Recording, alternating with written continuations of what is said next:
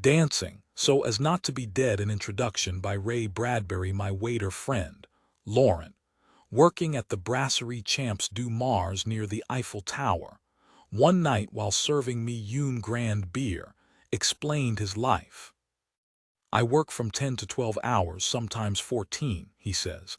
And then at midnight I go dancing until 4 or 5 in the morning and go to bed and sleep until 10 and then up into work by 11 and another 10 or 12 or sometimes 15 hours of work. How can you do that? I ask. Easily, he says. To be asleep is to be dead. It is like death. So we dance so as not to be dead. We do not want that. How old are you? I ask at last. 23, he says. Ah, I say and take his elbow gently. Ah, 23 is it? 23, he says, smiling. And you? 76, I say, and I do not want to be dead either, but I am not 23. How can I answer? What do I do? Yes, says Laurent, still smiling and innocent. What do you do at 3 in the morning? Right, I say at last. Right, Laurent says, astonished. Right, so as not to be dead, I say, like you. Me. Yes, I say, smiling now myself. At 3 in the morning I write. You are very lucky, says Laurent. You are very young. So far, I say, and finish my beer and go up to my typewriter to finish a story. What then is my choreography to outwit death? In story after story, the illustrated man hid metaphors aching to explode. In most cases, I don't even know the metaphors lay waiting to be printed off my retina. We theorize about what goes on in the brain, but it is mostly undiscovered country. A writer's work is to coax the stuff out and see how it plays. Surprise, as I have often said, is everything. Take kaleidoscope, for instance.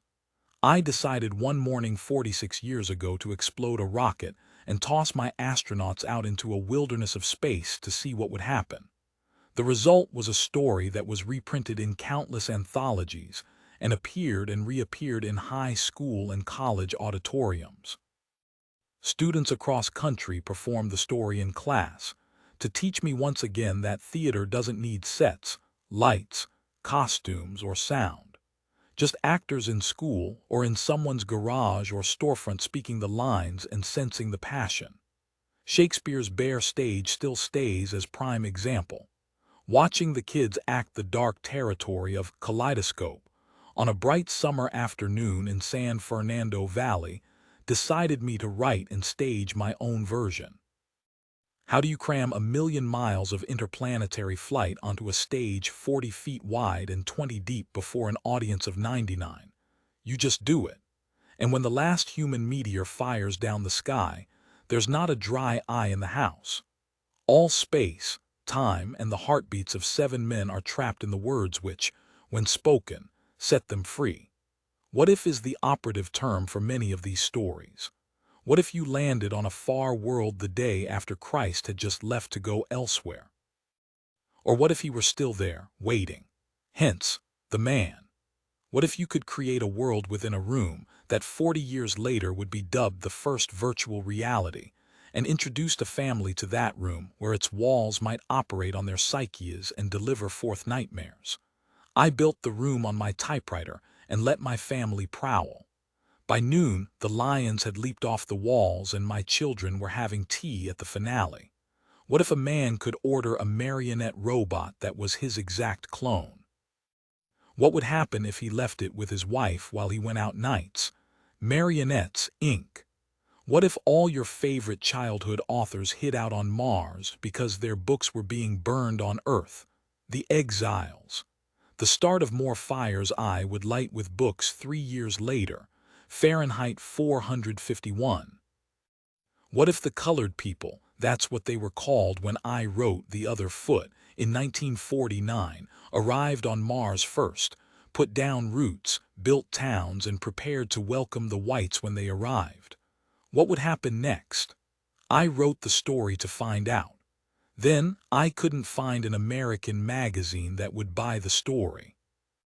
It was long before the Civil Rights Movement. The Cold War was starting up, and the House Un-American Committee was holding hearings headed by Parnell Thomas. Joseph McCarthy arrived later. In such an atmosphere, no editor wanted to land on Mars with my dark immigrants. I finally gave the other foot to New Story, a Paris-based magazine edited by Martha Foley's son, David. And again, what if you had an acre of junk in your backyard? Would you be tempted to weld it together and take a journey to the moon? There was just such a junkyard 40 feet behind my house in Tucson, Arizona, when I was 12. There I made lunar trips on late afternoons and then ran to a locomotive elephant's graveyard 2 blocks away, where I climbed up in abandoned steam engines to whistle-stop my way to Kankakee, Oswego, and Far Rockaway. Between the junkyard rocket and the long-lost locomotives, I was never home. Thus, the rocket. The what-ifs ricocheted around in my head. In other words, the left side of my brain, if there is a left side, proposed. The right side of my brain, if there is a right side, disposed. No use proposing on the left if there is no one home on the right. I was lucky in my genetics. God, the cosmos, the life force, whatever fits, gave me the right side as ball catcher for anything the stuff from left field pitched over the plate. One half, the left, seems obvious. The other half, the right, stays mysterious, daring you to fetch it out in the light. The seance, which is to say the typewriter, computer, pen, pencil, and paper, are there to catch the ghosts before they thin out in midair. Cut the comedy, my father would grouch. What do you mean in plain English? What I'm trying to say is that the creative process is much like the old-fashioned way of taking photos with a huge camera and you horsing around under a black cloth seeking pictures in the dark. The subjects might not have stood still. There might have been too much light, or not enough. One can only fumble, but fumble quickly, hoping for a developed snap. These then are developed snaps, roused at dawn, posed at breakfast, and finalized by noon. All with no finales at 10:00 a.m., all with happy or unhappy endings just after lunch, or with weak coffee and strong brandy at 4. Taking a chance on love, as one old song put it. Or in the words of Mel Brooks' 12 Chairs song, hope for the best, expect the worst. You could be Tost or Fannie Hurst. I hoped for H.G. Wells or to share company with Jules Verne. When I worked out a living space between the two, I was ecstatic. I end as I began, with my Parisian waiter friend Laurent, dancing all night, dancing. My tunes and numbers are here. They have filled my years, the years when I refused to die. And in order to do that, I wrote at noon or 3:00 a.m. so as not to be dead. Prologue. The Illustrated Man. It was a warm afternoon in early September when I first met the Illustrated Man. Walking along an asphalt road, I was on the final leg of a 2 weeks walking tour of Wisconsin. Late in the afternoon, I stopped, ate some pork, beans, and a donut, and was preparing to stretch out and read when the Illustrated Man walked over the hill and stood for a moment against the sky. I didn't know he was illustrated then. I only knew that he was tall, once well-muscled, but now, for some reason, going to fat. I recall that his arms were long and the hands thick, but that his face was like a child's, set upon a massive body. He seemed only to sense my presence, for he didn't look directly at me when he spoke his first words. "Do you know where I can find a job?" "I'm afraid not," I said. "I haven't had a job that's lasted in 40 years, he said. Though it was a hot late afternoon, he wore his wool shirt buttoned tight about his neck. His sleeves were rolled and buttoned down over his thick wrists. Perspiration was streaming from his face, yet he made no move to open his shirt. "Well," he said at last, "this is as good a place as any to spend the night. Do you mind company?" "I have some extra food you'd be welcome to," I said. He sat down heavily, grunting. "You'll be sorry you asked me to stay," he said. "Everyone always is. That's why I'm walking. Here it is, early September, the cream of the Labor Day carnival season. I should be making money hand over fist at any small-town sideshow celebration, but here I am with no prospects." He took off an immense shoe and peered at it closely. I usually keep a job about 10 days, then something happens and they fire me. By now every carnival in America won't touch me with a 10-foot pole. What seems to be the trouble? I asked. For answer, he unbuttoned his tight collar slowly. With his eyes shut, he put a slow hand to the task of unbuttoning his shirt all the way down. He slipped his fingers in to feel his chest.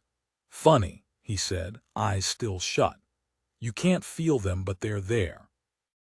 I always hope that someday I'll look and they'll be gone. I walk in the sun for hours on the hottest days, baking, and hope that my sweat'll wash them off. The sun'll cook them off, but at sundown they're still there. He turned his head slightly toward me and exposed his chest. Are they still there now? After a long while I exhaled. Yes, I said. They're still there, the illustrations. Another reason I keep my collar buttoned up, he said, opening his eyes, is the children. They follow me along country roads. Everyone wants to see the pictures, and yet nobody wants to see them. He took his shirt off and wadded it in his hands. He was covered with illustrations from the blue tattooed ring about his neck to his belt line. It keeps right on going, he said, guessing my thought. All of me is illustrated. Look. He opened his hand. On his palm was a rose freshly cut, with drops of crystal water among the soft pink petals. I put my hand out to touch it, but it was only an illustration. As for the rest of him, I cannot say how I sat and stared, for he was a riot of rockets and fountains and people, in such intricate detail and color that you could hear the voices murmuring small and muted, from the crowds that inhabited his body. When his flesh twitched, the tiny mouths flickered, the tiny green and gold eyes winked, the tiny pink hands gestured. There were yellow meadows and blue rivers and mountains and stars and suns and planets spread in a Milky Way across his chest. The people themselves were in 20 or more odd groups upon his arms, shoulders, back, sides, and wrists, as well as on the flat of his stomach. You found them in forests of hair, lurking among a constellation of freckles or peering from armpit caverns, diamond eyes aglitter. Each seemed intent upon his own activity. Each was a separate gallery portrait.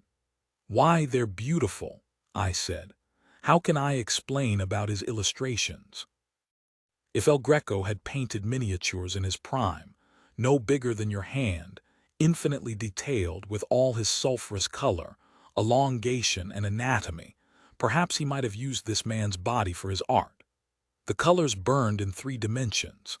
They were windows looking in upon fiery reality. Here, gathered on one wall, were all the finest scenes in the universe. The man was a walking treasure gallery. This wasn't the work of a cheap carnival tattoo man with 3 colors and whiskey on his breath. This was the accomplishment of a living genius, vibrant, clear, and beautiful. Oh yes, said the illustrated man. I'm so proud of my illustrations that I'd like to burn them off. I've tried sandpaper, acid, a knife. The sun was setting.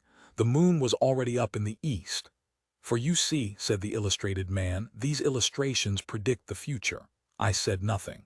It's all right in sunlight, he went on. I could keep a carnival day job, but at night the pictures move. The pictures change. I must have smiled. How long have you been illustrated? In 1900, when I was 20 years old and working a carnival, I broke my leg. It laid me up. I had to do something to keep my hand in, so I decided to get tattooed. But who tattooed you? What happened to the artist? She went back to the future, he said. I mean it. She was an old woman in a little house in the middle of Wisconsin, here somewhere not far from this place. A little old witch who looked 1,000 years old one moment and 20 years old the next, but she said she could travel in time. I laughed. Now I know better. How did you happen to meet her? He told me. He had seen her painted sign by the road, skin illustration. Illustration instead of tattoo, artistic. So he had sat all night while her magic needles stung him wasp stings and delicate bee stings. By morning he looked like a man who had fallen into a 20-color print press and been squeezed out, all bright and picturesque. I've hunted every summer for 50 years, he said, putting his hands out on the air. When I find that witch, I'm going to kill her." The sun was gone. Now the first stars were shining, and the moon had brightened the fields of grass and wheat. Still the illustrated man's pictures glowed like charcoals in the half-light, like scattered rubies and emeralds, with Veldt colors and Picasso colors and the long, pressed-out El Greco bodies. So people fire me when my pictures move. They don't like it when violent things happen in my illustrations. Each illustration is a little story. If you watch them, in a few minutes they tell you a tale. In 3 hours of looking, you could see 18 or 20 stories acted right on my body. You could hear voices and think thoughts. It's all here, just waiting for you to look. But most of all, there's a special spot on my body. He bared his back. See, there's no special design on my right shoulder blade, just a jumble. Yes. When I've been around a person long enough, that spot clouds over and fills in. If I'm with a woman, her picture comes there on my back in an hour and shows her whole life, how she'll live, how she'll die, what she'll look like when she's 60. And if it's a man, an hour later his picture's here on my back. It shows him falling off a cliff or dying under a train. So I'm fired again. All the time he had been talking, his hands had wandered over the illustrations, as if to adjust their frames, to brush away dust, the motions of a connoisseur, an art patron. Now he lay back, long and full in the moonlight. It was a warm night. There was no breeze and the air was stifling. We both had our shirts off. And you've never found the old woman. Never. And you think she came from the future. How else could she know these stories she painted on me? He shut his eyes tiredly. His voice grew fainter. Sometimes at night I can feel them, the pictures, like ants crawling on my skin. Then I know they're doing what they have to do. I never look at them anymore. I just try to rest. I don't sleep much. Don't you look at them either, I warn you. Turn the other way when you sleep. I lay back a few feet from him. He didn't seem violent and the pictures were beautiful. Otherwise I might have been tempted to get out and away from such babbling. But the illustrations, I let my eyes fill up on them. Any person would go a little mad with such things upon his body. The night was serene. I could hear the illustrated man's breathing in the moonlight. Crickets were stirring gently in the distant ravines. I lay with my body sidewise so I could watch the illustrations. Perhaps half an hour passed. Whether the illustrated man slept I could not tell, but suddenly I heard him whisper, "They're moving, aren't they?" I waited a minute. Then I said, "Yes." The pictures were moving, each in its turn, each for a brief minute or two. There in the moonlight, with the tiny tinkling thoughts and the distant sea voices, it seemed, each little drama was enacted. Whether it took an hour or 3 hours for the dramas to finish, it would be hard to say. I only know that I lay fascinated and did not move while the stars wheeled in the sky. 18 illustrations, 18 tales. I counted them one by one. Primarily my eyes focused upon a scene, a large house with 2 people in it. I saw a flight of vultures on a blazing flesh sky. I saw yellow lions, and I heard voices. The first illustration quivered and came to life. "The Veldt, George, I wish you'd look at the nursery." "What's wrong with it?" "I don't know." "Well then, I just want you to look at it is all, or call a psychologist in to look at it." "What would a psychologist want with a nursery?" "You know very well what he'd want." His wife paused in the middle of the kitchen and watched the stove busy humming to itself, making supper for 4. "It's just that the nursery is different now than it was." "All right, let's have a look." They walked down the hall of their soundproofed Happy Life home, which had cost them $30,000 installed. This house which clothed and fed and rocked them to sleep and played and sang and was good to them. Their approach sensitized a switch somewhere, and the nursery light flicked on when they came within 10 feet of it. Similarly, behind them in the halls, lights went on and off as they left them behind, with a soft automaticity. "Well," said George Hadley. They stood on the thatched floor of the nursery. It was 40 feet across by 40 feet long and 30 feet high. It had cost half again as much as the rest of the house. "But nothing's too good for our children," George had said. The nursery was silent. It was empty as a jungle glade at hot high noon. The walls were blank and two-dimensional.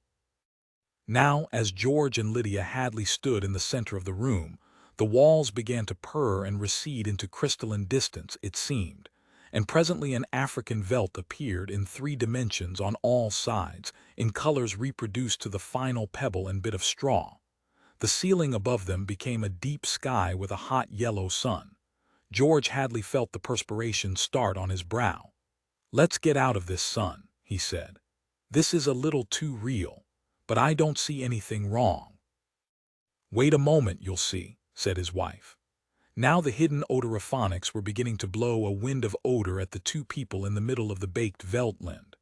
The hot straw smell of lion grass, the cool green smell of the hidden water hole, the great rusty smell of animals, the smell of dust like a red paprika in the hot air. And now the sounds, the thump of distant antelope feet on grassy sod, the papery rustling of vultures. A shadow passed through the sky. The shadow flickered on George Hadley's upturned, sweating face. "Filthy creatures," he heard his wife say, "the vultures. You see, there are the lions far over that way. Now they're on their way to the water hole they've just been eating," said Lydia. "I don't know what, some animal." George Hadley put his hand up to shield off the burning light from his squinted eyes. "A zebra or a baby giraffe, maybe." "Are you sure?" His wife sounded peculiarly tense. "No, it's a little late to be sure," he said, amused. "Nothing over there I can see but cleaned bone and the vultures dropping for what's left." "Did you hear that scream?" she asked. "No. About a minute ago." "Sorry, no. The lions were coming." And again George Hadley was filled with admiration for the mechanical genius who had conceived this room. A miracle of efficiency selling for an absurdly low price. Every home should have one. Oh, occasionally they frightened you with their clinical accuracy. They startled you, gave you a twinge. But most of the time, what fun for everyone, not only your own son and daughter, but for yourself when you felt like a quick jaunt to a foreign land, a quick change of scenery. Well, here it was. And here were the lions now, 15 feet away, so real, so feverishly and startlingly real that you could feel the prickling fur on your hand, and your mouth was stuffed with the dusty upholstery smell of their heated pelts, and the yellow of them was in your eyes like the yellow of an exquisite French tapestry, the yellows of lions and summer grass, and the sound of the matted lion lungs exhaling on the silent noontide, and the smell of meat from the panting, dripping mouths. The lions stood looking at George and Lydia Hadley with terrible green-yellow eyes. "Watch out!" screamed Lydia. The lions came running at them. Lydia bolted and ran. Instinctively, George sprang after her. Outside in the hall, with the door slammed, he was laughing and she was crying, and they both stood appalled at the other's reaction. "George! Lydia! Oh, my dear, poor, sweet Lydia! They almost got us." "Walls, Lydia, remember. Crystal walls, that's all they are." "Oh, they look real. I must admit Africa in your parlor, but it's all dimensional super-reactionary, super-sensitive color film and mental tape film behind glass screens. It's all odorophonics and sonics, Lydia. Here's my handkerchief." "I'm afraid." She came to him and put her body against him and cried steadily. "Did you see? Did you feel? It's too real. Now, Lydia, you've got to tell Wendy and Peter not to read any more on Africa." Of course, of course." He patted her. "Promise." "Sure." "And lock the nursery for a few days until I get my nerves settled. You know how difficult Peter is about that. When I punished him a month ago by locking the nursery for even a few hours, the tantrum he threw, and Wendy too, they live for the nursery. It's got to be locked, that's all there is to it." "All right." Reluctantly he locked the huge door. "You've been working too hard. You need a rest." I don't know," she said, blowing her nose, sitting down in a chair that immediately began to rock and comfort her. "Maybe I don't have enough to do. Maybe I have time to think too much. Why don't we shut the whole house off for a few days and take a vacation?" "You mean you want to fry my eggs for me?" "Yes," she nodded. "And darn my socks." "Yes." A frantic, watery-eyed nodding. And sweep the house. Yes, yes, oh yes. I thought that's why we bought this house, so we wouldn't have to do anything. That's just it. I feel like I don't belong here. The house is wife and mother now and nursemaid. Can I compete with an African Veldt? Can I give a bath and scrub the children as efficiently or quickly as the automatic scrub bath can? I cannot. And it isn't just me. It's you. You've been awfully nervous lately. I suppose I have been smoking too much. You look as if you didn't know what to do with yourself in this house either. You smoke a little more every morning and drink a little more every afternoon and need a little more sedative every night. You're beginning to feel unnecessary too. Am I? He paused and tried to feel into himself to see what was really there. Oh, George, she looked beyond him at the nursery door. Those lions can't get out of there, can they? He looked at the door and saw it tremble as if something had jumped against it from the other side. Of course not, he said. At dinner they ate alone, for Wendy and Peter were at a special plastic carnival across town and had televised home to say they'd be late to go ahead eating. So George Hadley, bemused, sat watching the dining room table produce warm dishes of food from its mechanical interior. We forgot the ketchup, he said. Sorry, said a small voice within the table, and ketchup appeared. As for the nursery, thought George Hadley, it won't hurt for the children to be locked out of it a while. Too much of anything isn't good for anyone, and it was clearly indicated that the children had been spending a little too much time on Africa, that sun.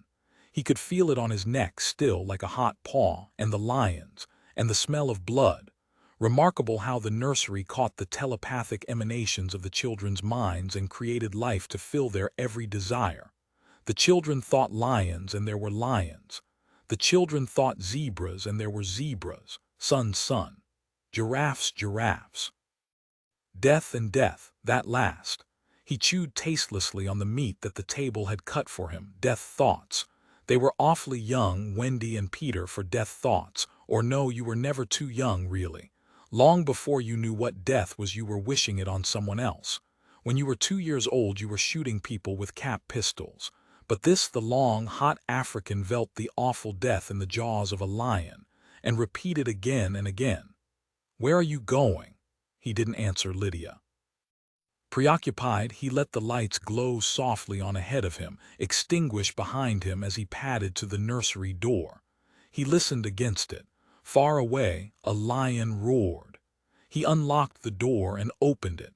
Just before he stepped inside, he heard a faraway scream, and then another roar from the lions which subsided quickly. He stepped into Africa.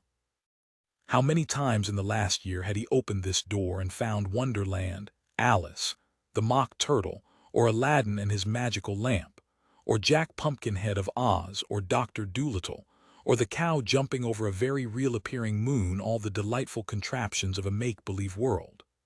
How often had he seen Pegasus flying in the sky ceiling, or seen fountains of red fireworks, or heard angel voices singing.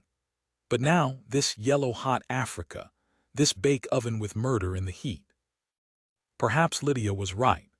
Perhaps they needed a little vacation from the fantasy which was growing a bit too real for 10-year-old children. It was all right to exercise one's mind with gymnastic fantasies, but when the lively child mind settled on one pattern, it seemed that, at a distance, for the past month, he had heard lions roaring and smelled their strong odor seeping as far away as his study door. But being busy, he had paid it no attention. George Hadley stood on the African grassland alone.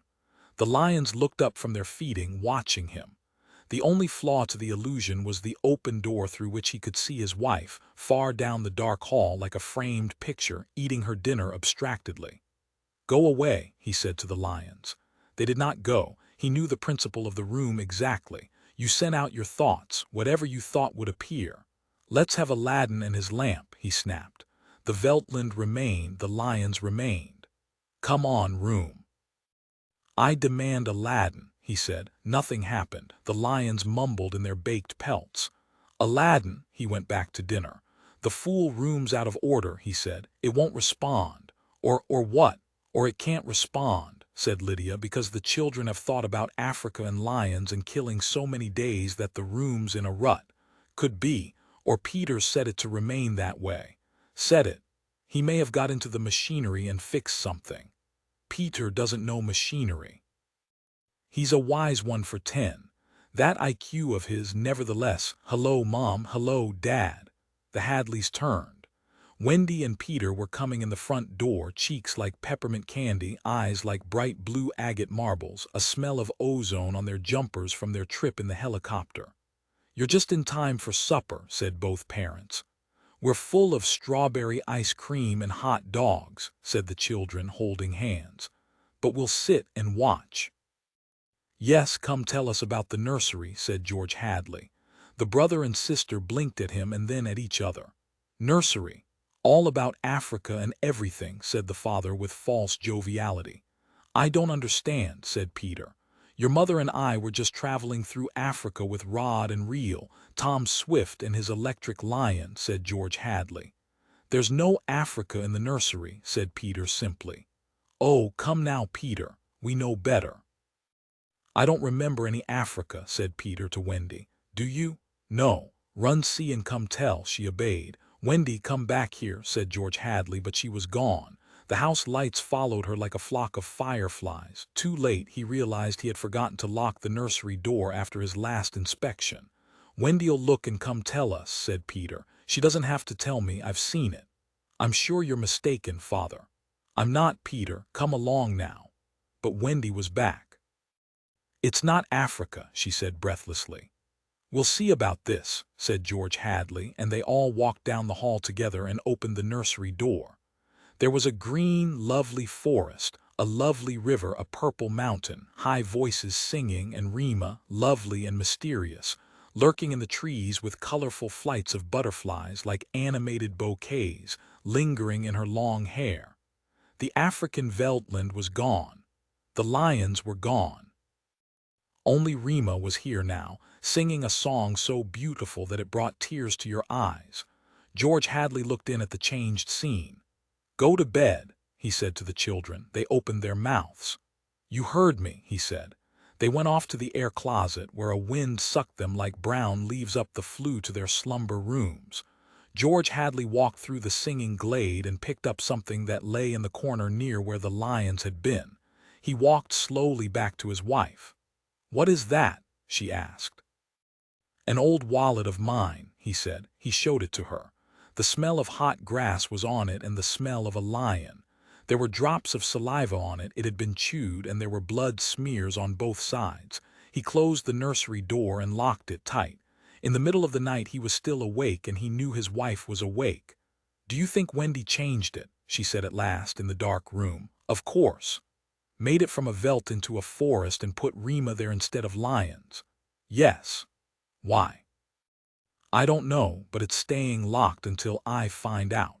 How did your wallet get there? I don't know anything, he said, except that I'm beginning to be sorry we bought that room for the children. If children are neurotic at all, a room like that, it's supposed to help them work off their neuroses in a healthful way. I'm starting to wonder. He stared at the ceiling. We've given the children everything they ever wanted. Is this our reward? Secrecy, disobedience? Who was it said, children are carpets, they should be stepped on occasionally. We've never lifted a hand. They're insufferable, let's admit it. They come and go when they like. They treat us as if we were offspring. They're spoiled and we're spoiled. They've been acting funny ever since you forbade them to take the rocket to New York a few months ago. They're not old enough to do that alone, I explained. Nevertheless, I've noticed they've been decidedly cool toward us since. I think I'll have David McCallan come tomorrow morning to have a look at Africa. But it's not Africa now, it's Green Mansions Country and Rima. I have a feeling it'll be Africa again before then. A moment later they heard the screams. Two screams. Two people screaming from downstairs, and then a roar of lions. Wendy and Peter aren't in their rooms, said his wife. He lay in his bed with his beating heart. No, he said, they've broken into the nursery. Those screams, they sound familiar. Do they? Yes, awfully. and although their beds tried very hard, the two adults couldn't be rocked to sleep for another hour. A smell of cats was in the night air. "Father," said Peter. "Yes." Peter looked at his shoes. He never looked at his father anymore, nor at his mother. "You aren't going to lock up the nursery for good, are you?" "That all depends." "On what?" snapped Peter. "On you and your sister. If you intersperse this Africa with a little variety, Sweden perhaps, or Denmark or China, I thought we were free to play as we wished." "You are within reasonable bounds." "What's wrong with Africa, father?" "Oh, so now you admit you have been conjuring up Africa, do you?" "I wouldn't want the nursery locked up," said Peter coldly. "Ever. Matter of fact, we're thinking of turning the whole house off for about a month. Live sort of a carefree one-for-all existence." "That sounds dreadful." "Would I have to tie my own shoes instead of letting the shoe-tier do it, and brush my own teeth and comb my hair and give myself a bath? It would be fun for a change, don't you think?" "No, it would be horrid. I didn't like it when you took out the picture painter last month." "That's because I wanted you to learn to paint all by yourself, son. I don't want to do anything but look and listen and smell. What else is there to do?" "All right, go play in Africa. Will you shut off the house sometime soon?" "We're considering it." "I don't think you'd better consider it any more, father. I won't have any threats from my son."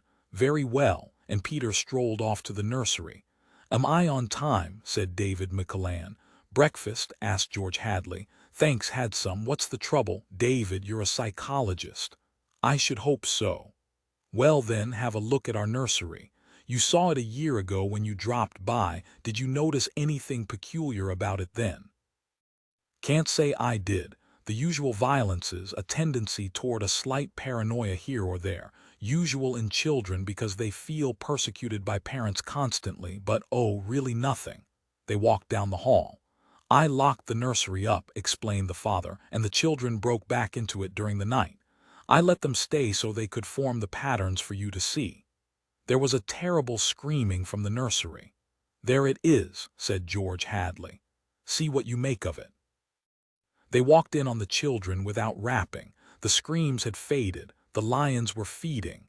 "Run outside a moment, children," said George Hadley. "No, don't change the mental combination. Leave the walls as they are. Get." With the children gone, the two men stood studying the lions clustered at a distance, eating with great relish whatever it was they had caught. "I wish I knew what it was," said George Hadley.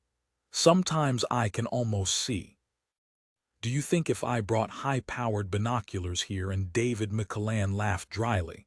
"Hardly." He turned to study all four walls. "How long has this been going on?" "A little over a month." "It certainly doesn't feel good."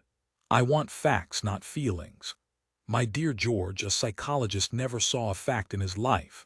He only hears about feelings, vague things.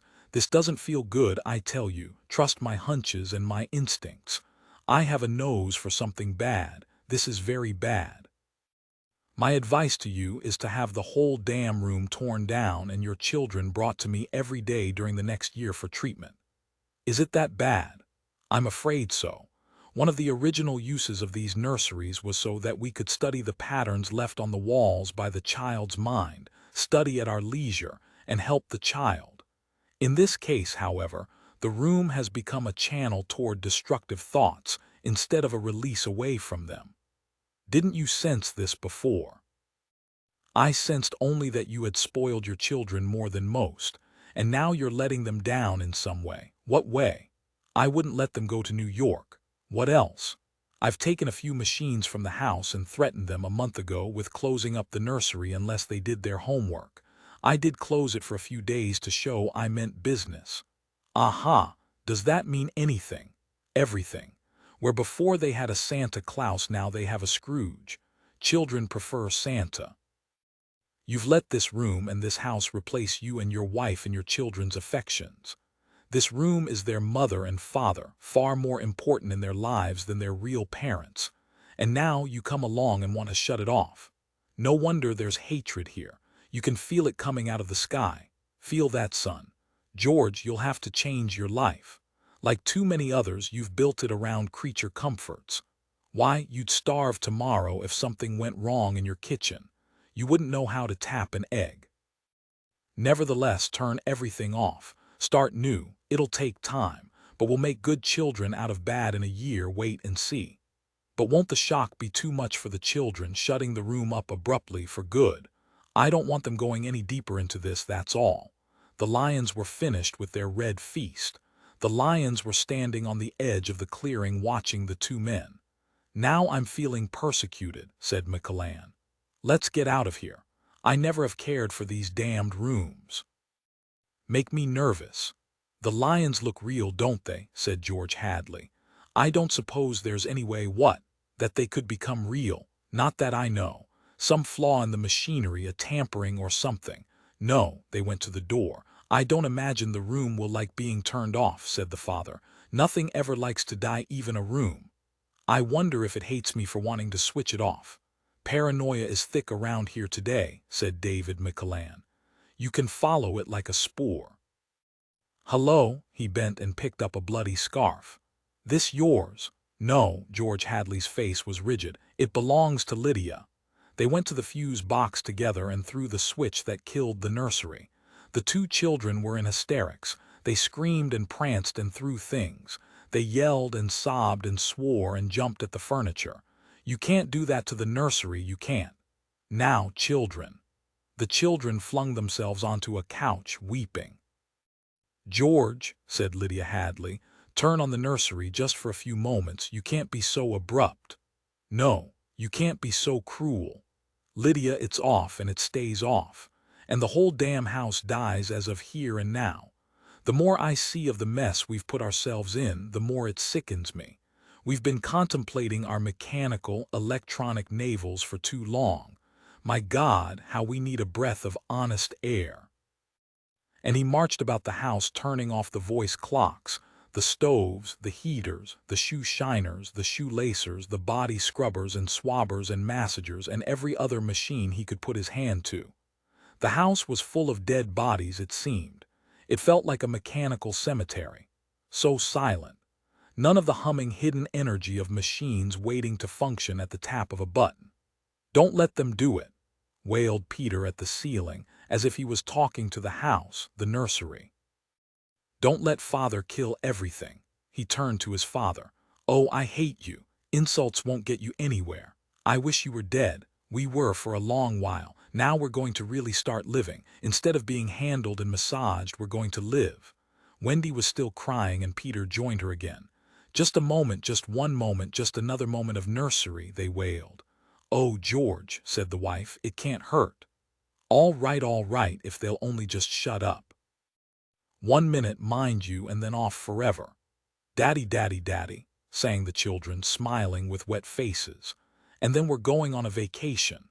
David McClellan is coming back in half an hour to help us move out and get to the airport. I'm going to dress. You turn the nursery on for a minute, Lydia, just a minute, mind you.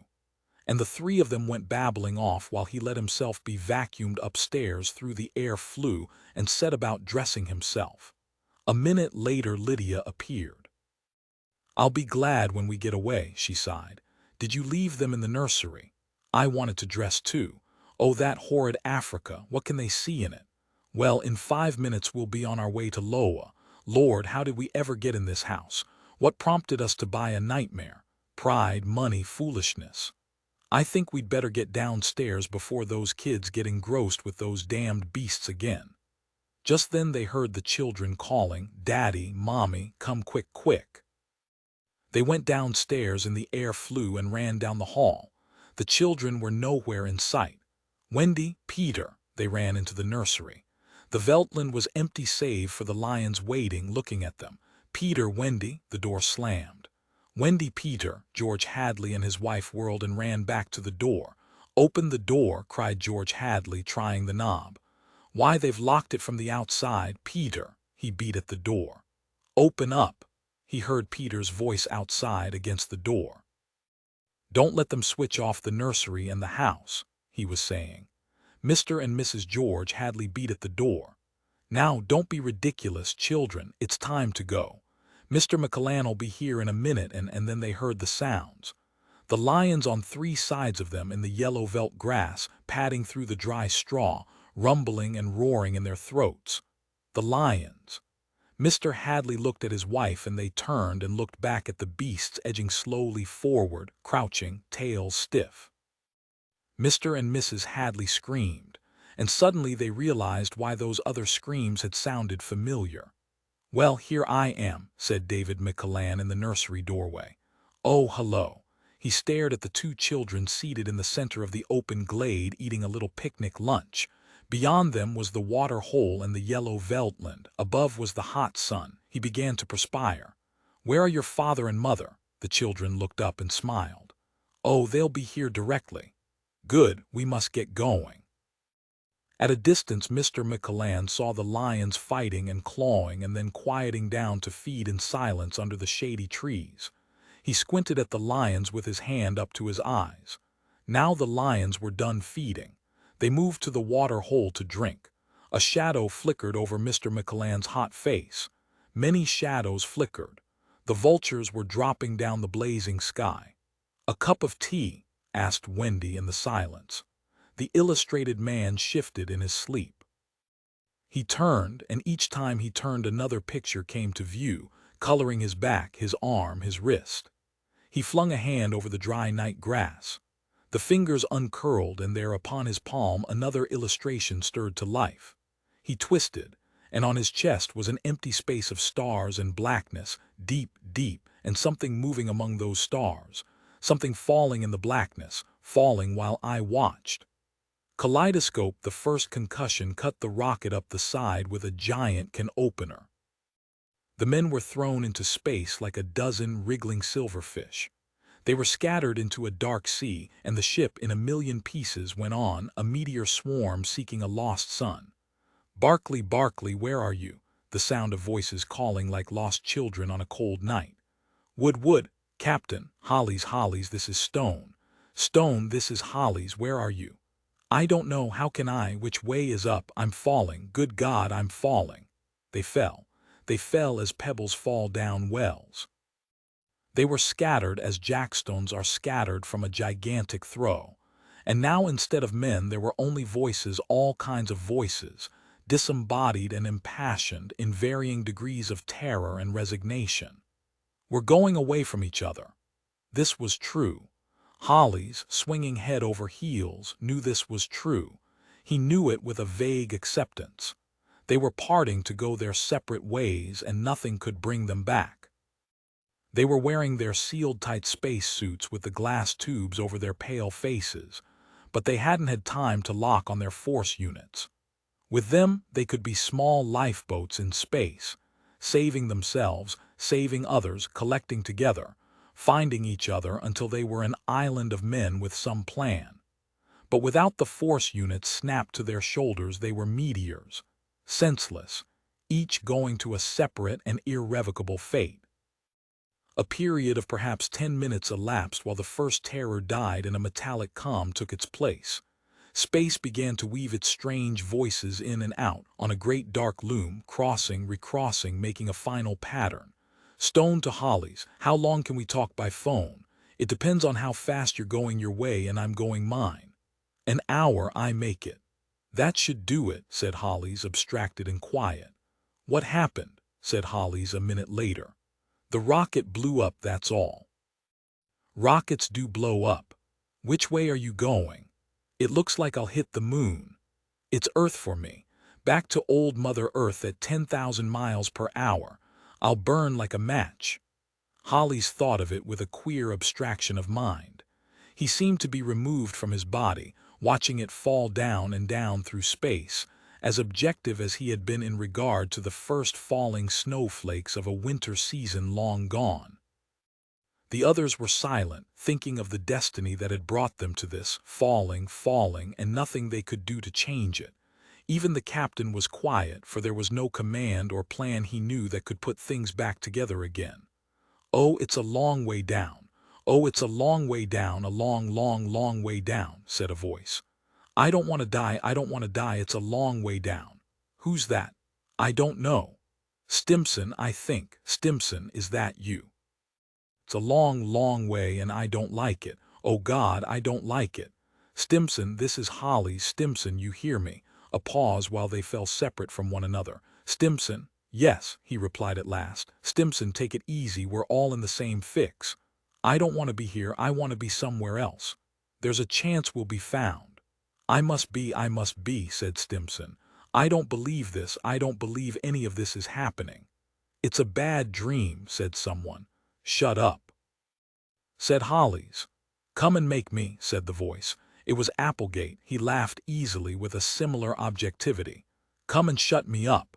Hollies for the first time felt the impossibility of his position. A great anger filled him, for he wanted more than anything at this moment to be able to do something to Applegate. He had wanted for many years to do something, and now it was too late. Applegate was only a telephonic voice. Falling, falling, falling. Now, as if they had discovered the horror, two of the men began to scream. In a nightmare, Holly saw one of them float by, very near, screaming and screaming. "Stop it!" The man was almost at his fingertips, screaming insanely. He would never stop. He would go on screaming for 1,000,000 miles as long as he was in radio range, disturbing all of them, making it impossible for them to talk to one another. Hollies reached out. It was best this way. He made the extra effort and touched the man.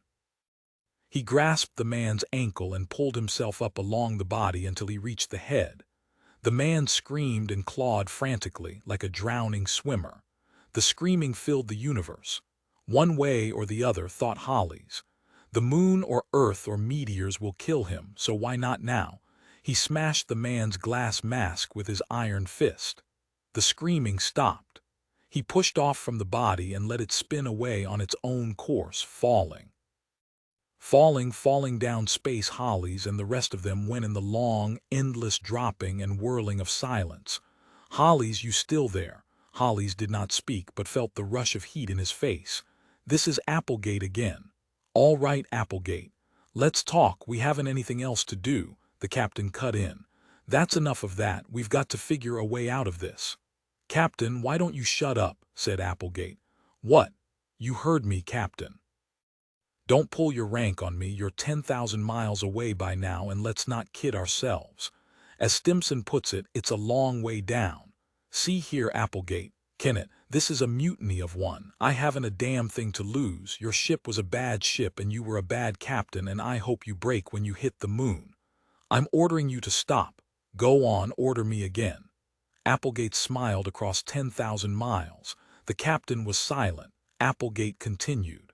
"Where were we, Hollies?" "Oh yes, I remember. I hate you too, but you know that, you've known it for a long time." Hollies clenched his fists helplessly. "I want to tell you something," said Applegate. "Make you happy.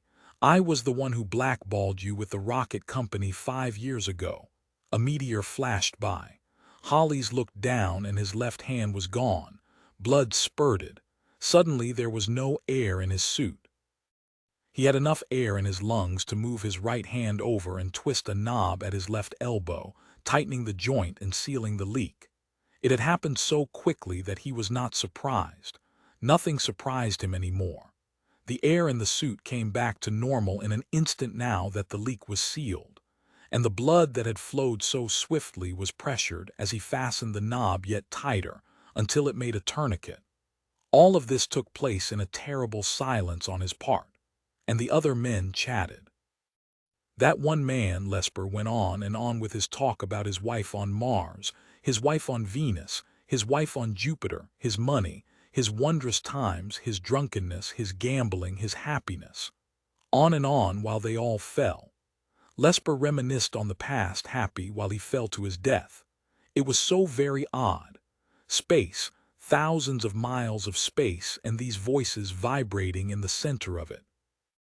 No one visible at all, and only the radio waves quivering and trying to quicken other men into emotion. "Are you angry, Hollies?" No, and he was not. The abstraction has returned, and he was a thing of dull concrete, forever falling nowhere. "You wanted to get to the top all your life, Hollies. You always wondered what happened. I put the black mark on you just before I was tossed out myself." "That isn't important," said Hollies. And it was not. It was gone. When life is over, it is like a flicker of bright film, an instant on the screen. all of its prejudices and passions condensed and illumined for an instant on space, and before you could cry out, there was a happy day, there a bad one, there an evil face, there a good one. The film burned to a cinder, the screen went dark. From this outer edge of his life, looking back, there was only one remorse, and that was only that he wished to go on living. Did all dying people feel this way, as if they had never lived? Did life seem that short indeed, over and done before you took a breath? Did it seem this abrupt and impossible to everyone, or only to himself here now, with a few hours left to him for thought and deliberation? One of the other men, Lesper, was talking. Well, I had me a good time. I had a wife on Mars, Venus, and Jupiter. Each of them had money and treated me swell. I got drunk and once I gambled away $20,000. But you're here now, thought Hollies. I didn't have any of those things. When I was living I was jealous of you, Lesper. When I had another day ahead of me I envied you your women and your good times. Women frightened me and I went into space, always wanting them and jealous of you for having them and money, and as much happiness as you could have in your own wild way. But now, falling here, with everything over, I'm not jealous of you anymore, because it's over for you as it is for me, and right now it's like it never was. Hollies craned his face forward and shouted into the telephone. It's all over, Lesper. Silence. It's just as if it never was, Lesper. Who's that? Lesper's faltering voice. This is Hollies. He was being mean. He felt the meanness, the senseless meanness of dying. Applegate had hurt him, now he wanted to hurt another. Applegate and space had both wounded him. You're out here, Lesper. It's all over. It's just as if it had never happened, isn't it? No. When anything's over, it's just like it never happened. Was your life any better than mine now? Now is what counts. Is it any better, is it? Yes, it's better. How? Because I got my thoughts, I remember, cried Lesper, far away, indignant, holding his memories to his chest with both hands. And he was right. With a feeling of cold water rushing through his head and body, Hollies knew he was right. There were differences between memories and dreams. He had only dreams of things he had wanted to do, while Lesper had memories of things done and accomplished. And this knowledge began to pull Hollies apart with a slow, quivering precision.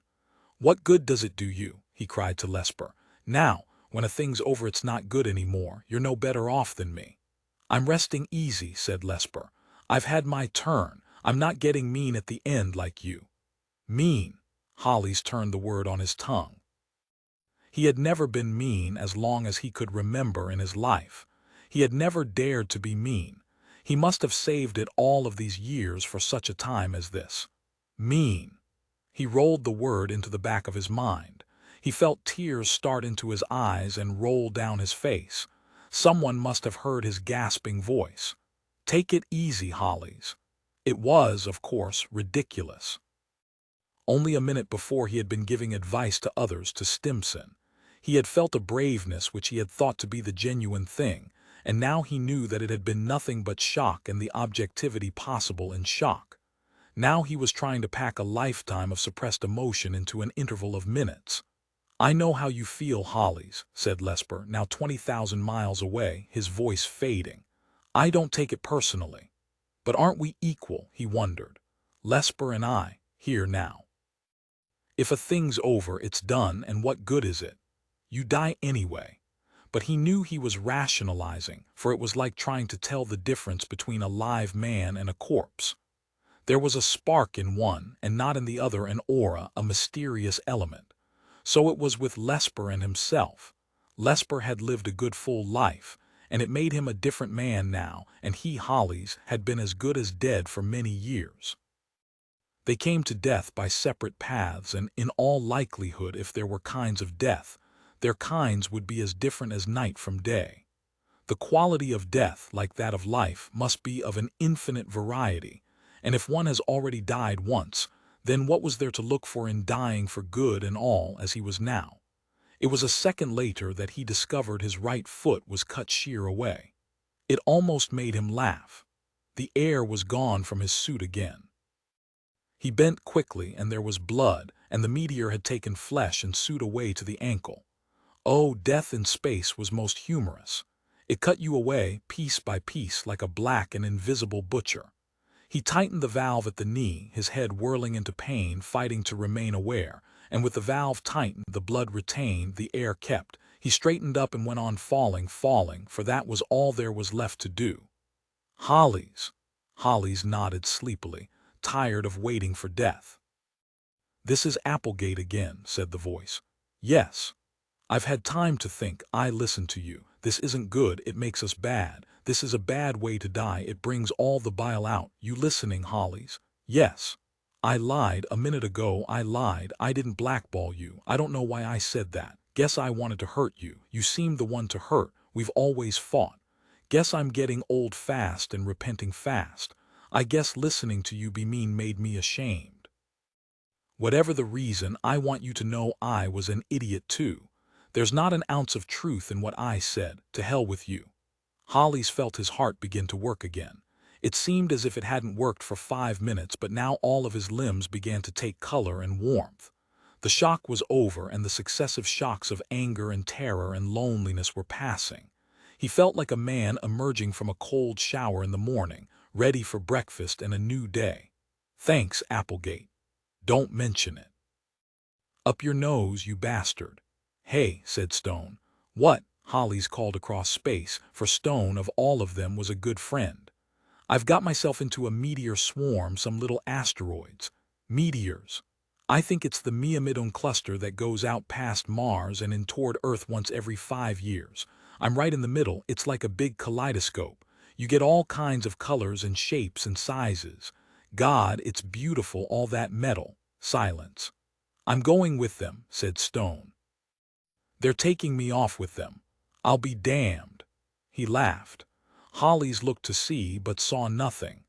There were only the great diamonds and sapphires and emerald mists and velvet inks of space, with God's voice mingling among the crystal fires. There was a kind of wonder and imagination in the thought of Stone going off in the meteor swarm, out past Mars for years and coming in toward Earth every 5 years, passing in and out of the planet's ken for the next million centuries. Stone and the Myrmidon cluster eternal and unending, shifting and shaping like the kaleidoscope colors when you were a child and held the long tube to the sun and gave it a twirl. So long, Hollies. Stone's voice, very faint now. So long. Good luck, shouted Hollies across 30,000 miles. Don't be funny, said Stone, and was gone. The stars closed in. Now all the voices were fading, each on his own trajectory, some to Mars, others into farthest space. And Hollies himself, he looked down. He of all the others was going back to Earth alone. So long.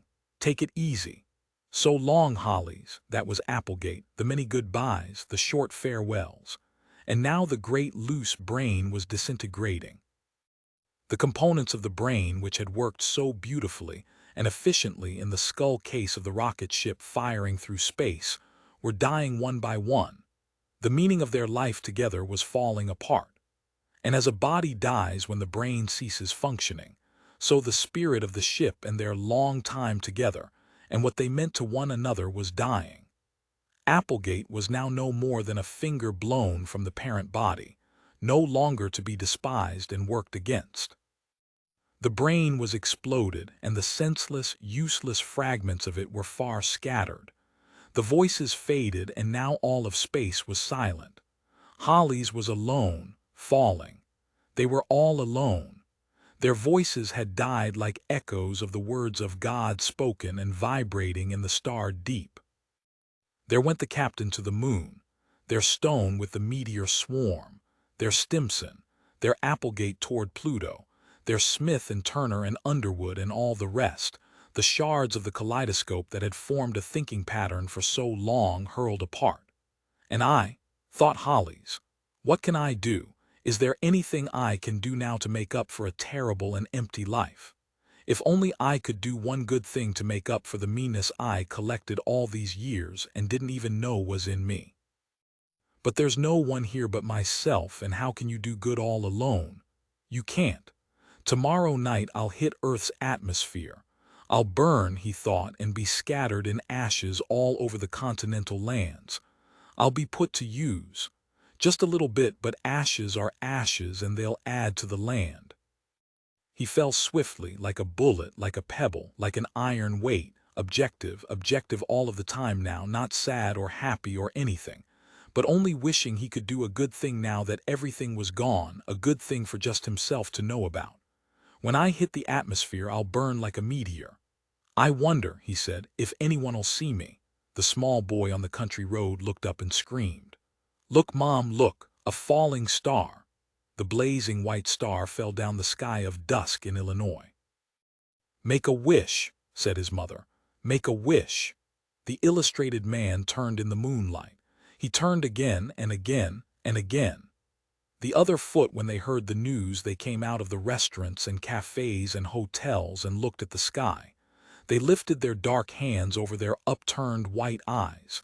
Their mouths hung wide. In the hot noon for thousands of miles, there were little towns where the dark people stood with their shadows under them, looking up.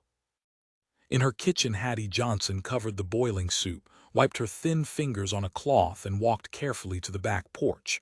Come on, Ma. Hey, Ma, come on, you'll miss it. Hey, Mom. 3 little Negro boys danced around in the dusty yard, yelling. Now and then they looked at the house frantically. I'm coming, said Hattie, and opened the screen door. Where you hear this rumor? Up at Jones's, Ma. They say a rocket's coming, first one in 20 years, with a white man in it. What's a white man? I never seen one. You'll find out, said Hattie. Yes, indeed, you'll find out. Tell us about one, Ma. Tell like you did. Hattie frowned. Well, it's been a long time. I was a little girl, you see. That was back in 1965. Tell us about a white man, Mom. She came and stood in the yard, looking up at the blue, clear Martian sky with the thin white Martian clouds, and in the distance the Martian hills broiling in the heat. She said at last, well, first of all, they got white hands. White hands, the boys joked, slapping each other. And they got white arms. White arms, hooted the boys, and white faces. White faces, really. White like this, Mom. The smallest threw dust on his face, sneezing. This way, whiter than that, she said gravely, and turned to the sky again. There was a troubled thing in her eyes, as if she was looking for a thunder shower up high, and not seeing it made her worry. Maybe you better go inside. Oh, Mom. They stared at her in disbelief. We got to watch, we just got to. Nothing's going to happen, is it? I don't know, I got a feeling is all. We just want to see the ship and maybe run down to the port and see that white man. What's he like, huh, Mom? I don't know, I just don't know, she mused, shaking her head. Tell us some more. Well, the white people live on Earth, which is where we all come from 20 years ago. We just up and walked away and came to Mars and set down and built towns, and here we are. Now we're Martians instead of Earth people, and no white men have come up here in all that time. That's the story. Why didn't they come up, Mom? Well, 'cause, right after we got up here, Earth got in an atom war. They blew each other up terribly. They forgot us. When they finished fighting after years, they didn't have any rockets. Took them until recently to build more. So here they come now, 20 years later, to visit. She gazed at her children numbly and then began to walk. You wait here. I'm going down the line to Elizabeth Brown's house. You promised to stay. We don't want to, but we will. All right, then. And she ran off down the road. At the Browns, she arrived in time to see everybody packed into the family car. Hey there, Hattie, come on along.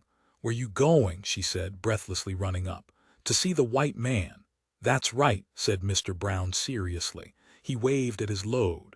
These children never saw one, and I almost forgot. What you going to do with that white man? Asked Hattie. Do, said everyone. Why, just look at him is all. You sure? What else can we do? I don't know, said Hattie. I just thought there might be trouble. What kind of trouble? You know, said Hattie, vaguely embarrassed. You ain't going to lynch him. Lynch him. Everyone laughed. Mr. Brown slapped his knee. Why, bless you, child, no, we're going to shake his hand. Ain't we, everyone? Sure, sure. Another car drove up from another direction, and Hattie gave a cry. Willie. What you doing way down here? Where are the kids? Shouted her husband angrily. He glared at the others. You going down like a bunch of fools to see that man come in. That appears to be just right, agreed Mr. Brown, nodding and smiling. "Well, take your guns along," said Willie. "I'm on my way home for mine right now. Willie, you get in this car, Hattie." He held the door open firmly, looking at her until she obeyed. Without another word to the others, he roared the car down the dusty road. "Willie, not so fast. Not so fast, huh? We'll see about that." He watched the road tear under the car. "What right they got coming up here this late? Why don't they leave us in peace? Why didn't they blow themselves up on that old world and let us be? Willie, that ain't no Christian way to talk." "I'm not feeling Christian," he said savagely, gripping the wheel. "I'm just feeling mean. After all them years of doing what they did to our folks, my mom and dad, and your mom and dad, you remember.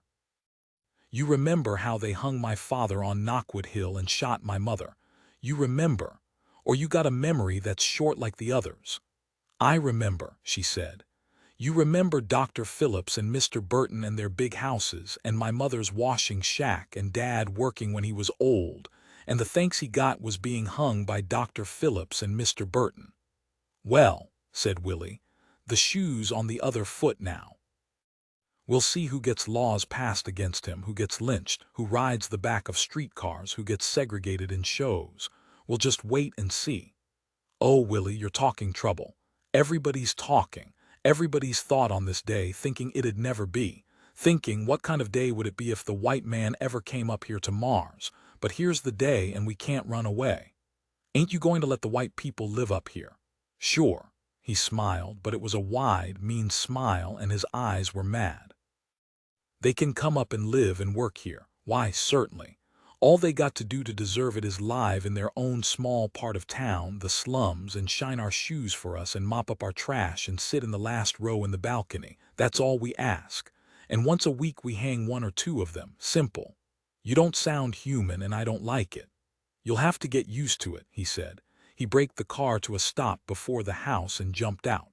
"Find my guns and some rope. We'll do this right." "Oh, Willie," she wailed, and just sat there in the car while he ran up the steps and slammed the front door. She went along. She didn't want to go along, but he rattled around in the attic, cursing like a crazy man until he found 4 guns. She saw the brutal metal of them glittering in the black attic, and she couldn't see him at all. He was so dark. She heard only his swearing, and at last his long legs came climbing down from the attic in a shower of dust, and he stacked up bunches of brass shells and blew out the gun chambers and clicked shells into them, his face stern and heavy and folded in upon the gnawing bitterness there. "Leave us alone," he kept muttering, his hands flying away from him suddenly, uncontrolled. "Leave us blame alone, why don't they? Willie, Willie, you too," and he gave her the same look, and a pressure of his hatred touched her mind. Outside the window the boys gabbled to each other. "White as milk," she said, "white as milk. White as this old flower you see. White as a stone, like chalk you write with." Willie plunged out of the house.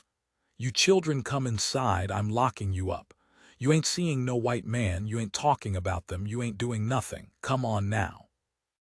"But Daddy," he shoved them through the door and went and fetched a bucket of paint and a stencil, and from the garage a long, thick, hairy rope coil into which he fashioned a hangman's knot, very carefully watching the sky while his hands felt their way at their task. And then they were in the car, leaving bowls of dust behind them down the road. "Slow up, Willie. This is no slowing up time," he said. "This is a hurrying time, and I'm hurrying."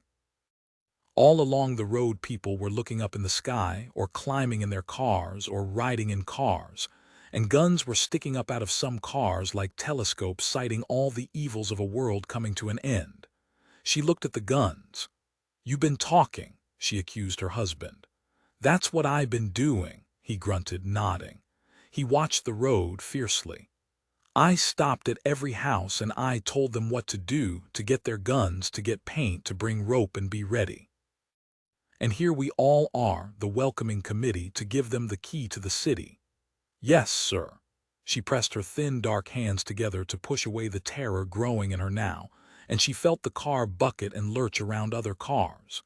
She heard the voices yelling, "Hey, Willie, look," and hands holding up ropes and guns as they rushed by, and mouths smiling at them in the swift rushing. "Here we are," said Willie, and braked the car into dusty halting and silence. He kicked the door open with a big foot and, laden with weapons, stepped out, lugging them across the airport meadow. "Have you thought, Willie? That's all I done for 20 years. I was 16 when I left Earth, and I was glad to leave," he said. "There wasn't anything there for me or you or anybody like us. I've never been sorry I left. We've had peace here the first time we ever drew a solid breath. Now come on." He pushed through the dark crowd which came to meet him. Willie, what we gonna do?" They said, "Here's a gun," he said. "Here's a gun, here's another." He passed them out with savage jabs of his arms. "Here's a pistol, here's a shotgun." The people were so close together it looked like one dark body with 1,000 arms reaching out to take the weapons. Willie. His wife stood tall and silent by him, her fluted lips pressed shut and her large eyes wet and tragic. "Bring the paint," he said to her. And she lugged a gallon can of yellow paint across the field to where, at that moment, a trolley car was pulling up, with a fresh-painted sign on its front, to the White Man's Landing, full of talking people who got off and ran across the meadow, stumbling, looking up. Women with picnic boxes, men with straw hats and shirt sleeves. The streetcar stood humming and empty. Willie climbed up, set the paint cans down, opened them, stirred the paint, tested a brush, drew forth a stencil, and climbed up on a seat. "Hey there!" The conductor came around behind him, his coin changer jangling. "What you think you're doing? Get down off there. You see what I'm doing? Keep your shirt on." And Willie began the stenciling in yellow paint. He dabbed on an F and an O and an R with terrible pride in his work. And when he finished it, the conductor squinted up and read the fresh, glinting yellow words, "For whites, rear section." He read it again, "For whites." He blinked. "Rear section." The conductor looked at Willie and began to smile. "Does that suit you?" asked Willie, stepping down. Said the conductor, "That suits me just fine, sir." Hattie was looking at the sign from outside and holding her hands over her breasts. Willie returned to the crowd, which was growing now, taking size from every auto that groaned to a halt and every new trolley car which squealed around the bend from the nearby town. Willie climbed up on a packing box. "Let's have a delegation to paint every streetcar in the next hour. Volunteers." Hands leapt up. "Get going," they went. "Let's have a delegation to fix theater seats roped off the last 2 rows for whites." More hands. "Go on," they ran off. Willie peered around, bubbled with perspiration, panting with exertion, proud of his energy, his hands on his wife's shoulder who stood under him looking at the ground with her downcast eyes. "Let's see now," he declared. "Oh yes. We got to pass a law this afternoon, no intermarriages." "That's right," said a lot of people. "All shoeshine boys quit their jobs today. Quittin' right now." Some men threw down the rags they carried in their excitement all across town. "Got to pass a minimum wage law, don't we?" "Sure. Pay them white folks at least 10 cents an hour." "That's right." The mayor of the town hurried up. "Now look here, Willie Johnson, get down off that box." "Mayor, I can't be made to do nothing like that." "You're making a mob, Willie Johnson. That's the idea. The same thing you always hated when you were a kid. You're no better than some of those white men you yell about." "This is the other shoe, Mayor, and the other foot," said Willie, not even looking at the mayor, looking at the faces beneath him, some of them smiling, some of them doubtful, others bewildered, some of them reluctant and drawing away, fearful. "You'll be sorry," said the mayor. "We'll have an election and get a new mayor," said Willie. And he glanced off at the town where up and down the street signs were being hung, fresh painted. Limited clientele, right to serve customer revocable at any time. He grinned and slapped his hands. Lord, and streetcars were being halted, and sections being painted white in back, to suggest their future inhabitants. And theaters were being invaded and roped off by chuckling men, while their wives stood wondering on the curbs and children were spanked into houses to be hid away from this awful time. "Are we all ready?" called Willie Johnson, the rope in his hands with the noose tied and neat. "Ready," shouted half the crowd. The other half murmured and moved like figures in a nightmare in which they wished no participation. "Here it comes," called a small boy. Like marionette heads on a single string, the heads of the crowd turned upward. Across the sky, very high and beautiful, a rocket burned on a sweep of orange fire. It circled and came down, causing all to gasp. It landed, setting the meadow afire here and there. The fire burned out, the rocket lay a moment in quiet, and then, as the silent crowd watched, a great door in the side of the vessel whispered out a breath of oxygen. The door slid back and an old man stepped out. "A white man, a white man, a white man." The words traveled back in the expectant crowd, the children speaking in each other's ears, whispering, butting each other, the words moving in ripples to where the crowd stopped and the streetcar stood in the windy sunlight, the smell of paint coming out their opened windows. The whispering wore itself away and it was gone. No one moved. The white man was tall and straight, but a deep weariness was in his face. He had not shaved this day, and his eyes were as old as the eyes of a man can be and still be alive.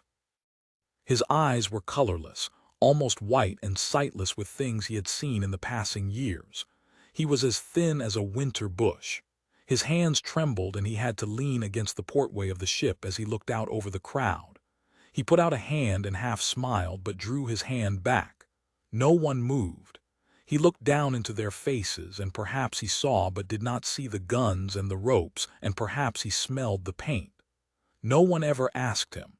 He began to talk. He started very quietly and slowly, expecting no interruptions and receiving none, and his voice was very tired and old and pale. "It doesn't matter who I am," he said. "I'd be just a name to you anyhow. I don't know your names either. That'll come later." He paused, closed his eyes for a moment, and then continued. 20 years ago you left Earth. That's a long, long time. It's more like 20 centuries, so much has happened. After you left, the war came." He nodded slowly. "Yes, the big one, the third one. It went on for a long time, until last year. We bombed all of the cities of the world. We destroyed New York and London and Moscow and Paris and Shanghai and Bombay and Alexandria. We ruined it all. And when we finished with the big cities, we went to the little cities and atom bombed and burned them." Now he began to name cities and places and streets, and as he named them, a murmur rose up in his audience. "We destroyed Natchez," a murmur. "And Columbus, Georgia," another murmur. "We burned New Orleans," a sigh. "And Atlanta," still another. "And there was nothing left of Greenwater, Alabama." Willie Johnson jerked his head and his mouth opened. Hattie saw this gesture and the recognition coming into his dark eyes. "Nothing was left," said the old man in the port, speaking slowly. "Cotton fields burned." "Oh," said everyone. "Cotton mills bombed out." "Oh." "And the factories radioactive, everything radioactive." "All the roads and the farms and the foods radioactive, everything." He named more names of towns and villages. "Tampa." "That's my town," someone whispered. "Fulton." "That's mine," someone else said. "Memphis." "Memphis? Did they burn Memphis?" A shocked query. "Memphis blown up." "4th Street in Memphis." "All of it," said the old man. It was stirring them now. After 20 years it was rushing back. The towns and the places, the trees and the brick buildings, the signs and the churches and the familiar stores, all of it was coming to the surface among the gathered people. Each name touched memory, and there was no one present without a thought of another day. They were all old enough for that, save the children. Laredo. I remember Laredo. New York City. I had a store in Harlem. Harlem bombed out. The ominous words. The familiar, remembered places. The struggle to imagine all of those places in ruins. Willie Johnson murmured the words, "Greenwater, Alabama. That's where I was born. I remember." "Gone, all of it gone." The man said so.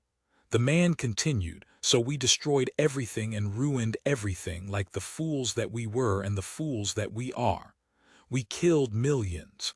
I don't think there are more than 500,000 people left in the world, all kinds and types. And out of all the wreckage, we salvaged enough metal to build this one rocket, and we came to Mars in it this month to seek your help." He hesitated and looked down among the faces to see what could be found there. but he was uncertain. Hattie Johnson felt her husband's arm tense, saw his fingers grip the rope. "We've been fools," said the old man quietly. "We've brought the earth and civilization down about our heads. None of the cities are worth saving. They'll be radioactive for a century. Earth is over and done with. Its age is through. You have rockets here which you haven't tried to use to return to Earth in 20 years.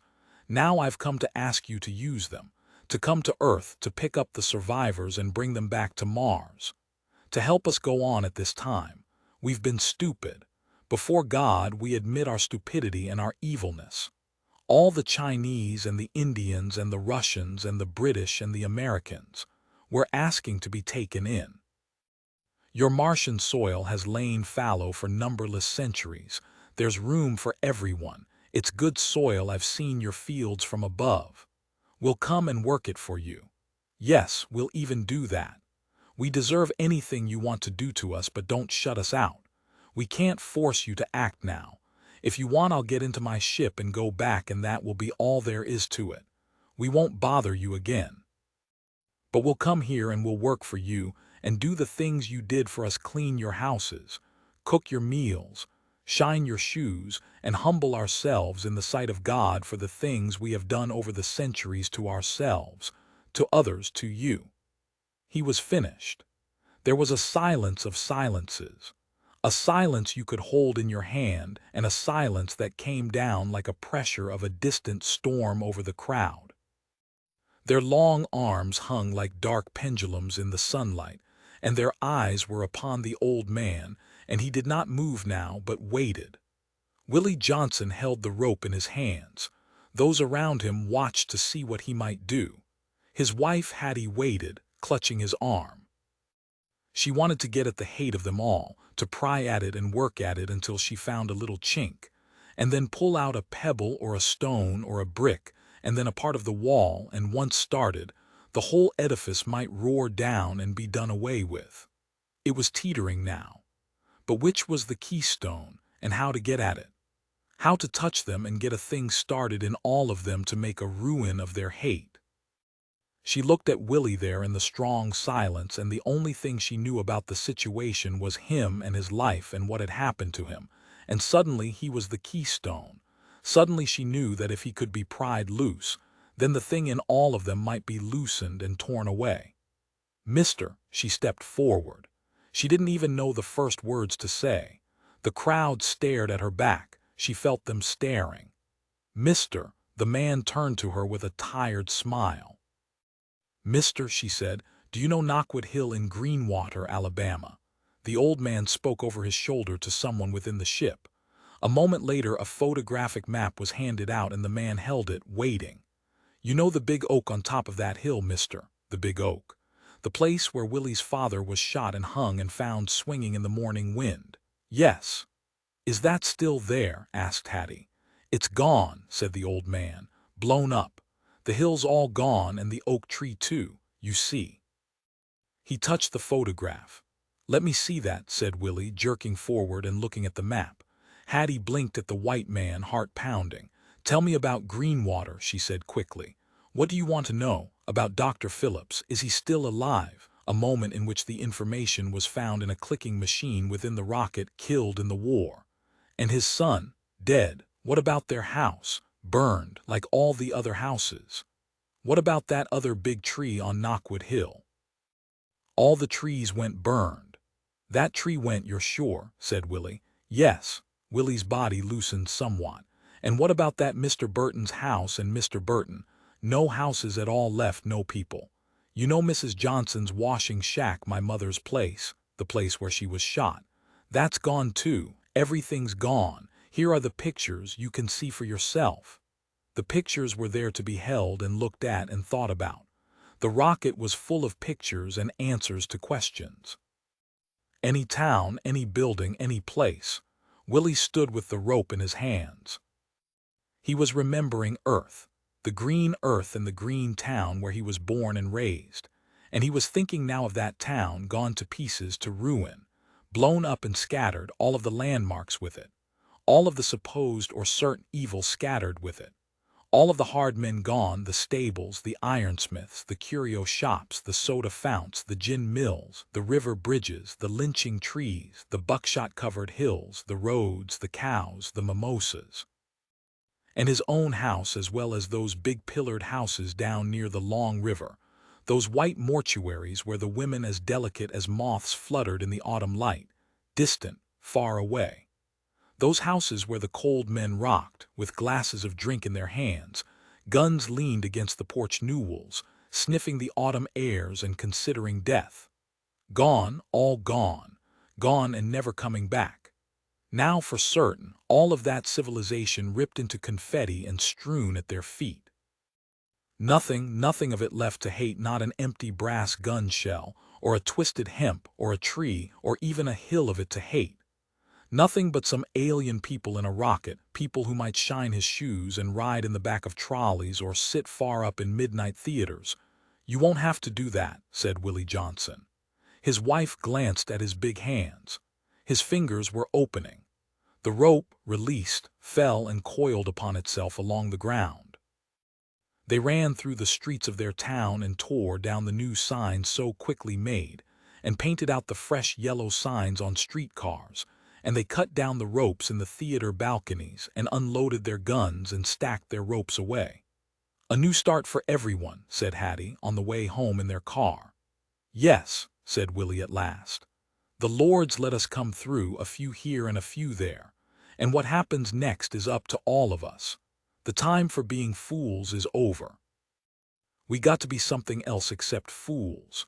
I knew that when he talked. I knew then that now the white man's as lonely as we've always been. He's got no home now, just like we didn't have one for so long. Now everything's even. We can start all over again on the same level." He stopped the car and sat in it, not moving, while Hattie went to let the children out. They ran down to see their father. "You see the white man, you see him," they cried. "Yes, sir," said Willie, sitting behind the wheel, rubbing his face with his slow fingers. "Seems like for the first time today I really seen the white man, I really seen him clear." The highway, the cooling afternoon rain had come over the valley, touching the corn in the tilled mountain fields, tapping on the dry grass roof of the hut. In the rainy darkness the woman ground corn between cakes of lava rock, working steadily. In the wet lightlessness, somewhere, a baby cried. Hernando stood waiting for the rain to cease so he might take the wooden plow into the field again. Below, the river boiled brown and thickened in its course. The concrete highway, another river, did not flow at all. It lay shining empty. A car had not come along it in an hour. This was, in itself, of unusual interest. Over the years there had not been an hour when a car had not pulled up, someone shouting, "Hey there, can we take your picture?" Someone with a box that clicked and a coin in his hand. If he walked slowly across the field without his hat, sometimes they called, "Oh, we want you with your hat on."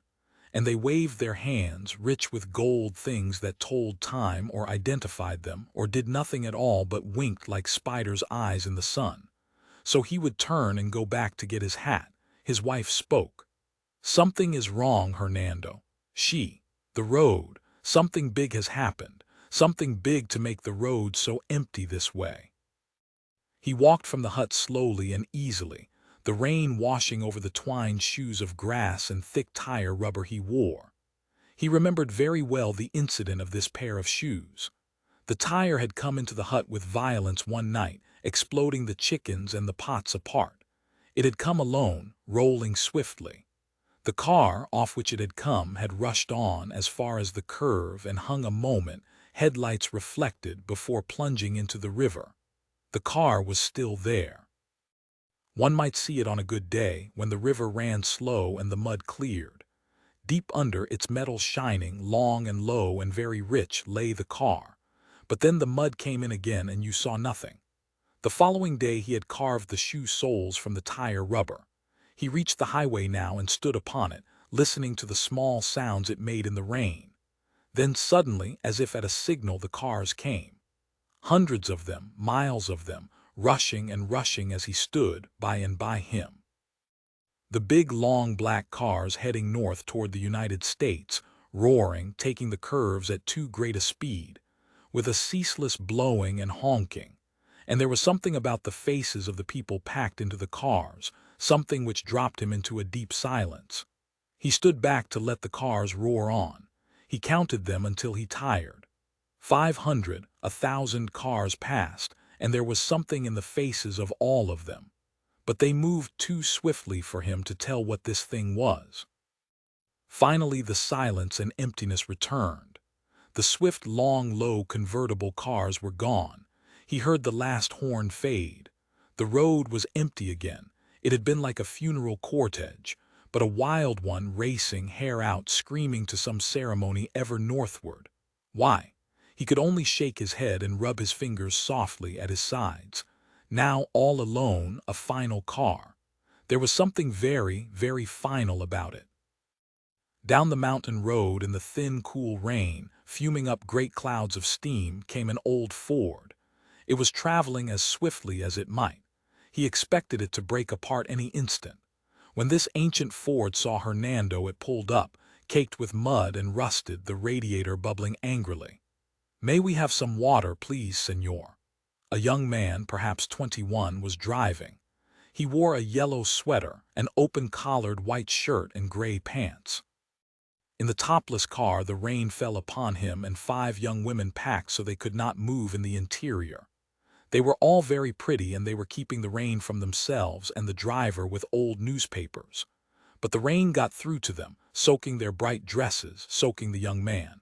His hair was plastered with rain, but they did not seem to care. None complained, and this was unusual. Always before they complained, of rain, of heat, of time, of cold, of distance. Hernando nodded. "I'll bring you water." "Oh, please hurry," one of the girls cried. She sounded very high and afraid. There was no impatience in her, only an asking out of fear. For the first time Hernando ran when a tourist asked, always before he had walked slower at such requests. He returned with a hub lid full of water. This, too, had been a gift from the highway. One afternoon it had sailed like a flung coin into his field, round and glittering. The car to which it belonged had slid on, oblivious to the fact that it had lost a silver eye. Until now, he and his wife had used it for washing and cooking. It made a fine bowl. As he poured the water into the boiling radiator, Hernando looked up at their stricken faces. "Oh, thank you," said one of the girls. "You don't know what this means." Hernando smiled. "So much traffic in this hour, it all goes one way, north." He did not mean to say anything to hurt them. But when he looked up again, there all of them sat in the rain, and they were crying. They were crying very hard, and the young man was trying to stop them by laying his hands on their shoulders and shaking them gently, one at a time. But they held their papers over their heads, and their mouths moved, and their eyes were shut, and their faces changed color, and they cried, some loud, some soft. Hernando stood with the half-empty lid in his fingers. "I did not mean to say anything, senor," he apologized. "That's all right," said the driver. "What is wrong, senor?" "Haven't you heard?" replied the young man, turning, holding tightly to the wheel with one hand, leaning forward. "It's happened. This was bad." The others at this cried still harder, holding onto each other, forgetting the newspapers, letting the rain fall and mingle with their tears. Hernando stiffened. He put the rest of the water into the radiator. He looked at the sky, which was black with storm. He looked at the river rushing. He felt the asphalt under his shoes. He came to the side of the car. The young man took his hand and gave him a peso. "No," Hernando gave it back. "It is my pleasure." "Thank you, you're so kind," said one of the girls, still sobbing. "Oh, Mama, Papa, oh, I want to be home, I want to be home. Oh, Mama, Dad," and others held her. "I did not hear, senor," said Hernando quietly. "The war," shouted the young man as if no one could hear. "It's come, the atom war, the end of the world." "Senor," said Hernando. Thank you for your help." "Goodbye," said the young man. "Goodbye," they all said in the rain, not seeing him. He stood while the car engaged its gears and rattled off down, fading away through the valley. Finally it was gone, with the young women in it, the last car, the newspapers held and fluttered over their heads. Hernando did not move for a long time. The rain ran very cold down his cheeks and along his fingers and into the woven garment on his legs. He held his breath, waiting, tight and tensed. He watched the highway, but it did not move again. He doubted that it would move much for a very long time. The rain stopped. The sky broke through the clouds. In 10 minutes the storm was gone like a bad breath. A sweet wind blew the smell of the jungle up to him. He could hear the river moving gently and easily on its way. The jungle was very green. Everything was fresh. He walked down through the field to his house and picked up his plow. With his hands on it, he looked at the sky beginning to burn hot with the sun. His wife called out from her work. "What happened, Hernando?" "It is nothing," he replied. He set the plow in the furrow. He called sharply to his burro, "Burro," and they walked together through the rich field under the clearing sky on their tilled land by the deep river. "What do they mean, the world?" he said. The man, Captain Hart, stood in the door of the rocket. "Why don't they come?" he said. "Who knows?" said Martin, his lieutenant. "Do I know, Captain? What kind of a place is this anyway?" The captain lighted a cigar. He tossed the match out into the glittering meadow. The grass started to burn. Martin moved to stamp it out with his boot. "No," ordered Captain Hart, "let it burn. Maybe they'll come see what's happening then, the ignorant fools." Martin shrugged and withdrew his foot from the spreading fire. Captain Hart examined his watch. "An hour ago we landed here, and does the welcoming committee rush out with a brass band to shake our hands? No, indeed. Here we ride millions of miles through space, and the fine citizens of some silly town on some unknown planet ignore us." He snorted, tapping his watch. "Well, I'll just give them 5 more minutes, and then—" "And then what?" asked Martin, ever so politely, watching the captain's jowls shake. "We'll fly over their damned city again and scare hell out of them." His voice grew quieter. "Do you think, Martin, maybe they didn't see us land? They saw us. They looked up as we flew over. Then why aren't they running across the field? Are they hiding? Are they yellow?" Martin shook his head. "No, take these binoculars, sir, see for yourself. Everybody's walking around. They're not frightened. They just don't seem to care." Captain Hart placed the binoculars to his tired eyes. Martin looked up and had time to observe the lines and the grooves of irritation, tiredness, nervousness there. Hart looked a million years old. He never slept, he ate little and drove himself on. Now his mouth moved, aged and drear but sharp under the held binoculars. "Really, Martin, I don't know why we bother. We build rockets, we go to all the trouble of crossing space, searching for them, and this is what we get: neglect. Look at those idiots wander about in there. Don't they realize how big this is? The first space flight to touch their provincial land. How many times does that happen? Are they that blasé?" Martin didn't know. Captain Hart gave him back the binoculars wearily. "Why do we do it, Martin? This space travel, I mean, always on the go, always searching, our insides always tight, never any rest. Maybe we're looking for peace and quiet. Certainly there's none on Earth," said Martin. "No, there's not, is there?" Captain Hart was thoughtful, the fire damped down. "Not since Darwin, eh? Not since everything went by the board, everything we used to believe in, eh? Divine power and all that. And so you think maybe that's why we're going out to the stars, eh, Martin? Looking for our lost souls, is that it? Trying to get away from our evil planet to a good one? Perhaps, sir. Certainly we're looking for something." Captain Hart cleared his throat and tightened back into sharpness. "Well, right now we're looking for the mayor of that city there. Run in, tell them who we are, the first rocket expedition to Planet 43 in Star System 3. Captain Hart sends his salutations and desires to meet the mayor. On the double." "Yes, sir." Martin walked slowly across the meadow. "Hurry," snapped the captain. "Yes, sir." Martin trotted away. Then he walked again, smiling to himself. The captain had smoked 2 cigars before Martin returned. Martin stopped and looked up into the door of the rocket, swaying, seemingly unable to focus his eyes or think. "Well," snapped Hart. "What happened? Are they coming to welcome us?" "No." Martin had to lean dizzily against the ship. "Why not?" "It's not important," said Martin. "Give me a cigarette, please, Captain." His fingers groped blindly at the rising pack, for he was looking at the golden city and blinking. He lighted one and smoked quietly for a long time. "Say something," cried the captain.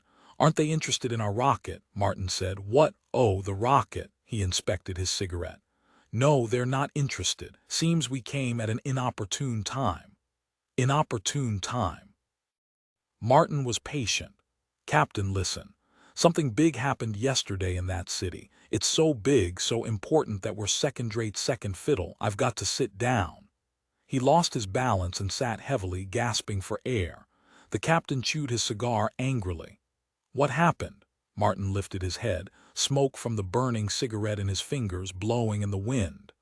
"Sir, yesterday in that city, a remarkable man appeared, good, intelligent, compassionate, and infinitely wise." The captain glared at his lieutenant. "What's that to do with us?" "It's hard to explain, but he was a man for whom they'd waited a long time, 1,000,000 years maybe, and yesterday he walked into their city. That's why today, sir, our rocket landing means nothing." The captain sat down violently. "Who was it? Not Ashley. He didn't arrive in his rocket before us and steal my glory, did he?" He seized Martin's arm. His face was pale and dismayed. "Not Ashley, sir." "Then it was Burton. I knew it. Burton stole in ahead of us and ruined my landing. You can't trust anyone anymore." "Not Burton either, sir," said Martin quietly. The captain was incredulous. "There were only 3 rockets. We were in the lead. This man who got here ahead of us, what was his name?" "He didn't have a name. He doesn't need one. It would be different on every planet, sir." The captain stared at his lieutenant with hard, cynical eyes. "Well, what did he do that was so wonderful that nobody even looks at our ship?" "For one thing," said Martin steadily, "he healed the sick and comforted the poor. He fought hypocrisy and dirty politics and sat among the people talking through the day." "Is that so wonderful?" "Yes, Captain. I don't get this." The captain confronted Martin, peered into his face and eyes. "You been drinking, eh?" He was suspicious. He backed away. "I don't understand." Martin looked at the city. "Captain, if you don't understand, there's no way of telling you." The captain followed his gaze. The city was quiet and beautiful, and a great peace lay over it. The captain stepped forward, taking his cigar from his lips. He squinted first at Martin, then at the golden spires of the buildings. "You don't mean you can't mean that man you're talking about couldn't be?" Martin nodded. "That's what I mean, sir." The captain stood silently, not moving. He drew himself up. "I don't believe it," he said at last. At high noon, Captain Hart walked briskly into the city, accompanied by Lieutenant Martin and an assistant who was carrying some electrical equipment. Every once in a while the captain laughed loudly, put his hands on his hips and shook his head. The mayor of the town confronted him.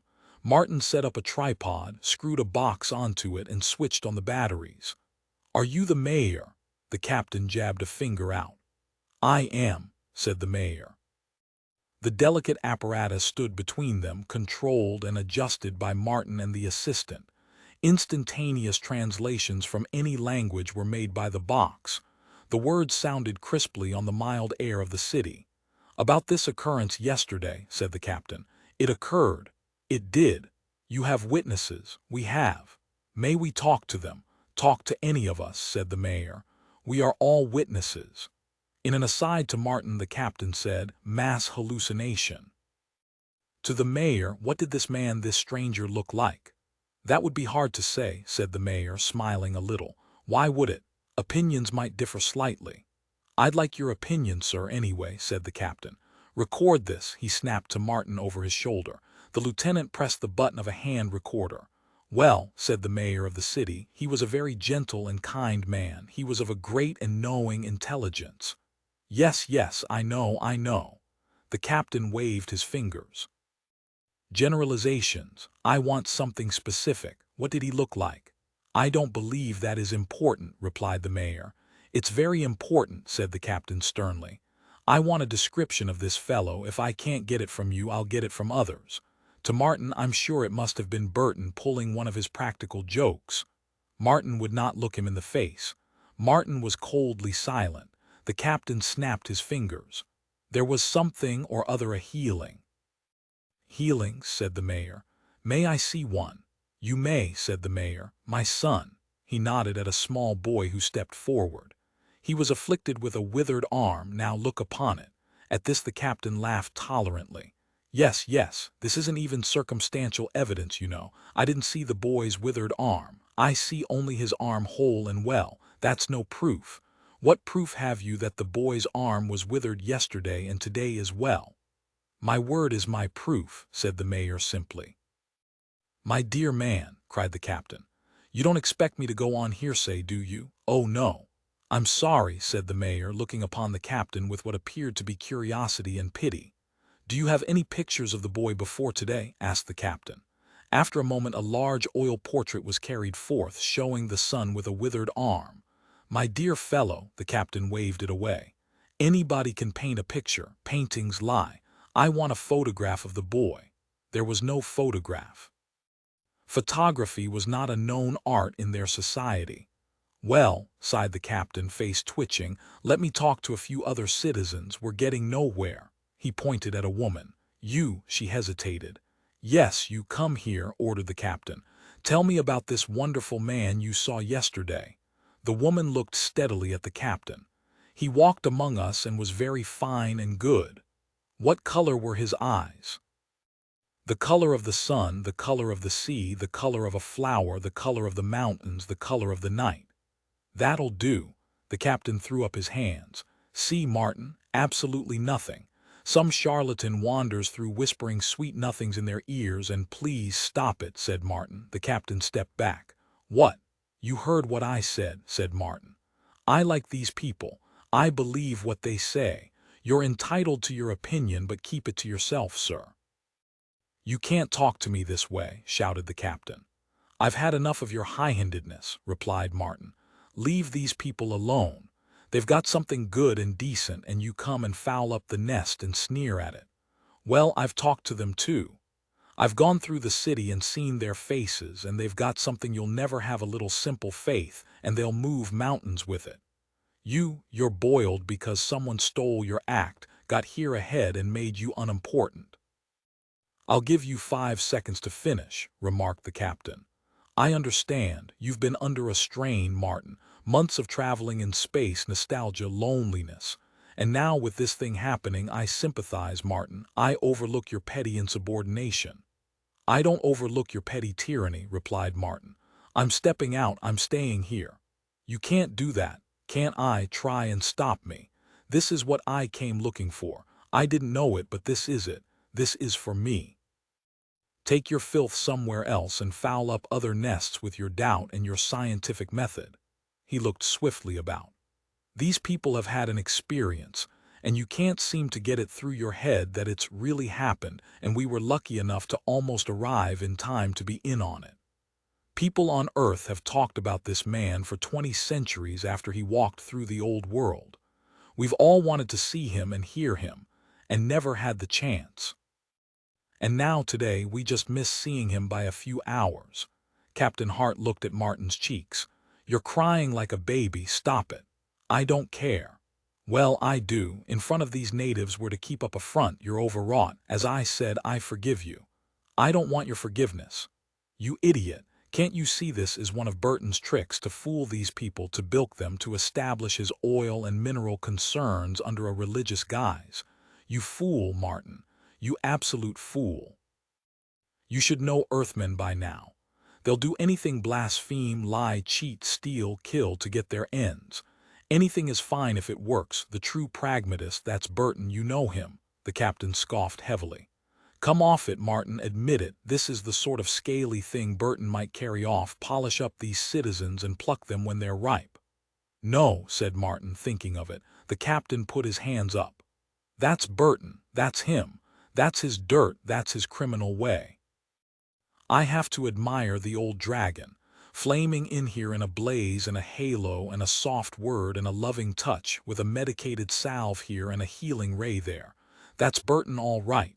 "No." Martin's voice was dazed. He covered his eyes. "No, I won't believe it." "You don't want to believe." Captain Hart kept at it. "Admit it now. Admit it. It's just the thing Burton would do. Stop daydreaming, Martin. Wake up. It's morning." This is a real world and we're real dirty people. Burton, the dirtiest of us all. Martin turned away. There, Martin, said Hart, mechanically patting the man's back. I understand, quite a shock for you. I know, a rotten shame and all that. That Burton is a rascal. You go take it easy. Let me handle this. Martin walked off slowly toward the rocket. Captain Hart watched him go. Then, taking a deep breath, he turned to the woman he had been questioning. Well, tell me some more about this man. As you were saying, madam. Later the officers of the rocket ship ate supper on card tables outside. The captain correlated his data to a silent Martin who sat red-eyed and brooding over his meal. Interviewed 36 people, all of them full of the same milk and hogwash, said the captain. It's Burton's work all right, I'm positive. He'll be spilling back in here tomorrow or next week to consolidate his miracles and beat us out in our contracts. I think I'll stick on and spoil it for him. Martin glanced up sullenly. I'll kill him, he said. Now, Martin, there, boy. I'll kill him, so help me, I will. We'll put an anchor on his wagon. You have to admit he's clever, unethical but clever. He's dirty. You must promise not to do anything violent. Captain Hart checked his figures. According to this, there were 30 miracles of healing performed, a blind man restored to vision, a leper cured. Oh, Burton's efficient, give him that. A gong sounded. A moment later, a man ran up. Captain, sir. A report. Burton's ship is coming down, also the Ashley ship, sir. See, Captain Hart beat the table. Here come the jackals to the harvest. They can't wait to feed. Wait till I confront them. I'll make them cut me in on this feast, I will. Martin looked sick. He stared at the captain. Business, my dear boy, business, said the captain. Everybody looked up. 2 rockets swung down out of the sky. When the rockets landed, they almost crashed. What's wrong with those fools? Cried the captain, jumping up. The men ran across the meadowlands to the steaming ships. The captain arrived. The airlock door popped open on Burton's ship. A man fell out into their arms. What's wrong? Cried Hart. The man lay on the ground. They bent over him and he was burned, badly burned. His body was covered with wounds and scars and tissue that was inflamed and smoking. He looked up out of puffed eyes and his thick tongue moved in his split lips. What happened? Demanded the captain, kneeling down, shaking the man's arm. Sir, whispered the dying man. 48 hours ago, back in Space Sector 79 DFS off Planet 1 in this system, our ship and Ashley's ship ran into a cosmic storm, sir. Liquid ran gray from the man's nostrils. Blood trickled from his mouth. Wiped out, all crew. Burton dead. Ashley died an hour ago. Only 3 survivals. Listen to me, shouted Hart, bending over the bleeding man. You didn't come to this planet before this very hour. Silence. Answer me, cried Hart. The dying man said, Number storm. Burton dead 2 days ago. This first landing on any world in 6 months. Are you sure? Shouted Hart, shaking violently, gripping the man in his hands. Are you sure? Sure, mouthed the dying man. Burton died 2 days ago, you're positive? Yes, whispered the man. His head fell forward. The man was dead. The captain knelt beside the silent body.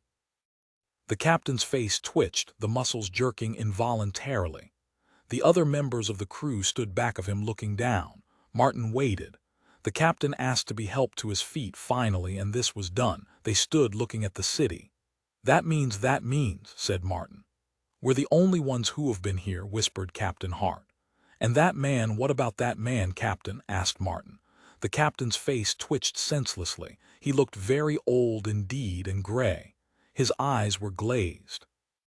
He moved forward in the dry grass. Come along, Martin. Come along, hold me up, for my sake, hold me. I'm afraid I'll fall, and hurry. We can't waste time. They moved, stumbling, toward the city in the long dry grass in the blowing wind. Several hours later they were sitting in the mayor's auditorium. 1,000 people had come and talked and gone. The captain had remained seated, his face haggard, listening. There was so much light in the faces of those who came and testified and talked he could not bear to see them. And all the while his hands traveled on his knees together, on his belt, jerking and quivering. When it was over, Captain Hart turned to the mayor and with strange eyes said, But you must know where he went.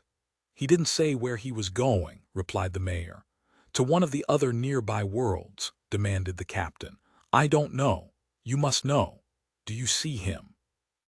Asked the mayor, indicating the crowd. The captain looked. No. Then he is probably gone, said the mayor. Probably, cried the captain weakly. I've made a horrible mistake and I want to see him now. Why, it just came to me, this is a most unusual thing in history, to be in on something like this. Why, the chances are 1 in billions we'd arrived at one certain planet among millions of planets the day after he came. You must know where he's gone. Each finds him in his own way, replied the mayor gently. You're hiding him. The captain's face grew slowly ugly. Some of the old hardness returned in stages. He began to stand up. No, said the mayor. You know where he is then. The captain's fingers twitched at the leather holster on his right side. I couldn't tell you where he is exactly, said the mayor. I advise you to start talking, and the captain took out a small steel gun. There's no way, said the mayor, to tell you anything. Liar. An expression of pity came into the mayor's face as he looked at Hart. You're very tired, he said. You've traveled a long way and you belong to a tired people who have been without faith a long time, and you want to believe so much now that you're interfering with yourself. You'll only make it harder if you kill. You'll never find him that way. Where'd he go? He told you, you know. Come on, tell me. The captain waved the gun. The mayor shook his head. Tell me, tell me. The gun cracked once, twice. The mayor fell, his arm wounded. Martin leaped forward. Captain, the gun flashed at Martin. Don't interfere. On the floor, holding his wounded arm, the mayor looked up. Put down your gun. You're hurting yourself. You've never believed, and now that you think you believe, you hurt people because of it. I don't need you, said Hart, standing over him. If I missed him by 1 day here, I'll go on to another world, and another and another. I'll miss him by half a day on the next planet maybe, and a quarter of a day on the third planet, and 2 hours on the next, and an hour on the next, and half an hour on the next, and a minute on the next. But after that, 1 day I'll catch up with him. Do you hear that? He was shouting now, leaning wearily over the man on the floor. He staggered with exhaustion. Come along, Martin. He let the gun hang in his hand. No, said Martin. I'm staying here. You're a fool. Stay if you like. But I'm going on with the others as far as I can go. The mayor looked up at Martin. I'll be all right. Leave me. Others will tend my wounds. I'll be back, said Martin. I'll walk as far as the rocket. They walked with vicious speed through the city. One could see with what effort the captain struggled to show all the old iron to keep himself going. When he reached the rocket, he slapped the side of it with a trembling hand. He holstered his gun. He looked at Martin. Well, Martin? Martin looked at him. Well, Captain, the captain's eyes were on the sky. Sure you won't come with me, eh? No, sir. It'll be a great adventure, by God, I know I'll find him. You are set on it now, aren't you, sir? Asked Martin. The captain's face quivered and his eyes closed. Yes. There's one thing I'd like to know. What? Sir, when you find him, if you find him, asked Martin, what will you ask of him? Why, the captain faltered, opening his eyes, his hands clenched and unclenched. He puzzled a moment and then broke into a strange smile. Why, I'll ask him for a little peace and quiet. He touched the rocket. It's been a long time, a long, long time since I relaxed. Did you ever just try, Captain? I don't understand, said Hart. Never mind. So long, Captain. Goodbye, Mr. Martin. The crew stood by the port. Out of their number, only 3 were going on with Hart. 7 others were remaining behind, they said, with Martin. Captain Hart surveyed them and uttered his verdict. Fools! He, last of all, climbed into the airlock, gave a brisk salute, laughed sharply. The door slammed. The rocket lifted into the sky on a pillar of fire. Martin watched it go far away and vanish.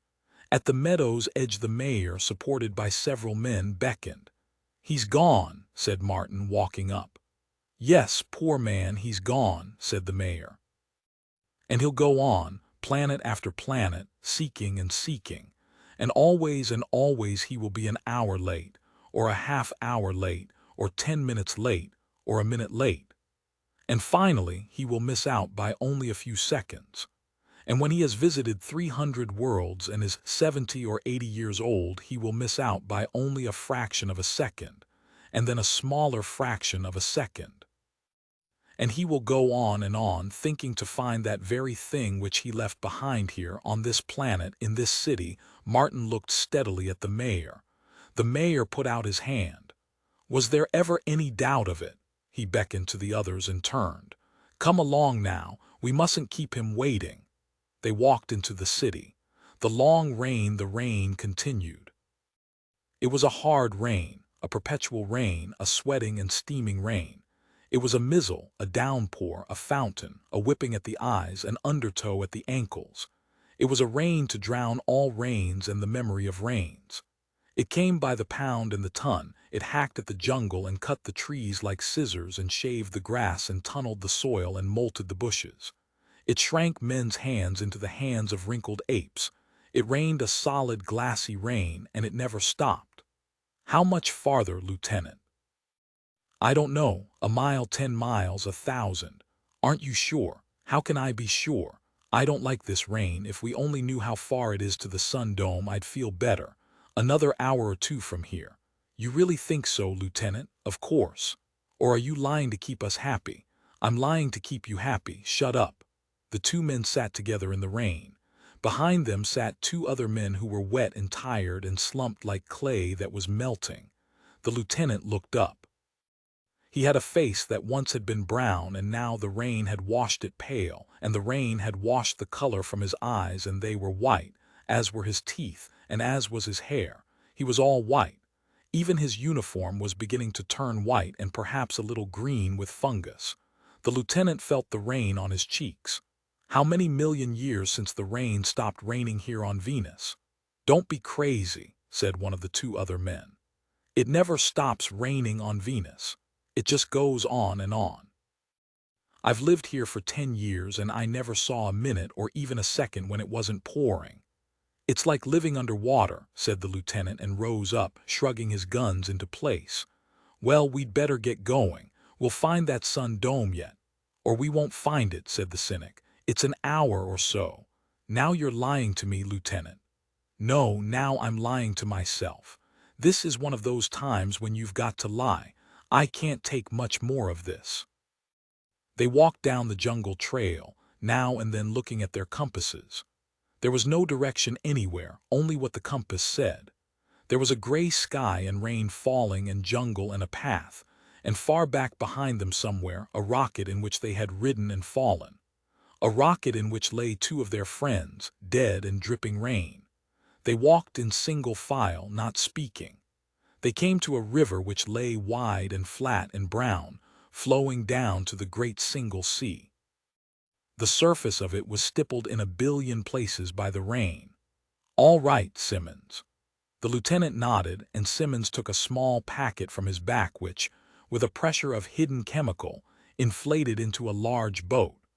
The lieutenant directed the cutting of wood and the quick making of paddles, and they set out into the river, paddling swiftly across the smooth surface in the rain.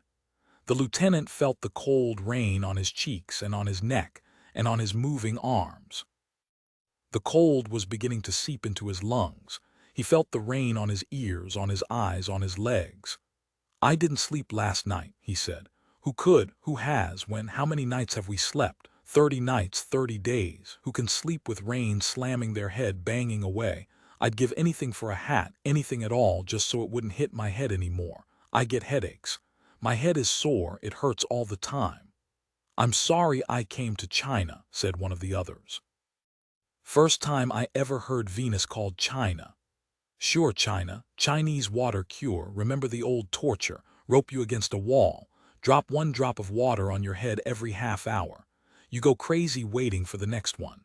Well, that's Venus, but on a big scale. We're not made for water. You can't sleep, you can't breathe right, and you're crazy from just being soggy. If we'd been ready for a crash, we'd have brought waterproofed uniforms and hats. It's this beating rain on your head gets you most of all. It's so heavy. It's like BB shot. I don't know how long I can take it. Boy me for the sun dome. The man who thought them up thought of something. They crossed the river, and in crossing they thought of the sun dome, somewhere ahead of them, shining in the jungle rain. A yellow house, round and bright as the sun. A house 15 feet high by 100 feet in diameter, in which was warmth and quiet and hot food and freedom from rain. And in the center of the sun dome, of course, was a sun. A small floating free globe of yellow fire, drifting in a space at the top of the building where you could look at it from where you sat, smoking or reading a book, or drinking your hot chocolate crowned with marshmallow dollops. There it would be, the yellow sun, just the size of the Earth's sun, and it was warm and continuous, and the rain world of Venus would be forgotten as long as they stayed in that house and idled their time. The lieutenant turned and looked back at the three men using their oars and gritting their teeth. They were as white as mushrooms, as white as he was. Venus bleached everything away in a few months. Even the jungle was an immense cartoon nightmare. For how could the jungle be green with no sun, with always rain falling and always dusk? The white jungle with the pale cheese-colored leaves, and the earth carved of wet camembert, and the tree boles like immense toadstools, everything black and white. And how often could you see the soil itself? Wasn't it mostly a creek, a stream, a puddle, a pool, a lake, a river, and then at last the sea? Here we are. They leaped out on the farthest shore, splashing and sending up showers. The boat was deflated and stored in a cigarette packet. Then standing on the rainy shore, they tried to light up a few smokes for themselves, and it was 5 minutes or so before, shuddering, they worked the inverted lighter and cupping their hands, managed a few drags upon cigarettes that all too quickly were limp and beaten away from their lips by a sudden slap of rain. They walked on. "Wait just a moment," said the lieutenant. "I thought I saw something ahead. The sun dome. I'm not sure." The rain closed in again. Simmons began to run. The sun dome. "Come back, Simmons."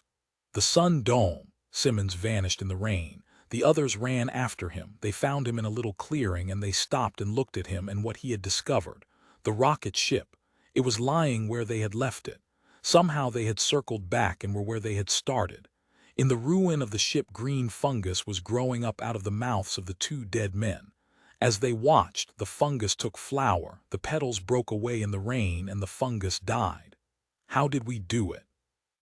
An electrical storm must be nearby. Threw our compasses off. That explains it.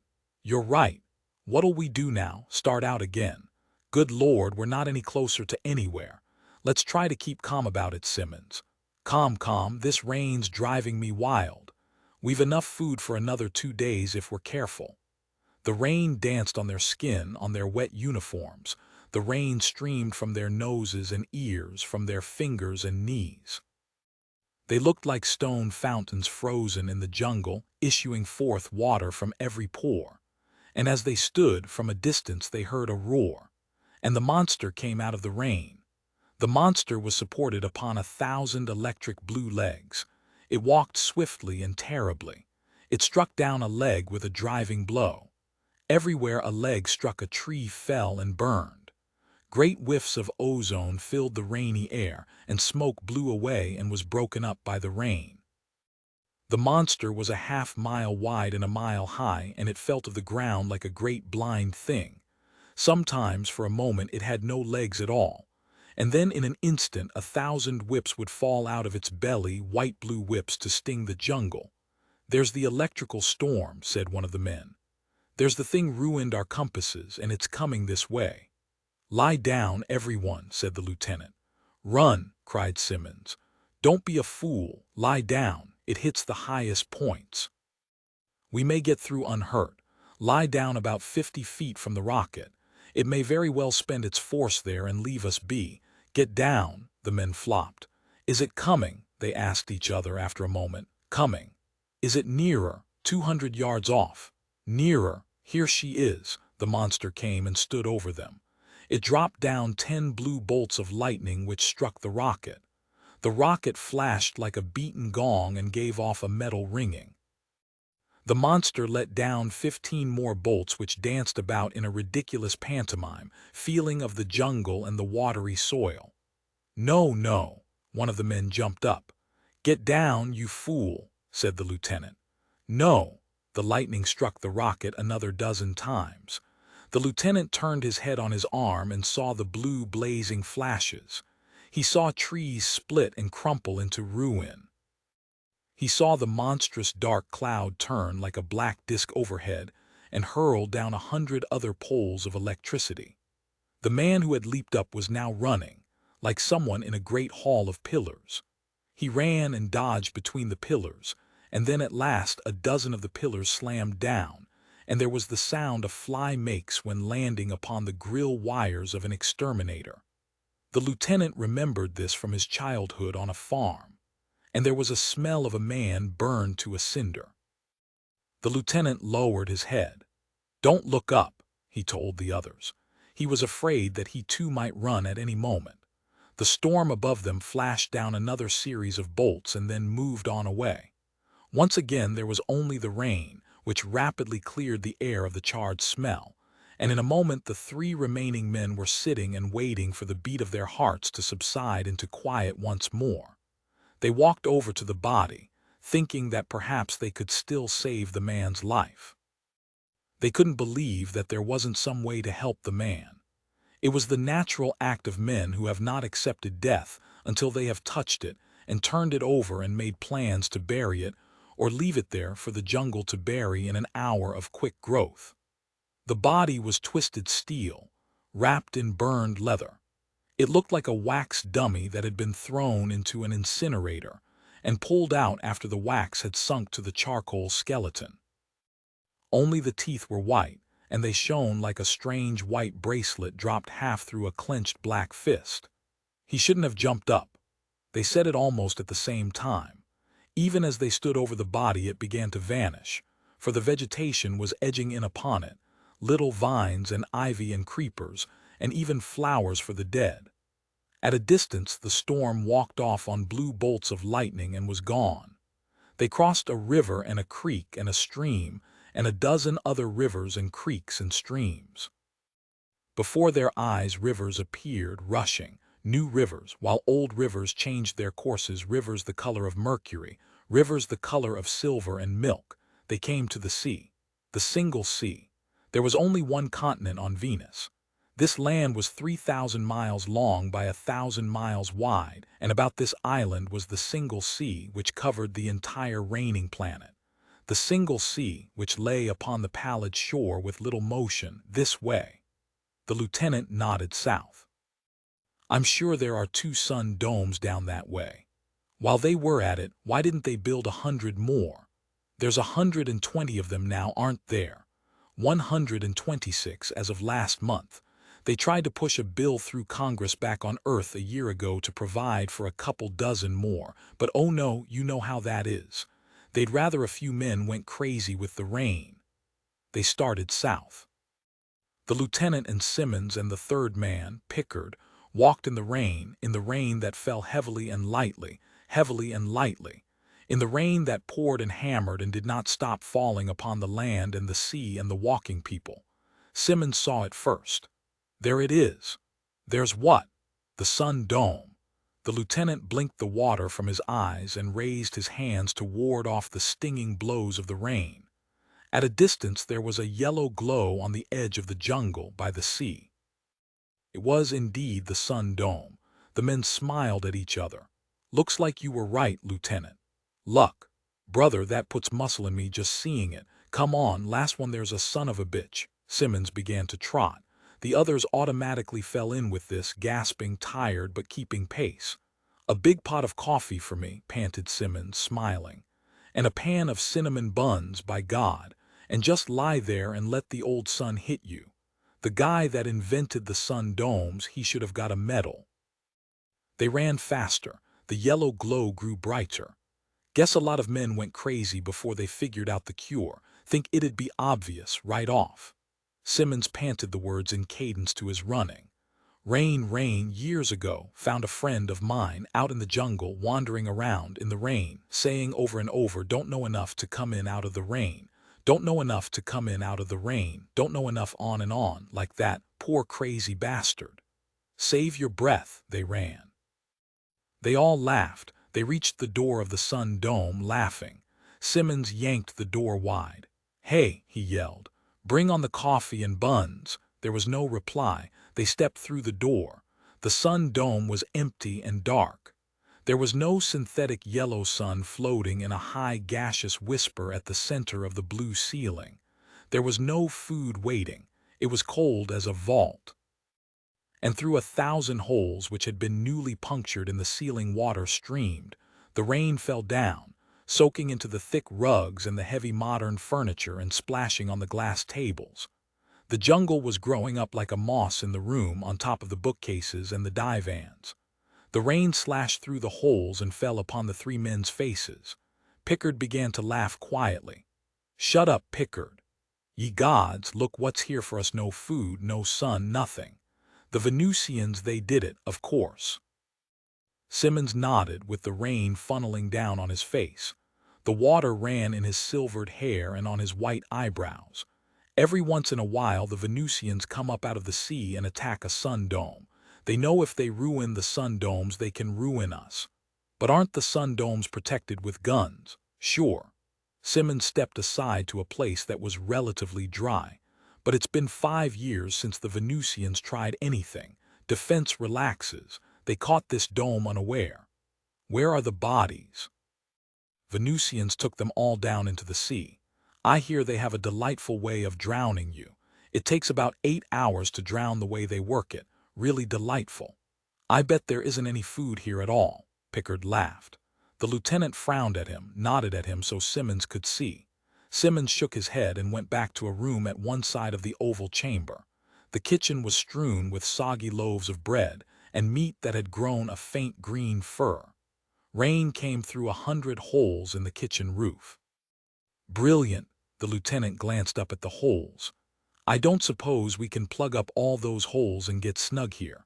"Without food, sir," Simmons retorted. "I noticed the sun machines torn apart. Our best bet is to make our way to the next sun dome. How far is that from here?" "Not far. As I recall, they built 2 rather close together here. Perhaps if we waited here, a rescue mission from the other might. It's probably been here and gone already some days ago. They'll send a crew to repair this place in about 6 months when they get the money from Congress. I don't think we'd better wait." "All right then, we'll eat what's left of our rations and get on to the next dome," Pickard said. "If only the rain wouldn't hit my head just for a few minutes. If I could only remember what it's like not to be bothered." He put his hands on his skull and held it tight. "I remember when I was in school, a bully used to sit in back of me and pinch me and pinch me and pinch me every 5 minutes all day long. He did that for weeks and months. My arms were sore and black and blue all the time. And I thought I'd go crazy from being pinched. One day I must have gone a little mad from being hurt, and I turned around and took a metal trisquare I used in mechanical drawing, and I almost killed that bastard. I almost cut his lousy head off. I almost took his eye out before they dragged me out of the room, and I kept yelling, 'Why don't he leave me alone? Why don't he leave me alone, brother?'" His hands clenched the bone of his head, shaking, tightening, his eyes shut. "But what do I do now? Who do I hit? Who do I tell to lay off? Stop bothering me. This damn rain, like the pinching, always on you. That's all you hear, that's all you feel. We'll be at the other sun dome by 4 this afternoon." "Sun dome? Look at this one." "What if all the sun domes on Venus are gone? What then? What if there are holes in all the ceilings and the rain coming in? We'll have to chance it. I'm tired of chancing it. All I want is a roof and some quiet. I want to be alone. That's only 8 hours off if you hold on." "Don't worry, I'll hold on all right," and Pickard laughed, not looking at them. "Let's eat," said Simmons, watching him. They set off down the coast, southward again. After 4 hours they had to cut inland to go around a river that was a mile wide and so swift it was not navigable by boat. They had to walk inland 6 miles to a place where the river boiled out of the earth, suddenly, like a mortal wound. In the rain they walked on solid ground and returned to the sea. "I've got to sleep," said Pickard at last. He slumped. "Haven't slept in 4 weeks. Tried but couldn't sleep here." The sky was getting darker. The night of Venus was setting in, and it was so completely black that it was dangerous to move. Simmons and the lieutenant fell to their knees also, and the lieutenant said, "All right, we'll see what we can do. We've tried it before, but I don't know. Sleep doesn't seem one of the things you can get in this weather." They lay out full, propping their heads up so the water wouldn't come to their mouths, and they closed their eyes. The lieutenant twitched. He did not sleep. There were things that crawled on his skin. Things grew upon him in layers. Drops fell and touched other drops, and they became streams that trickled over his body. And while these moved down his flesh, the small growths of the forest took root in his clothing. He felt the ivy cling and make a second garment over him. He felt the small flowers bud and open and petal away, and still the rain pattered on his body and on his head. In the luminous night, for the vegetation glowed in the darkness, he could see the other two men outlined, like logs that had fallen and taken upon themselves velvet coverings of grass and flowers. The rain hid his face. He covered his face with his hands. The rain hid his neck. He turned over on his stomach in the mud, on the rubbery plants, and the rain hid his back and hid his legs. Suddenly he leaped up and began to brush the water from himself. 1,000 hands were touching him, and he no longer wanted to be touched. He no longer could stand being touched. He floundered and struck something else and knew that it was Simmons, standing up in the rain, sneezing moisture, coughing and choking. And then Pickard was up, shouting, running about. "Wait a minute, Pickard!" "Stop it, stop it!" Pickard screamed. He fired off his gun 6 times at the night sky. In the flashes of powdery illumination they could see armies of raindrops, suspended as in a vast motionless amber. For an instant, hesitating as if shocked by the explosion, 15 billion droplets, 15 billion tears, 15 billion ornaments, jewels standing out against a white velvet viewing board. And then, with the light gone, the drops which had waited to have their pictures taken, which had suspended their downward rush, fell upon them, stinging in an insect cloud of coldness and pain. "Stop it! Stop it, Pickard!" But Pickard was only standing now alone. When the lieutenant switched on a small hand lamp and played it over Pickard's wet face, the eyes of the man were dilated and his mouth was open, his face turned up, so the water hit and splashed on his tongue, and hit and drowned the wide eyes and bubbled in a whispering froth on the nostrils. "Pickard!" The man would not reply. He simply stood there for a long while with the bubbles of rain breaking out in his whitened hair and manacles of rain jewels dripping from his wrists and his neck. "Pickard, we're leaving, we're going on, follow us." The rain dripped from Pickard's ears. "Do you hear me, Pickard?" It was like shouting down a well. "Pickard, leave him alone," said Simmons. "We can't go on without him." "What'll we do, carry him?" Simmons spat. "He's no good to us or himself. You know what he'll do. He'll just stand here and drown." "What? You ought to know that by now. Don't you know the story? He'll just stand here with his head up and let the rain come in his nostrils and his mouth. He'll breathe the water." "No. That's how they found General meant that time, sitting on a rock with his head back, breathing the rain. His lungs were full of water." The lieutenant turned the light back to the unblinking face. Pickard's nostrils gave off a tiny whispering wet sound. "Pickard!" The lieutenant slapped the face. "He can't even feel you," said Simmons. "A few days in this rain and you don't have any face or any legs or hands." The lieutenant looked at his own hand in horror. He could no longer feel it. "But we can't leave Pickard here. I'll show you what we can do." Simmons fired his gun. Pickard fell into the raining earth. Simmons said, "Don't move, Lieutenant. I've got my gun ready for you too. Think it over. He would only have stood or sat there and drowned. It's quicker this way." The lieutenant blinked at the body. "But you killed him." "Yes, because he'd have killed us by being a burden. You saw his face. Insane." After a moment the lieutenant nodded. "All right." They walked off into the rain. It was dark and their hand lamps threw a beam that pierced the rain for only a few feet. After a half hour they had to stop and sit through the rest of the night, aching with hunger, waiting for the dawn to come. When it did come, it was gray and continually raining as before, and they began to walk again. "We've miscalculated," said Simmons. "No." "Another hour. Speak louder, I can't hear you." Simmons stopped and smiled. "By Christ," he said and touched his ears. "My ears, they've gone out on me. All the rain pouring finally numbed me right down to the bone." "Can't you hear anything?" said the lieutenant. "What?" Simmons' eyes were puzzled. "Nothing, come on. I think I'll wait here, you go on ahead." "You can't do that." "I can't hear you, you go on, I'm tired. I don't think the sun dome is down this way. And if it is, it's probably got holes in the roof like the last one. I think I'll just sit here." "Get up from there." "So long, Lieutenant. You can't give up now. I've got a gun here that says I'm staying. I just don't give a damn anymore. I'm not crazy yet, but I'm the next thing to it. I don't want to go out that way. As soon as you get out of sight, I'm going to use this gun on myself." "Simmons, you said my name. I can read that much off your lips." "Simmons. Look, it's a matter of time. Either I die now or in a few hours. Wait till you get to that next dome, if you ever get there, and find rain coming in through the roof. Won't that be nice?" The lieutenant waited and then splashed off in the rain. He turned and called back once, but Simmons was only sitting there with the gun in his hands, waiting for him to get out of sight. He shook his head and waved the lieutenant on. The lieutenant didn't even hear the sound of the gun. He began to eat the flowers as he walked. They stayed down for a time and weren't poisonous. Neither were they particularly sustaining, and he vomited them up, sickly, a minute or so later. Once he took some leaves and tried to make himself a hat, but he had tried that before. The rain melted the leaves from his head. Once picked, the vegetation rotted quickly and fell away into gray masses in his fingers.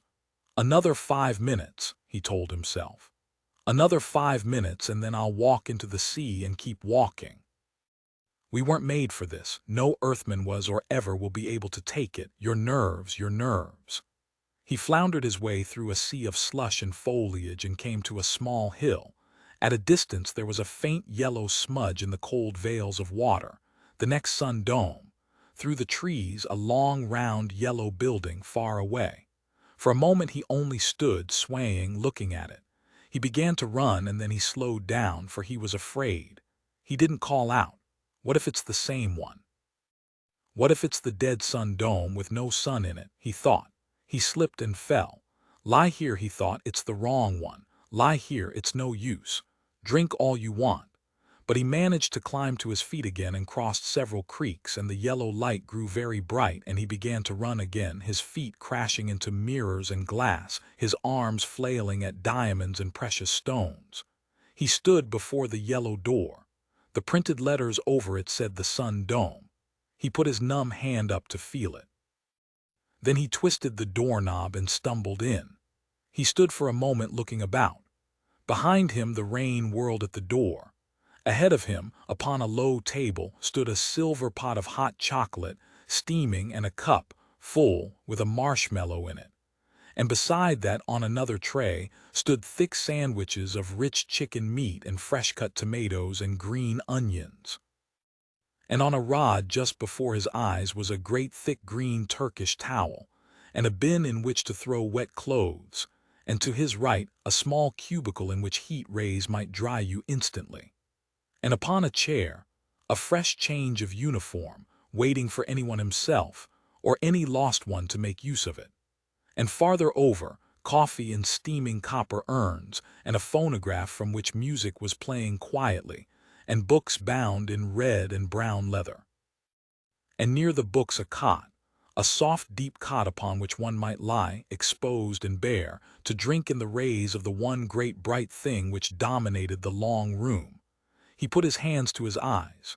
He saw other men moving toward him but said nothing to them. He waited and opened his eyes and looked. The water from his uniform pooled at his feet, and he felt it drying from his hair and his face and his chest and his arms and his legs. He was looking at the sun. It hung in the center of the room, large and yellow and warm. It made not a sound, and there was no sound in the room. The door was shut and the rain only a memory to his tingling body. The sun hung high in the blue sky of the room, warm, hot, yellow, and very fine. He walked forward, tearing off his clothes as he went. The rocket man, the electrical fireflies were hovering above Mother's dark hair to light her path. She stood in her bedroom door looking out at me as I passed in the silent hall. "You will help me keep him here this time, won't you?" she asked. "I guess so," I said. "Please." The fireflies cast moving bits of light on her white face. "This time he mustn't go away again." "All right," I said after standing there a moment. "But it won't do any good, it's no use." She went away, and the fireflies on their electric circuits fluttered after her like an errant constellation, showing her how to walk in darkness. I heard her say faintly, "We've got to try anyway." Other fireflies followed me to my room. When the weight of my body cut a circuit in the bed, the fireflies winked out.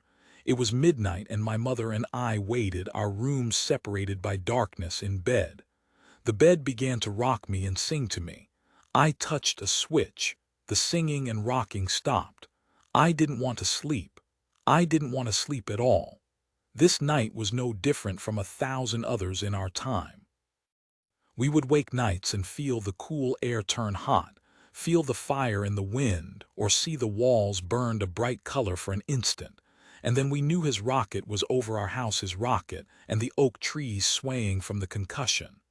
And I would lie there, eyes wide, panting, and Mother in her room. Her voice would come to me over the inter-room radio. "Did you feel it?" And I would answer, "That was him, all right." That was my father's ship passing over our town, a small town where space rockets never came, and we would lie awake for the next 2 hours thinking, "Now Dad's landed in Springfield, now he's on the tarmac, now he's signing the papers, now he's in the helicopter, now he's over the river, now the hills, now he's settling the helicopter in at the little airport at Green Village here." And the night would be half over when, in our separate cool beds, Mother and I would be listening. "Now he's walking down Bell Street. He always walks, never takes a cab, now across the park, now turning the corner of Oakhurst, and now—" I lifted my head from my pillow. Far down the street, coming closer and closer, smartly, quickly, briskly, footsteps. Now turning in at our house up the porch steps. And we were both smiling in the cool darkness, Mom and I, when we heard the front door open in recognition, speak a quiet word of welcome, and shut downstairs. 3 hours later I turned the brass knob to their room quietly, holding my breath, balancing in a darkness as big as the space between the planets, my hand out to reach the small black case at the foot of my parents' sleeping bed. Taking it, I ran silently to my room thinking, "He won't tell me. He doesn't want me to know." And from the opened case spilled his black uniform like a black nebula, stars glittering here or there distantly in the material. I needed the dark stuff in my warm hands. I smelled the planet Mars, an iron smell, and the planet Venus, a green ivy smell, and the planet Mercury, a scent of sulfur and fire, and I could smell the milky mood and the hardness of stars. I pushed the uniform into a centrifuge machine I'd built in my 9th grade shop that year, set it whirling. Soon a fine powder precipitated into a retort. This I slid under a microscope. And while my parents slept unaware, and while our house was asleep, all the automatic bakers and servers and robot cleaners in an electric slumber, I stared down upon brilliant motes of meteor dust, comet tail, and loam from far Jupiter glistening like worlds themselves, which drew me down the tube 1 billion miles into space, at terrific accelerations. At dawn, exhausted with my journey and fearful of discovery, I returned the boxed uniform to their sleeping room. Then I slept, only to waken at the sound of the horn of the dry-cleaning car which stopped in the yard below. They took the black uniform box with them. It's good I didn't wait, I thought, for the uniform would be back in an hour, clean of all its destiny and travel. I slept again with the little vial of magical dust in my pajama pocket over my beating heart. When I came downstairs, there was Dad at the breakfast table, biting into his toast. "Sleep good, Doug," he said, as if he had been there all the time and hadn't been gone for 3 months. "All right," I said. "Toast." He pressed a button and the breakfast table made me 4 pieces, golden brown. I remember my father that afternoon digging and digging in the garden, like an animal after something, it seemed. There he was with his long dark arms moving swiftly, planting, tamping, fixing, cutting, pruning. His dark face always down to the soil. His eyes always down to what he was doing. Never up to the sky, never looking at me or mother even, unless we knelt with him to feel the earth soak up through the overalls at our knees, to put our hands into the black dirt and not look at the bright, crazy sky. Then he would glance to either side, to mother or me, and give us a gentle wink and go on, bent down, face down, the sky staring at his back. That night we sat on the mechanical porch swing which swung us and blew a wind upon us and sang to us. It was summer and moonlight, and we had lemonade to drink, and we held the cold glasses in our hands, and Dad read the stereo newspapers inserted into the special hat you put on your head, and which turned the microscopic page in front of the magnifying lens if you blinked 3 times in succession.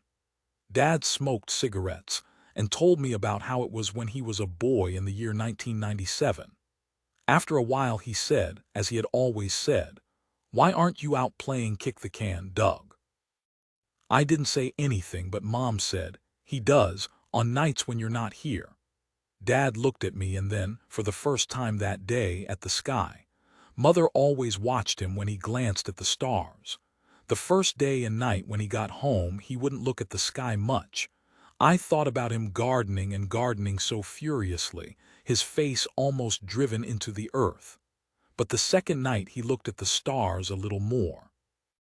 Mother wasn't afraid of the sky in the day so much, but it was the night stars that she wanted to turn off, and sometimes I could almost see her reaching for a switch in her mind, but never finding it.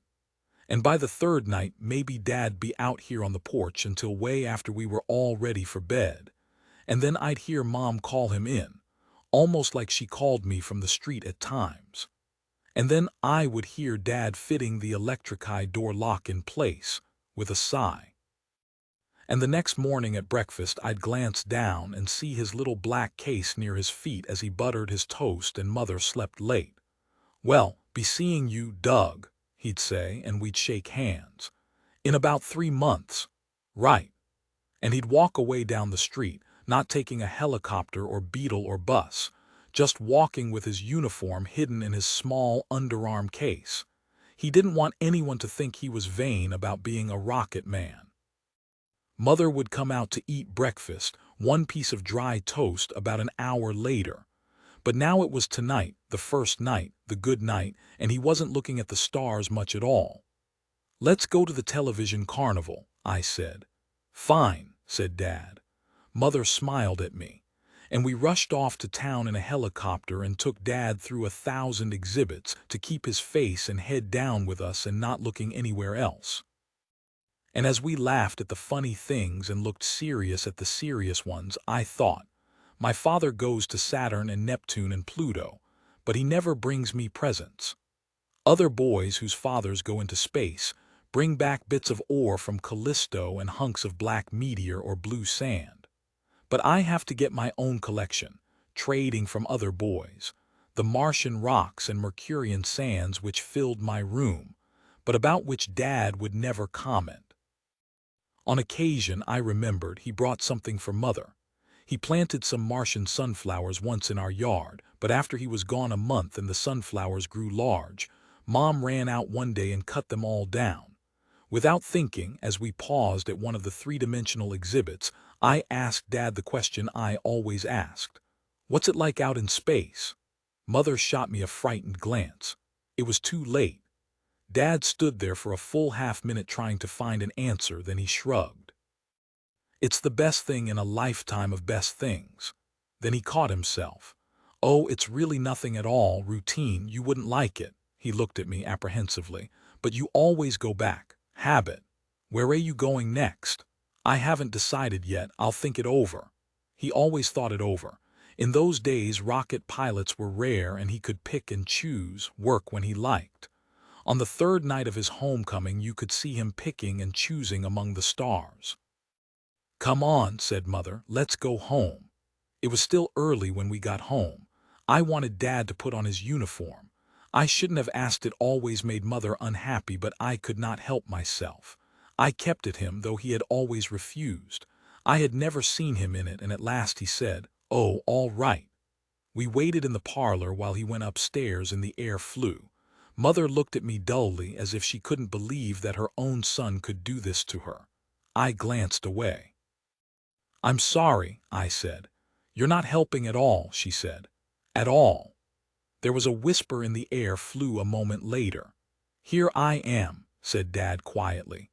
We looked at him in his uniform.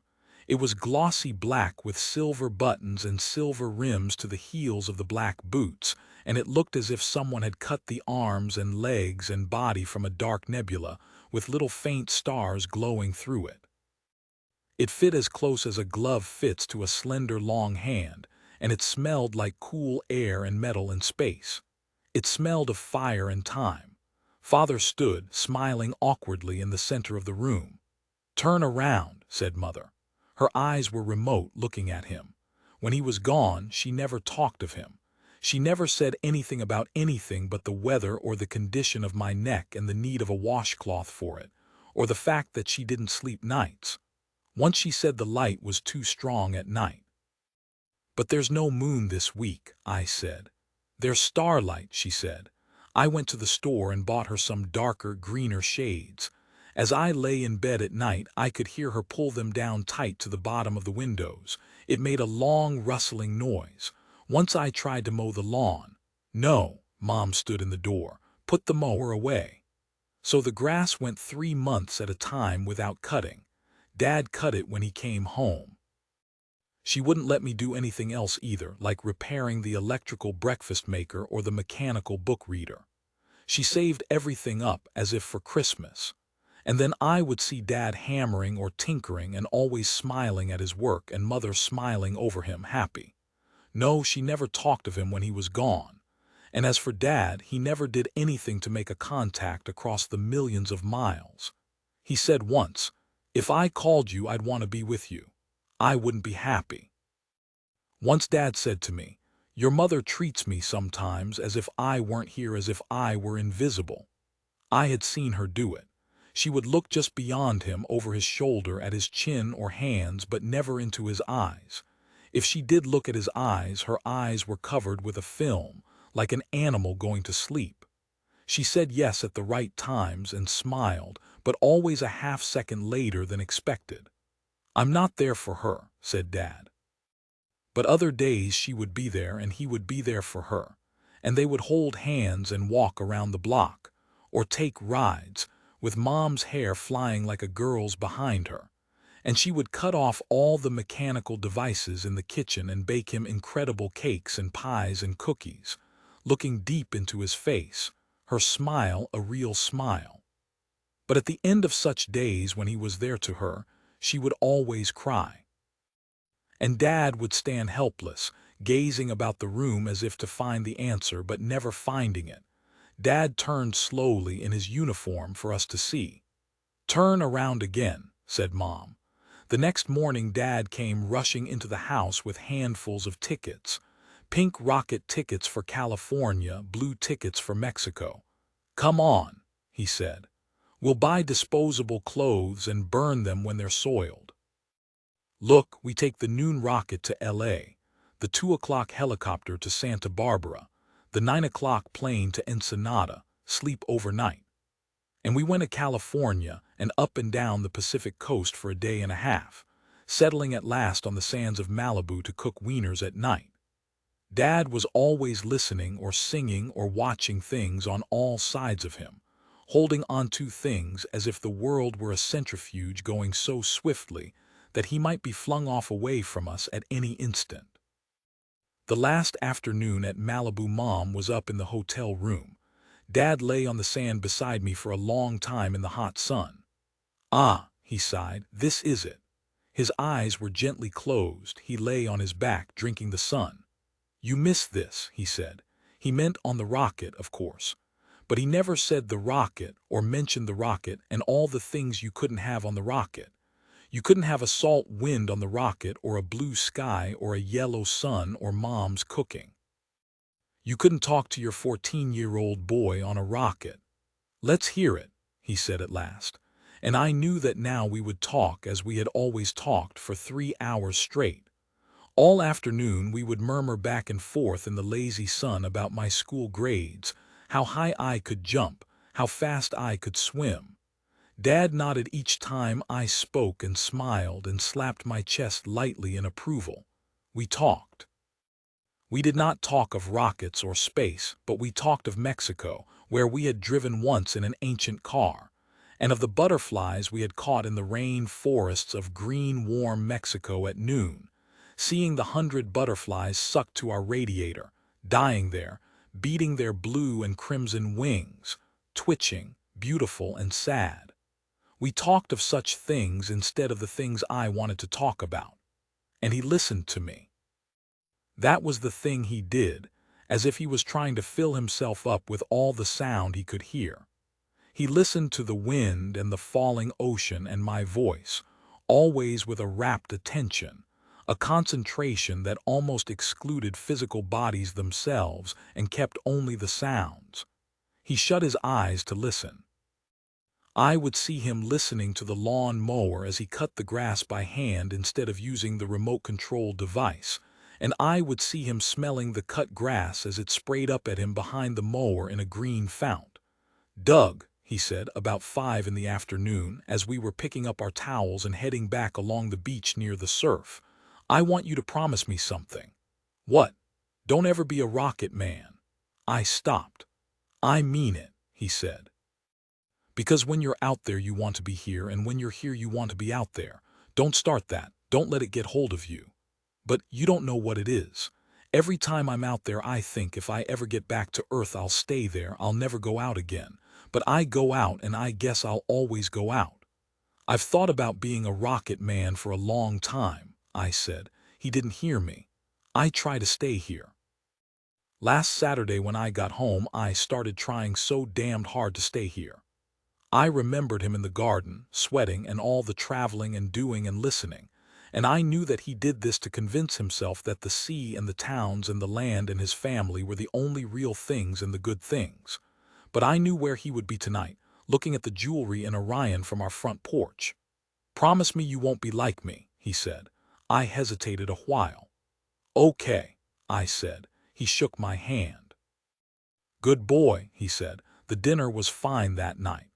Mom had run about the kitchen with handfuls of cinnamon and dough and pots and pans tinkling, and now a great turkey fumed on the table with dressing, cranberry sauce, peas, and pumpkin pie. "In the middle of August," said Dad, amazed. "You won't be here for Thanksgiving." "So I won't." He sniffed it. He lifted each lid from each tureen and let the flavor steam over his sunburned face. He said ah to each. He looked at the room and his hands. He gazed at the pictures on the wall, the chairs, the table, me and Mom. He cleared his throat. I saw him make up his mind. "Lily." "Yes."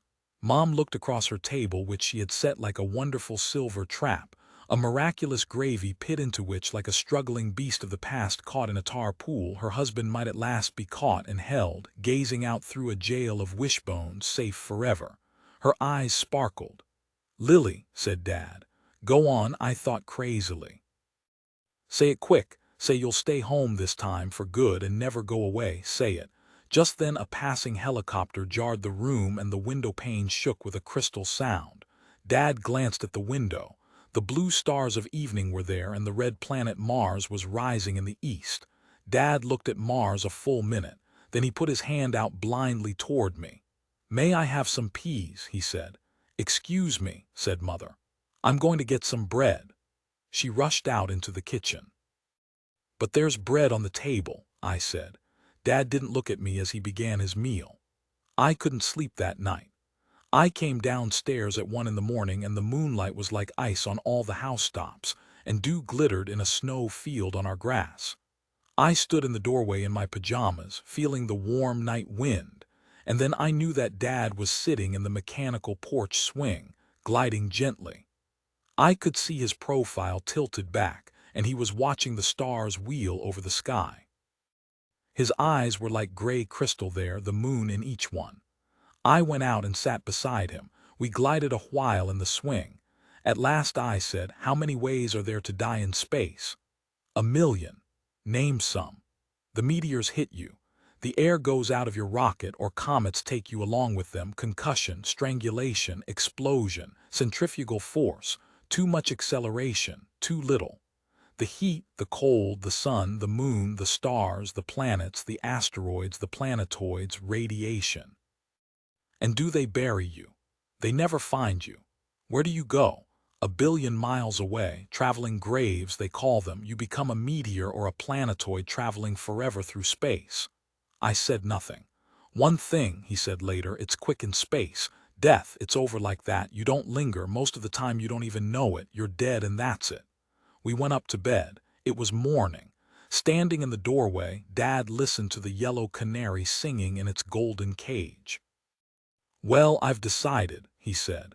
"Next time I come home, I'm home to stay." "Dad," I said. "Tell your mother that when she gets up," he said. "You mean it?" He nodded gravely. "See you in about 3 months."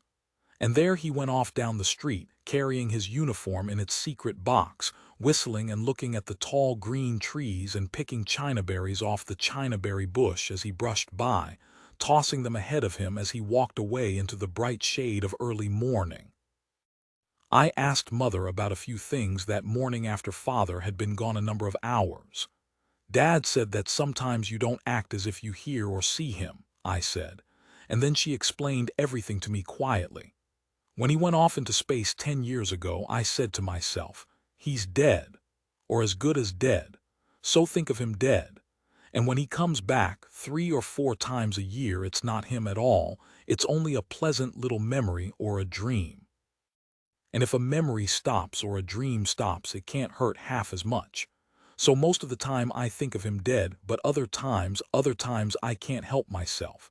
I bake pies and treat him as if he were alive, and then it hurts. No, it's better to think he hasn't been here for 10 years and I'll never see him again. It doesn't hurt as much." "Didn't he say next time he'd settle down?" She shook her head slowly. "No, he's dead. I'm very sure of that." "He'll come alive again then," I said. 10 years ago," said Mother, "I thought, what if he dies on Venus? Then we'll never be able to see Venus again. What if he dies on Mars? We'll never be able to look at Mars again, all red in the sky, without wanting to go in and lock the door. Or what if he died on Jupiter or Saturn or Neptune? On those nights when those planets were high in the sky, we wouldn't want to have anything to do with the stars." "I guess not," I said. The message came the next day. The messenger gave it to me and I read it standing on the porch. The sun was setting. Mom stood in the screen door behind me, watching me fold the message and put it in my pocket. "Mom," I said. "Don't tell me anything I don't already know," she said. She didn't cry. "Well, it wasn't Mars, and it wasn't Venus, and it wasn't Jupiter or Saturn that killed him. We wouldn't have to think of him every time Jupiter or Saturn or Mars lit up the evening sky. This was different. His ship had fallen into the sun, and the sun was big and fiery and merciless, and it was always in the sky and you couldn't get away from it. So for a long time after my father died, my mother slept through the days and wouldn't go out. We had breakfast at midnight and lunch at 3 in the morning, and dinner at the cold, dim hour of 6 a.m. We went to all-night shows and went to bed at sunrise. And for a long while, the only days we ever went out to walk were the days when it was raining and there was no sun. The last night of the world. What would you do if you knew that this was the last night of the world?" "What would I do? You mean seriously?" "Yes, seriously." "I don't know. I hadn't thought." He poured some coffee. In the background, the 2 girls were playing blocks on the parlor rug in the light of the green hurricane lamps. There was an easy, clean aroma of the brewed coffee in the evening air. "Well, better start thinking about it," he said. "You don't mean it," he nodded. "A war," he shook his head. "Not the hydrogen or atom bomb, no, or germ warfare, none of those at all," he said, stirring his coffee slowly. "But just let's say the closing of a book. I don't think I understand. No, nor do I really, it's just a feeling. Sometimes it frightens me, sometimes I'm not frightened at all but at peace. He glanced in at the girls and their yellow hair shining in the lamplight. I didn't say anything to you. It first happened about 4 nights ago. What? A dream I had. I dreamed that it was all going to be over, and a voice said it was. Not any kind of voice I can remember, but a voice anyway, and it said things would stop here on Earth. I didn't think too much about it the next day, but then I went to the office and caught Stan Willis looking out the window in the middle of the afternoon, and I said, "A penny for your thoughts, Stan," and he said, "I had a dream last night," and before he even told me the dream I knew what it was. I could have told him, but he told me and I listened to him. It was the same dream. The same. I told Stan I had dreamed it too. He didn't seem surprised. He relaxed, in fact. Then we started walking through the office for the hell of it. It wasn't planned. We didn't say, "Let's walk around."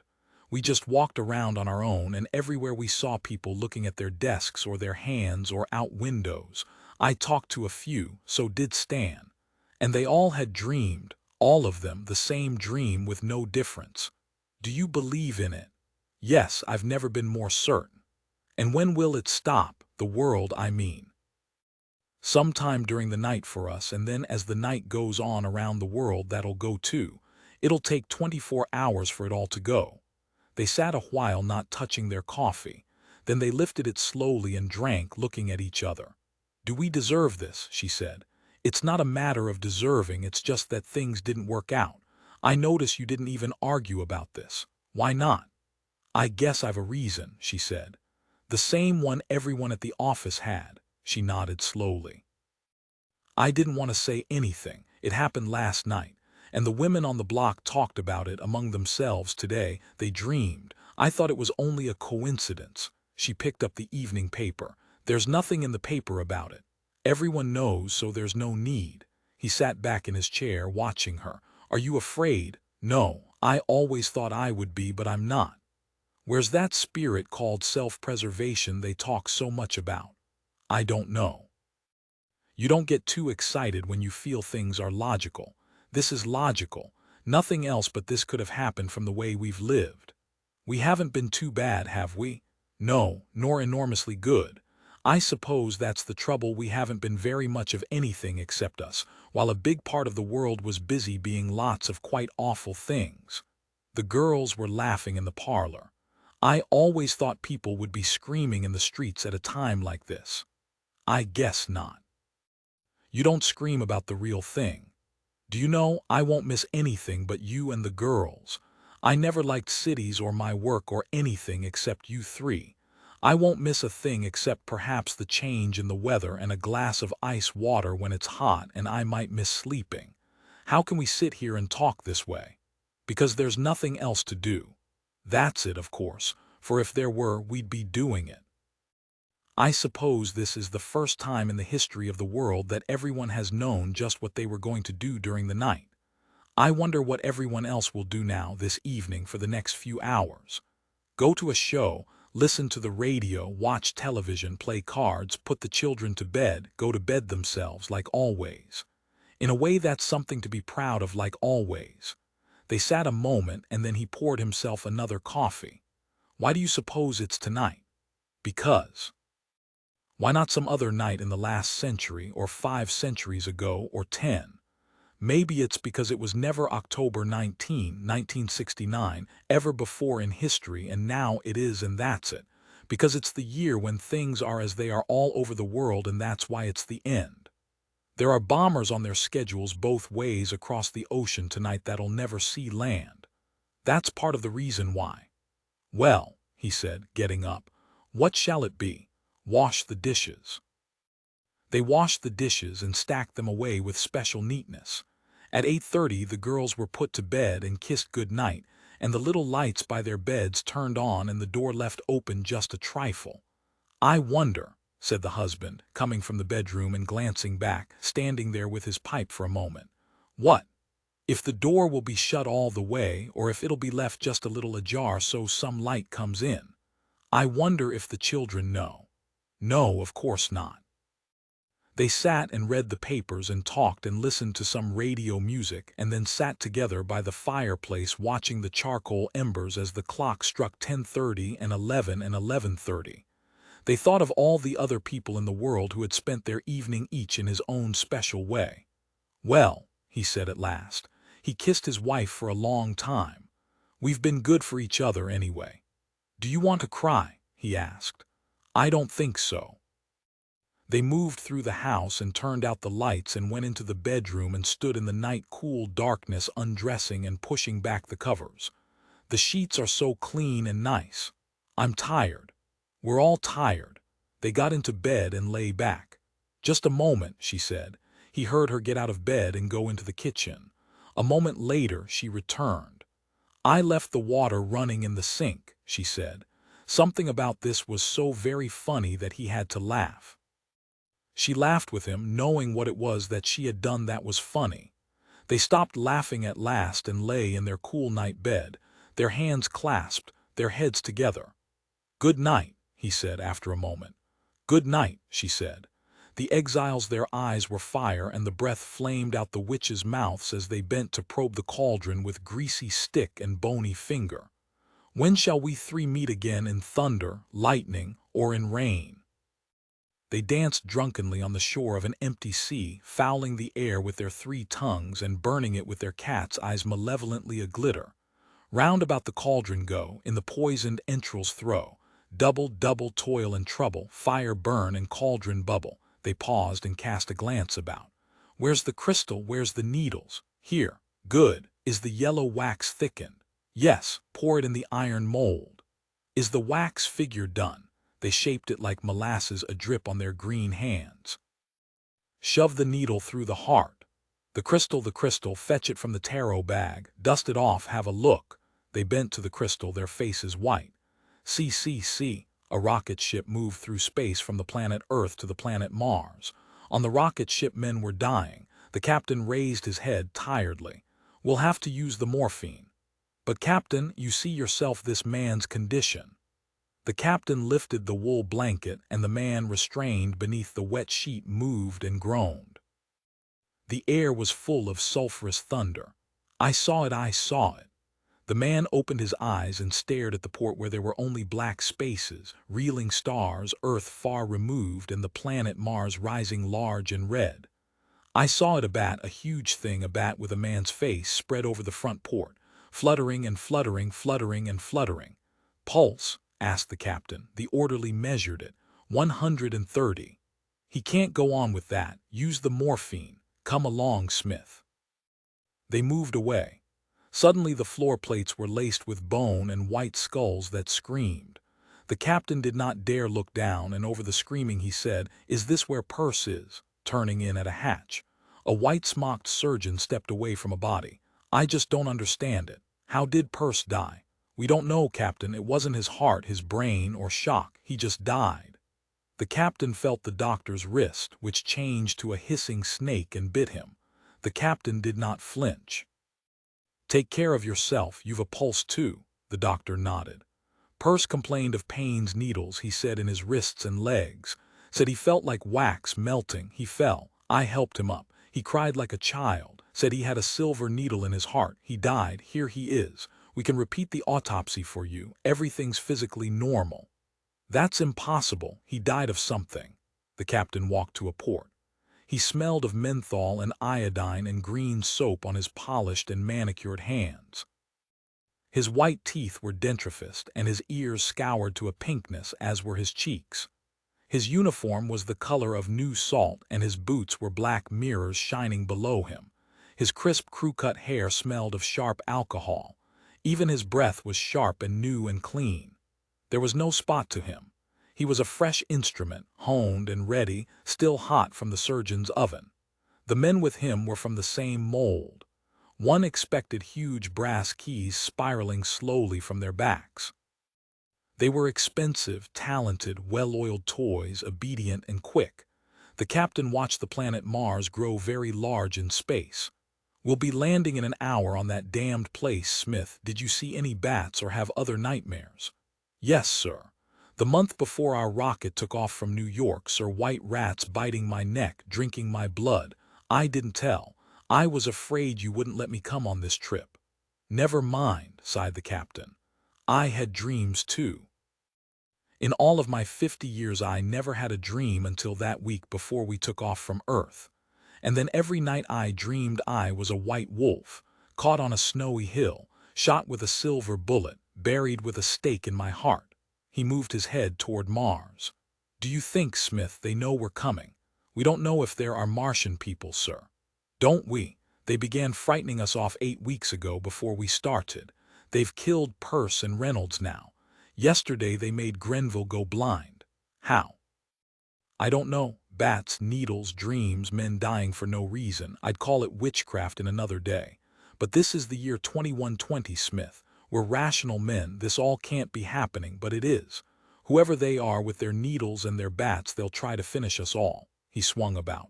Smith, fetch those books from my file. I want them when we land. 200 books were piled on the rocket desk. Thank you, Smith. Have you glanced at them? Think I'm insane? Perhaps. It's a crazy hunch. At that last moment I ordered these books from the Historical Museum. Because of my dreams. 20 nights I was stabbed, butchered, a screaming bat pinned to a surgical mat, a thing rotting underground in a black box, bad, wicked dreams. Our whole crew dreamed of witch things and were things, vampires and phantoms, things they couldn't know anything about. Why? Because books on such ghastly subjects were destroyed a century ago. By law, forbidden for anyone to own the grisly volumes. These books you see here are the last copies, kept for historical purposes in the locked museum vaults. Smith bent to read the dusty titles.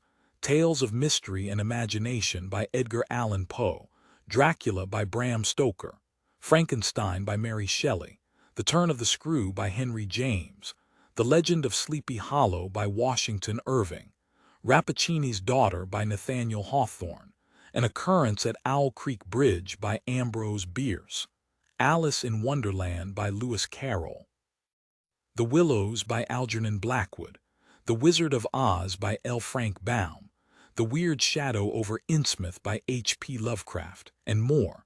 Books by Walter de la Mare, Wakefield, Harvey, Wells, Asquith, Huxley, all forbidden authors. All burned in the same year that Halloween was outlawed and Christmas was banned. But, sir, what good are these to us on the rocket? I don't know, sighed the captain. Yet. The three hags lifted the crystal where the captain's image flickered, his tiny voice tinkling out of the glass. I don't know, sighed the captain. Yet. The three witches glared redly into one another's faces. We haven't much time, said one. Better warn them in the city. They'll want to know about the books. It doesn't look good. That fool of a captain. In an hour they'll land their rocket. The three hags shuddered and blinked up at the Emerald City by the edge of the dry Martian sea. In its highest window a small man held a blood-red drape aside. He watched the wastelands where the three witches fed their cauldron and shaped the waxes. Farther along, 10,000 other blue fires and laurel incenses, black tobacco smokes and fir weeds, cinnamons and bone dusts rose soft as moths through the Martian night. The man counted the angry magical fires. Then, as the three witches stared, he turned. The crimson drape, released, fell, causing the distant portal to wink like a yellow eye. Mr. Edgar Allan Poe stood in the tower window, a faint vapor of spirits upon his breath. Hecate's friends are busy tonight, he said, seeing the witches far below. A voice behind him said, I saw Will Shakespeare at the shore earlier whipping them on. All along the sea Shakespeare's army alone tonight numbers thousands. The three witches, Oberson, Hamlet's father, Puck, all of them thousands. Good Lord, a regular sea of people. Good William. Poe turned. He let the crimson drape fall shut. He stood for a moment to observe the raw stone room, the black-timbered table, the candle flame, the other man, Mr. Ambrose Bierce, sitting very idly there, lighting matches and watching them burn down, whistling under his breath, now and then laughing to himself. We'll have to tell Mr. Dickens now, said Mr. Poe. We've put it off too long. It's a matter of hours. Will you go down to his home with me, Bierce? Bierce glanced up merrily. "I've just been thinking what'll happen to us. If we can't kill the rocket men off, frighten them away, then we'll have to leave, of course. We'll go on to Jupiter, and when they come to Jupiter, we'll go on to Saturn, and when they come to Saturn, we'll go to Uranus or Neptune, and then on out to Pluto. Where then?" Mr. Poe's face was weary. There were fire coals remaining, fading in his eyes, and a sad wildness in the way he talked, and a uselessness of his hands and the way his hair fell lanky over his amazing white brow. He was like a Satan of some lost dark cause, a general arrived from a derelict invasion. His silky, soft, black mustache was worn away by his musing lips. He was so small his brow seemed to float, vast and phosphorescent by itself in the dark room. "We have the advantages of superior forms of travel," he said. "We can always hope for one of their atomic wars, dissolution, the dark ages come again, the return of superstition. We could go back then to Earth, all of us, in one night."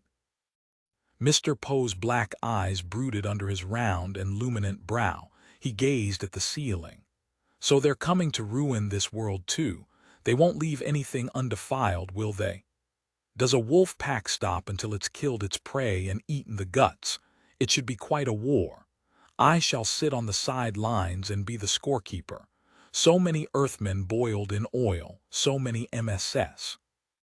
found in bottles burnt, so many Earthmen stabbed with needles, so many red deaths put to flight by a batter of hypodermic syringes. Ha!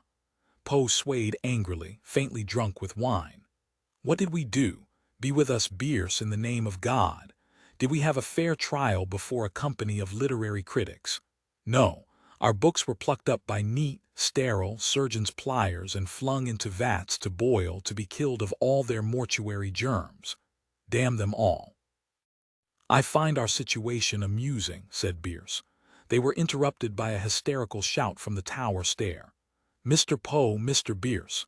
"Yes, yes, we're coming." Poe and Bierce descended to find a man gasping against the stone passage wall. "Have you heard the news?" he cried immediately, clawing at them like a man about to fall over a cliff.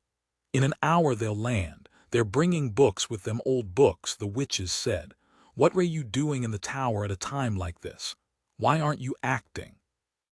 Poe said, "We're doing everything we can, Blackwood. You're new to all this. Come along, we're going to Mr. Charles Dickens' place to contemplate our doom, our black doom," said Bierce with a wink. They moved down the echoing throats of the castle, level after dim green level, down into mustiness and decay and spiders and dreamlike webbing. "Don't worry," said Poe, his brow like a huge white lamp before them, descending, sinking. "All along the Dead Sea tonight I've called the others. Your friends and mine, Blackwood Bierce, they're all there. The animals and the old women and the tall men with the sharp white teeth. The traps are waiting, the pits, yes, and the pendulums, the Red Death." Here he laughed quietly. "Yes, even the Red Death. I never thought the time would come when a thing like the Red Death would actually be. But they asked for it and they shall have it." "But are we strong enough?" wondered Blackwood. "How strong is strong? They won't be prepared for us, at least. They haven't the imagination. Those clean young rocket men with their antiseptic bloomers and fishbowl helmets, with their new religion. About their necks, on gold chains, scalpels. Upon their heads, a diadem of microscopes. In their holy fingers, steaming incense urns which in reality are only germicidal ovens for steaming out superstition. The names of Poe, Bierce, Hawthorne, Blackwood blasphemy to their clean lips. Outside the castle they advanced through a watery space, a tarn that was not a tarn, which misted before them like the stuff of nightmares. The air filled with winged sounds and a whirring, a motion of winds and blacknesses. Voices changed, figures swayed at campfires. Mr. Poe watched the needles knitting in the firelight, knitting pain and misery, knitting wickedness into wax marionettes, clay puppets. The cauldron smells of wild garlic and cayenne and saffron hissed up to fill the night with evil pungency. "Get on with it," said Poe. "I'll be back." All down the empty seashore black figures spindled and waned, grew up and blew into black smoke on the sky. Bells rang in mountain towers and licorice ravens spilled out with the bronze sounds and spun away to ashes. Over a lonely moor and into a small valley Poe and Bierce hurried, and found themselves quite suddenly on a cobbled street, in cold, bleak, biting weather, with people stomping up and down stony courtyards to warm their feet, foggy withal, and candles flaring in the windows of offices and shops where hung the Yuletide turkeys. At a distance some boys, all bundled up, snorting their pale breaths on the wintry air, were trilling, "God rest ye merry gentlemen," while the immense tones of a great clock continuously sounded midnight. Children dashed by from the bakers with dinners all a-steam in their grubby fists, on trays and under silver bowls, at a sign which read Scrooge, Marley and Dickens. Poe gave the Marley-faced knocker a rap, and from within, as the door popped open a few inches, a sudden gust of music almost swept them into a dance. And there, beyond the shoulder of the man who was sticking a trim goatee and mustaches at them, was Mr. Fezziwig clapping his hands, and Mrs. Fezziwig, one vast substantial smile, dancing and colliding with other merrymakers, while the fiddle chirped and laughter ran about a table like chandelier crystals given a sudden push of wind. The large table was heaped with brawn and turkey and holly and geese, with mince pies, suckling pigs, wreaths of sausages, oranges, and apples, and there was Bob Cratchit and Little Dorrit and Tiny Tim and Mr. Fagin himself, and a man who looked as if he might be an undigested bit of beef, a blot of mustard, a crumb of cheese, a fragment of an underdone potato, who else but Mr. Marley, chains and all, while the wine poured and the brown turkeys did their excellent best to steam. "What do you want?" demanded Mr. Charles Dickens. "We've come to plead with you again, Charles. We need your help," said Poe. "Help? Do you think I would help you fight against those good men coming in the rocket? I don't belong here anyway. My books were burned by mistake. I'm no supernaturalist, no writer of horrors and terrors like you, Poe, you, Bierce, or the others. I'll have nothing to do with you terrible people." "You are a persuasive talker," reasoned Poe. "You could go to meet the rocket men, lull their suspicions, and then we would take care of them." Mr. Dickens eyed the folds of the black cape which hid Poe's hands. From it, smiling, Poe drew forth a black cat, "For one of our visitors." "And for the others," Poe smiled again, well pleased. "The premature burial. You are a grim man, Mr. Poe. I am a frightened and an angry man. I am a god, Mr. Dickens. Even as you are a god, even as we all are gods, and our inventions are people, if you wish, have not only been threatened, but banished and burned, torn up and censored, ruined and done away with. The worlds we created are falling into ruin. Even gods must fight.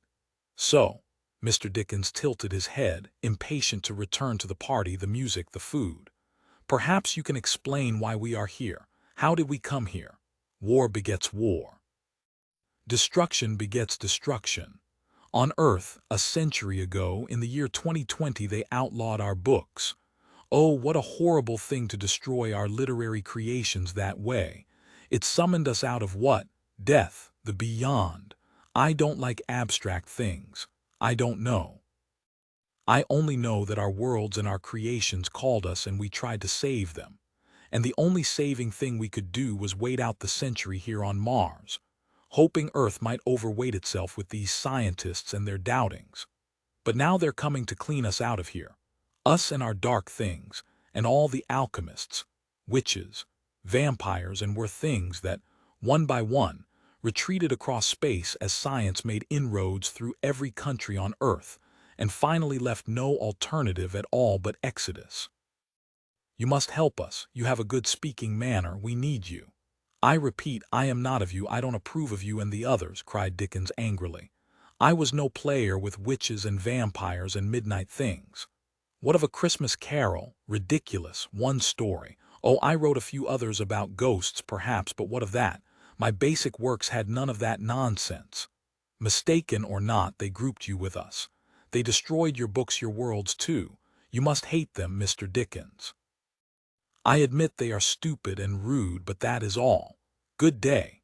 Let Mr. Marley come at least." "No." The door slammed. As Poe turned away down the street, skimming over the frosty ground, the coachman playing a lively air on a bugle, came a great coach, out of which, Cherry Red, laughing and singing, piled the Pickwickians, banging on the door, shouting "Merry Christmas" good and loud. When the door was opened by the fat boy, Mr. Poe hurried along the midnight shore of the dry sea.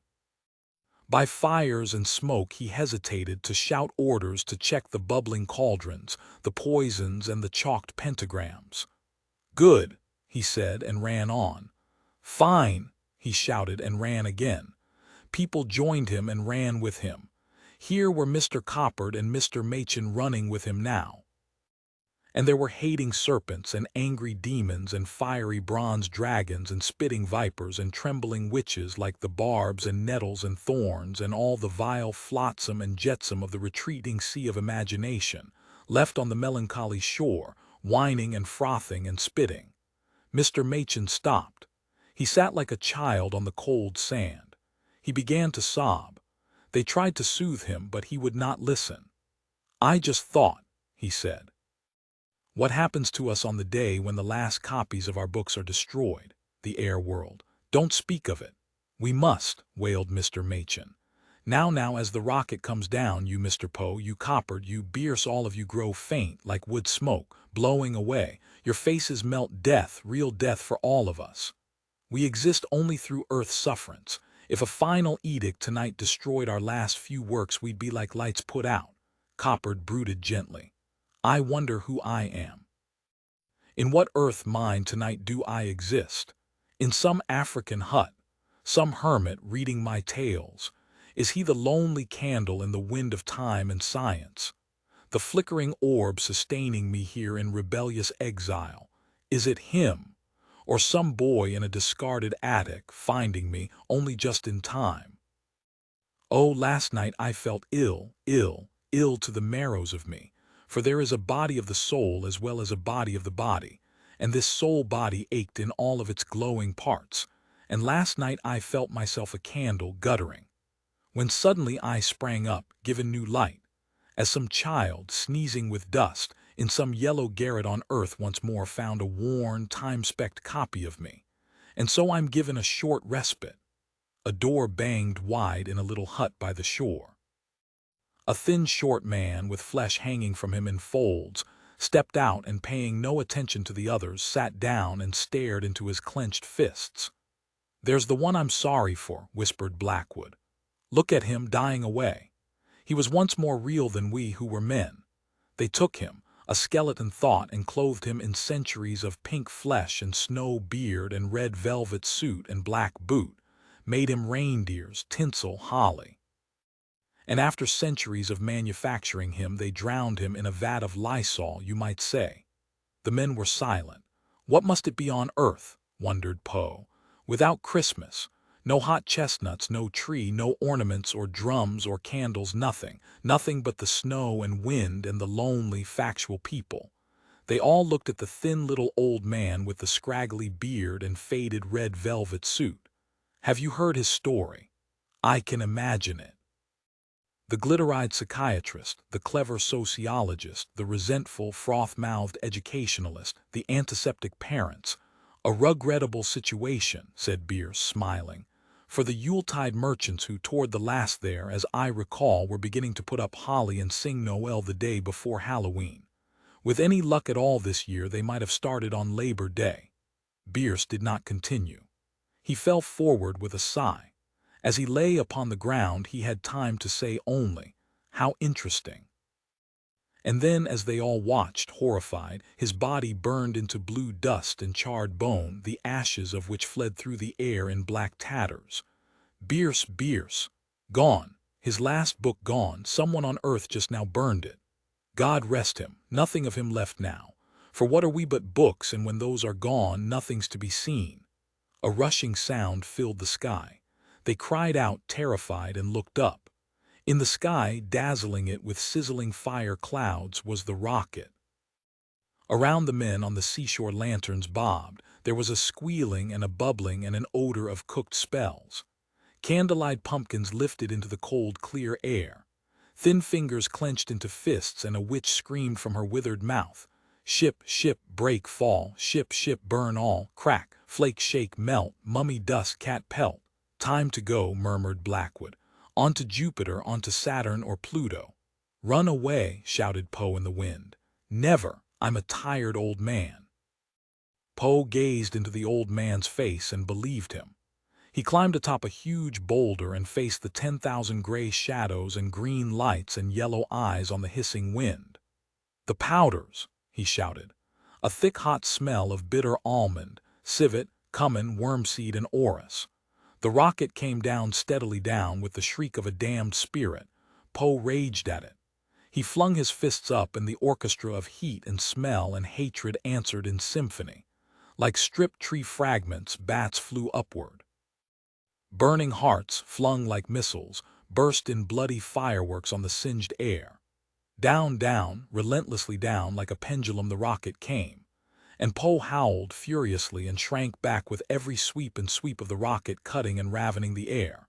All the Dead Sea seemed a pit in which, trapped, they waited the sinking of the dread machinery, the glistening axe. They were people under the avalanche.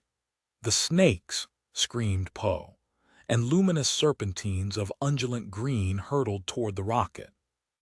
But it came down, a sweep, a fire, a motion, and it lay panting out exhaustions of red plumage on the sand a mile away. At it, shrieked Poe. The plans changed, only one chance. Run, at it, drown them with our bodies, kill them. And as if he had commanded a violent sea to change its course, to suck itself free from primeval beds, the whirls and savage gouts of fire spread and ran like wind and rain and stark lightning over the sea sands, down empty river deltas, shadowing and screaming, whistling and whining, sputtering and coalescing toward the rocket which, extinguished, lay like a clean metal torch in the farthest hollow. As if a great charred cauldron of sparkling lava had been overturned, the boiling people and snapping animals churned down the dry fathoms. Kill them, screamed Poe, running. The rocket men leaped out of their ship, guns ready. They stalked about, sniffing the air like hounds. They saw nothing. They relaxed. The captain stepped forth last. He gave sharp commands. Wood was gathered, kindled, and a fire leapt up in an instant. The captain beckoned his men into a half-circle about him. A new world, he said, forcing himself to speak deliberately, though he glanced nervously now and again over his shoulder at the empty sea. The old world left behind. A new start. What more symbolic than that we here dedicate ourselves all the more firmly to science and progress? He nodded crisply to his lieutenant. The books. Firelight limned the faded gilt titles. The Willows, The Outsider, Behold, The Dreamer, Dr. Jekyll and Mr. Hyde, The Land of Oz, Pellucidar, The Land That Time Forgot, A Midsummer Night's Dream, and the monstrous names of Machen and Edgar Allan Poe, and Cable and Dunsany and Blackwood and Lewis Carroll, the names, the old names, the evil names. A new world. With a gesture we burned the last of the old. The captain ripped pages from the books. Leaf by seared leaf, he fed them into the fire. A scream. Leaping back, the men stared beyond the firelight at the edges of the encroaching and uninhabited sea. Another scream. A high and wailing thing, like the death of a dragon and the thrashing of a bronzed whale left gasping when the waters of a leviathan sea drain down the shingles and evaporate. It was the sound of air rushing in to fill a vacuum, where a moment before there had been something. The captain neatly disposed of the last book by putting it into the fire. The air stopped quivering. Silence. The rocket men leaned and listened. Captain, did you hear it? No. Like a wave, sir, on the sea bottom. I thought I saw something over there, a black wave, big, running at us. You were mistaken. There, sir. What? See it there, the city, way over, that green city near the lake. It's splitting in half, it's falling. The men squinted and shuffled forward. Smith stood trembling among them. He put his hand to his head as if to find a thought there. I remember. Yes, now I do. A long time back. When I was a child, a book I read, a story. Oz, I think it was. Yes, Oz, the Emerald City of Oz. Oz, never heard of it. Yes, Oz, that's what it was. I saw it just now like in the story. I saw it fall. Smith, yes, sir. Report for psychoanalysis tomorrow. Yes, sir. A brisk salute. Be careful. Then men tiptoed, guns alert, beyond the ship's aseptic light to gaze at the long sea and the low hills. Why, whispered Smith, disappointed, there's no one here at all, is there? No one here at all. The wind blew sand over his shoes, whining. No particular night or morning he had smoked a packet of cigarettes in 2 hours. How far out in space are we? 1 billion miles. 1 billion miles from where? Said Hitchcock. It all depends, said Clemens, not smoking at all. 1 billion miles from home, you might say. Then say it. Home, Earth, New York, Chicago, wherever you were from. I don't even remember, said Hitchcock. I don't even believe there is an Earth now, do you? Yes, said Clemens. I dreamt about it this morning. There is no morning in space. During the night, then. It's always night, said Hitchcock quietly. Which night do you mean? Shut up, said Clemens irritably. Let me finish. Hitchcock lit another cigarette. His hand did not shake, but it looked as if, inside the sunburned flesh, it might be tremoring all to itself, a small tremor in each hand and a large, invisible tremor in his body. The two men sat on the observation corridor floor looking out at the stars. Clemens's eyes flashed, but Hitchcock's eyes focused on nothing. They were blank and puzzled. I woke up at 500 hours myself, said Hitchcock, as if he were talking to his right hand. And I heard myself screaming, where am I, where am I? And the answer was nowhere. And I said, where have I been? And I said, Earth. What's Earth? I wondered. Where I was born, I said. But it was nothing and worse than nothing. I don't believe in anything I can't see or hear or touch. I can't see Earth, so why should I believe in it? It's safer this way not to believe. There's Earth. Clemens pointed, smiling. That point of light there. That's not Earth, that's our sun. You can't see Earth from here. I can see it. I have a good memory. It's not the same, you fool, said Hitchcock suddenly. There was a touch of anger in his voice. I mean see it. I've always been that way. When I'm in Boston, New York is dead. When I'm in New York, Boston is dead. When I don't see a man for a day, he's dead. When he comes walking down the street, my God, it's a resurrection. I do a dance almost. I'm so glad to see him. I used to anyway. I don't dance anymore. I just look. And when the man walks off, he's dead again. Clemens laughed. It's simply that your mind works on a primitive level. You can't hold to things. You've got no imagination, Hitchcock, old man. You've got to learn to hold on. Why should I hold on to things I can't use? Said Hitchcock, his eyes wide, still staring into space. I'm practical. If Earth isn't here for me to walk on, you want me to walk on a memory. That hurts. Memories, as my father once said, are porcupines. To hell with them. Stay away from them. They make you unhappy. They ruin your work. They make you cry. I'm walking on Earth right now, said Clemens, squinting to himself, blowing smoke. You're kicking porcupines. Later in the day you won't be able to eat lunch and you'll wonder why, said Hitchcock in a dead voice. And it'll be because you've got a footful of quills aching in you. To hell with it. If I can't drink it, pinch it, punch it, or lie on it, then I say drop it in the sun. I'm dead to Earth. It's dead to me. There's no one in New York weeping for me tonight. Shove New York. There isn't any season here. Winter and summer are gone. So is spring and autumn.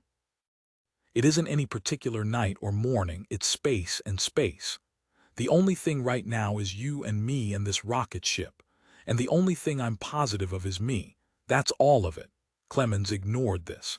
I'm putting a dime in the phone slot right now, he said, pantomiming it with a slow smile. And calling my girl in Evanston. Hello, Barbara. The rocket sailed on through space. The lunch bell rang at 13:05 hours. The men ran by on soft rubber sneakers and sat at the cushioned tables. Clemens wasn't hungry. See, what did I tell you, said Hitchcock. You and your damned porcupines, leave them alone like I told you. Look at me shoveling away food. He said this with a mechanical, slow, and unhumorous voice. Watch me. He put a big piece of pie in his mouth and felt it with his tongue. He looked at the pie on his plate as if to see the texture. He moved it with his fork. He felt the fork handle. He mashed the lemon filling and watched it jet up between the tines. Then he touched a bottle of milk all over and poured out half a quart into a glass, listening to it. He looked at the milk as if to make it whiter. He drank the milk so swiftly that he couldn't have tasted it. He had eaten his entire lunch in a few minutes, cramming it in feverishly, and now he looked around for more, but it was gone. He gazed out the window of the rocket blankly. "Those aren't real either," he said. "What?" asked Clemens. "The stars. Who's ever touched one?" "I can see them, sure, but what's the use of seeing a thing that's 1,000,000 or 1,000,000,000 miles away? Anything that far off isn't worth bothering with." "Why did you come on this trip?" asked Clemens suddenly. Hitchcock peered into his amazingly empty milk glass and clenched it tight, then relaxed his hand and clenched it again. "I don't know." He ran his tongue on the glass rim. "I just had to, is all. How do you know why you do anything in this life? You like the idea of space travel, going places." "I don't know. Yes, no, it wasn't going places, it was being between." Hitchcock for the first time tried to focus his eyes upon something, but it was so nebulous and far off that his eyes couldn't make the adjustment, though he worked his face and hands. Mostly it was space. So much space. "I like the idea of nothing on top, nothing on the bottom, and a lot of nothing in between, and me in the middle of the nothing. I never heard it put that way before." "I just put it that way. I hope you listened."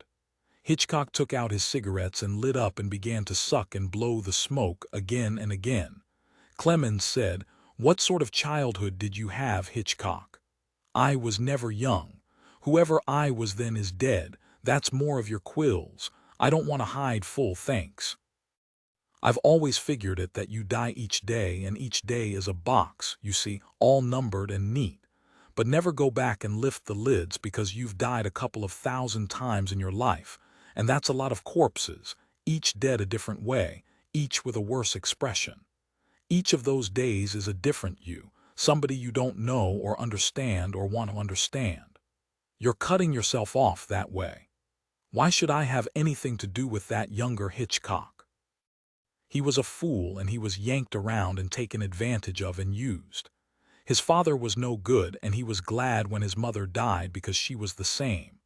Should I go back and see his face on that day and gloat over it? He was a fool. "We're all fools," said Clemens, "all the time. It's just we're a different kind each day. We think I'm not a fool today. I've learned my lesson. I was a fool yesterday, but not this morning. Then tomorrow we find out that, yes, we were a fool today too.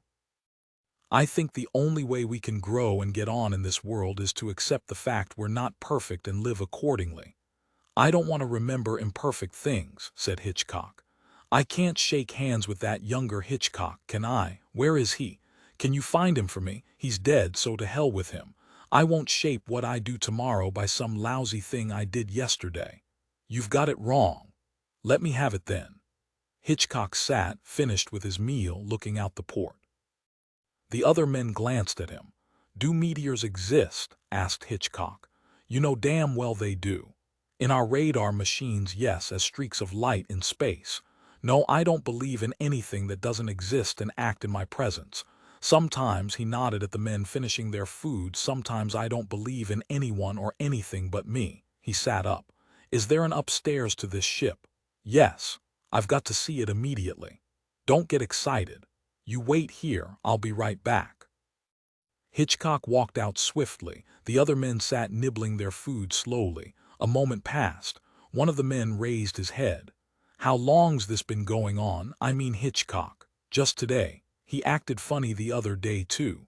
"Yes, but it's worse today. Has anyone told the psychiatrist?" "We thought he'd come out of it. Everyone has a little touch of space the first time out. I've had it. You get wildly philosophical, then frightened. You break into a sweat, then you doubt your parentage, you don't believe in Earth, you get drunk, wake up with a hangover, and that's it." "But Hitchcock don't get drunk," said someone. "I wish he would.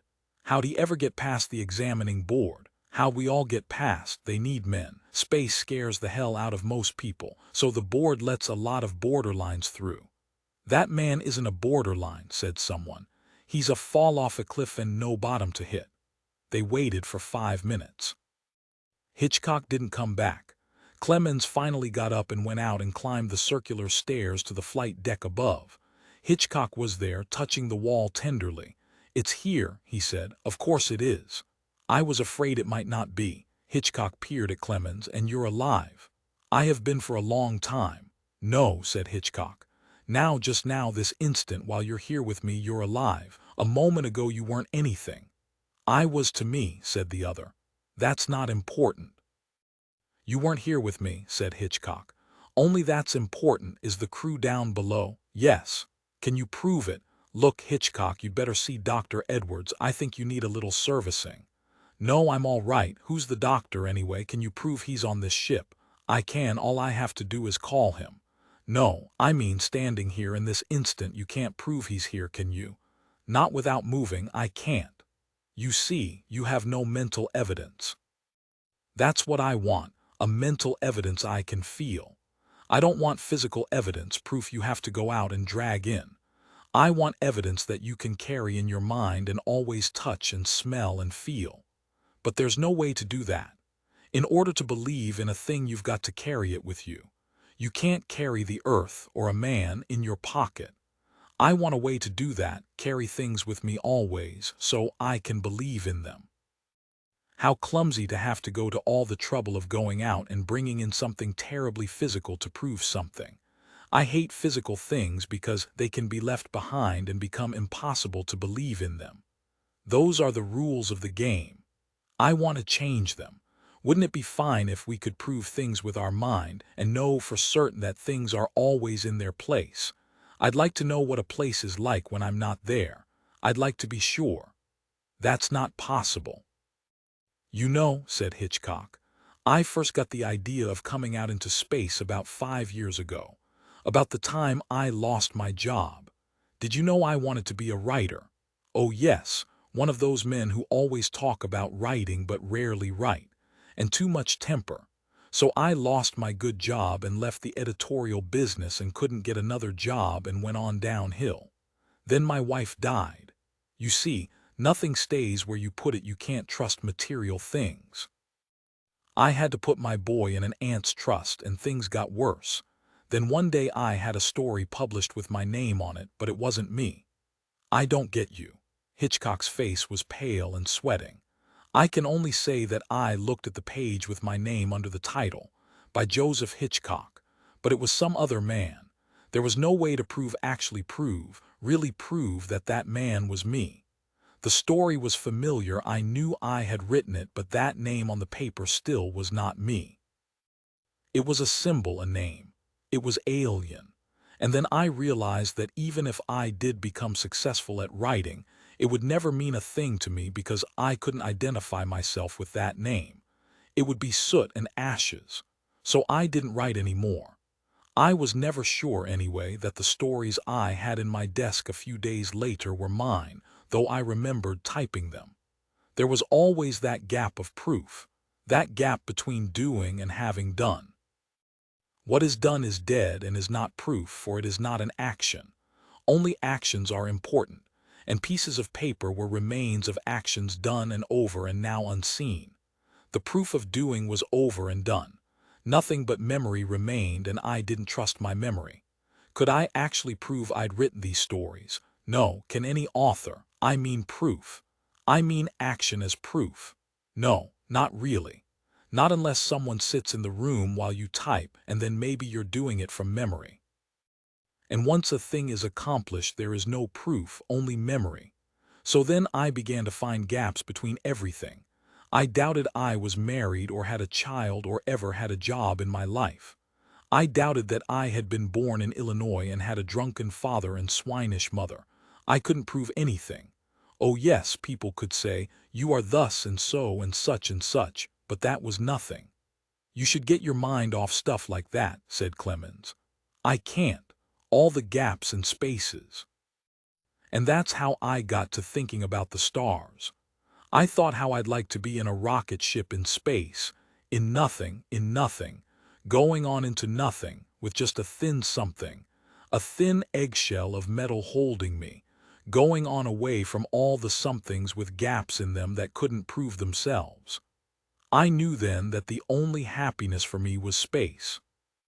When I get to Aldebaran Roman 2, I'll sign up to return on the 5-year journey to Earth and so go back and forth like a shuttlecock all the rest of my life. Have you talked about this to the psychiatrist? So he could try to mortar up the gaps for me, fill in the gulfs with noise and warm water and words and hands touching me and all that. No, thanks. Hitchcock stopped. I'm getting worse, aren't I? I thought so. This morning when I woke up I thought I'm getting worse. Or is it better? He paused again and cocked an eye at Clemens. Are you there? Are you really there? Go on, prove it. Clemens slapped him on the arm hard. Yes, said Hitchcock, rubbing his arm, looking at it very thoroughly, wonderingly, massaging it. You were there for a brief fraction of an instant, but I wonder if you are now. See you later, said Clemens. He was on his way to find the doctor. He walked away. A bell rang. 2 bells, 3 bells rang.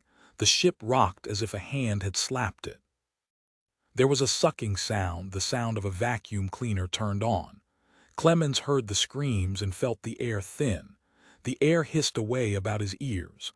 Suddenly there was nothing in his nose or lungs. He stumbled and then the hissing stopped. He heard someone cry, "A meteor." Another said, "It's patched." And this was true. The ship's emergency spider, running over the outside of the hull, had slapped a hot patch on the hole in the metal and welded it tight. Someone was talking and then beginning to shout at a distance. Clemens ran along the corridor through the freshening, thickening air. As he turned in at a bulkhead, he saw the hole in the steel wall, freshly sealed. He saw the meteor fragments lying about the room like bits of a toy. He saw the captain and the members of the crew and a man lying on the floor. It was Hitchcock. His eyes were closed and he was crying. "It tried to kill me," he said, over and over. "It tried to kill me." Got him on his feet. "It can't do that," said Hitchcock. "That's not how it should be. Things like that can't happen, can they? It came in after me. Why did it do that?" All right, Hitchcock," said the captain. The doctor was bandaging a small cut on Hitchcock's arm. Hitchcock looked up, his face pale, and saw Clemens there looking at him. "It tried to kill me," he said. "I know," said Clemens. 17 hours passed. The ship moved on in space. Clemens stepped through a bulkhead and waited. The psychiatrist and the captain were there. Hitchcock sat on the floor with his legs drawn up to his chest, arms wrapped tight about them. "Hitchcock," said the captain. No answer. "Hitchcock, listen to me," said the psychiatrist. They turned to Clemens. "You're his friend, yes. Do you want to help us?" "If I can." "It was that damned meteor," said the captain. "This might not have happened if it hadn't been for that." "It would have come anyway, sooner or later," said the doctor. To Clemens, "You might talk to him." Clemens walked quietly over and crouched by Hitchcock and began to shake his arm gently, calling in a low voice, "Hey there, Hitchcock." No reply. "Hey, it's me, Clemens," said Clemens. "Look, I'm here." He gave the arm a little slap. He massaged the rigid neck gently and the back of the bent-down head. He glanced at the psychiatrist, who sighed very softly. The captain shrugged. "Shock treatment, doctor." The psychiatrist nodded. "We'll start within the hour." Yes, thought Clemens, shock treatment. Play a dozen jazz records for him. Wave a bottle of fresh green chlorophyll and dandelions under his nose. Put grass under his feet. Squirt Chanel on the air, cut his hair. Clip his fingernails, bring him a woman, shout, bang, and crash at him. Fry him with electricity, fill the gap in the gulf, but where's your proof? You can't keep proving to him forever. You can't entertain a baby with rattles and sirens all night every night for the next 30 years. Sometime you've got to stop. When you do that, he's lost again. That is, if he pays any attention to you at all. "Hitchcock," he cried as loud as he could, almost frantically, as if he himself were falling over a cliff. "It's me, it's your pal, hey." Clemens turned and walked away out of the silent room. 12 hours later, another alarm bell rang. After all of the running had died down, the captain explained. Hitchcock snapped out of it for a minute or so. He was alone. He climbed into a space suit. He opened an airlock, then he walked out into space alone. Clemens blinked through the immense glass port where there was a blur of stars and distant blackness. He's out there now. Yes, 1,000,000 miles behind us. We'd never find him. First time I knew he was outside the ship was when his helmet radio came in on our control room beam. I heard him talking to himself. What did he say? Something like no more space ship now. Never was any. No people. No people in all the universe. Never were any, no plants, no stars. That's what he said. And then he said something about his hands and feet and legs. No hands, he said. I haven't any hands anymore, never had any, no feet, never had any, can't prove it, no body, never had any, no lips, no face, no head, nothing, only space, only the gap. The men turned quietly to look from the glass port out into the remote and cold stars. Space, thought Clemens. The space that Hitchcock loved so well. Space with nothing on top, nothing on the bottom, a lot of empty nothings between, and Hitchcock falling in the middle of the nothing, on his way to no particular night and no particular morning. The fox and the forest, there were fireworks the very first night, things that you should be afraid of perhaps, for they might remind you of other more horrible things, but these were beautiful. Rockets that ascended into the ancient soft air of Mexico and shook the stars apart in blue and white fragments. Everything was good and sweet. The air was that blend of the dead and the living, of the rains and the dusts, of the incense from the church, and the brass smell of the tubas on the bandstand which pulsed out vast rhythms of La Paloma. The church doors were thrown wide, and it seemed as if a giant yellow constellation had fallen from the October sky and lay breathing fire upon the church walls. 1,000,000 candles sent their color and fumes about. Newer and better fireworks scurried like tightrope walking comets across the cool-tiled square, banged against adobe cafe walls, then rushed on hot wires to bash the high church tower, in which boys, naked feet alone, could be seen kicking and re-kicking, clanging and tilting, and rattling the monster bells into monstrous music. A flaming bull blundered about the plaza chasing laughing men and screaming children. "The year is 1938, said William Travis, standing by his wife on the edge of the yelling crowd, smiling. "A good year." The bull rushed upon them. Ducking, the couple ran, with fireballs pelting them, past the music and riot, the church, the band, under the stars, clutching each other, laughing. The bull passed, carried lightly on the shoulders of a charging Mexican, a framework of bamboo and sulphurous gunpowder. I've never enjoyed myself so much in my life. Susan Travis had stopped for her breath. "It's amazing," said William. "It will go on, won't it? All night. No, I mean our trip." He frowned and patted his breast pocket. "I've enough traveler's checks for a lifetime. Enjoy yourself, forget it. They'll never find us. Never, never." Now someone was setting off giant crackers, hurling them from the great bell-tolling tower of the church in a sputter of smoke, while the crowd below fell back under the threat, and the crackers exploded in wonderful concussions among their dancing feet and flailing bodies. A wondrous smell of frying tortillas hung all about, and in the quays men sat at tables looking out, mugs of beer in their brown hands. The bull was dead. The fire was out of the bamboo tubes and he was expended. The laborer lifted the framework from his shoulders.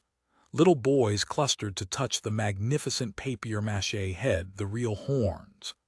"Let's examine the bull," said William. As they walked past the cafe entrance, Susan saw the man looking out at them, a white man in a salt-white suit, with a blue tie and blue shirt and a thin, sunburned face. His hair was blonde and straight and his eyes were blue, and he watched them as they walked. She would never have noticed him if it had not been for the bottles at his immaculate elbow. A fat bottle of crème de menthe, a clear bottle of vermouth, a flagon of cognac, and 7 other bottles of assorted liqueurs, and at his fingertips 10 small half-filled glasses from which, without taking his eyes off the street, he sipped, occasionally squinting, pressing his thin mouth shut upon the savor. In his free hand a thin Havana cigar smoked, and on a chair stood 20 cartons of Turkish cigarettes, 6 boxes of cigars, and some packaged colognes. "Bill," whispered Susan. "Take it easy," he said. "He's nobody. I saw him in the plaza this morning. Don't look back, keep walking. Examine the papier-mâché bull here, that's it, ask questions. Do you think he's from the searchers? They couldn't follow us. They might." "What a nice bull," said William to the man who owned it. "He couldn't have followed us back through 200 years, could he?" "Watch yourself, for God's sake," said William. She swayed. He crushed her elbow tightly, steering her away. "Don't faint," he smiled to make it look good. "You'll be all right. Let's go right in that cafe, drink in front of him, so if he is what we think he is, he won't suspect." "No, I couldn't. We've got to, come on now." And so I said to David, "That's ridiculous." This last in a loud voice as they went up the key steps. "We are here," thought Susan. "Who are we? Where are we going? What do we fear?" "Start at the beginning," she told herself, holding to her sanity as she felt the adobe floor underfoot. "My name is Anne Kristen. My husband's name is Roger. We were born in the year 2155 AD, and we lived in a world that was evil. A world that was like a great black ship pulling away from the shore of sanity and civilization, roaring its black horn in the night, taking 2 billion people with it, whether they wanted to go or not, to death, to fall over the edge of the earth and the sea into radioactive flame and madness." They walked into the cafe. The man was staring at them. A phone rang. The phone startled Susan. She remembered a phone ringing 200 years in the future on that blue April morning in 2155 and herself answering it. "And this is Renee. Have you heard? I mean about Travel in Time, Incorporated. Trips to Rome in 21 BC, trips to Napoleon's Waterloo anytime, any place." "Renee, you're joking." "No. Clinton Smith left this morning for Philadelphia in 1776. Travel in Time, Inc. arranges everything. Costs money. But think to actually see the burning of Rome, Kubla Khan, Moses, and the Red Sea. You've probably got an ad in your tube mail now."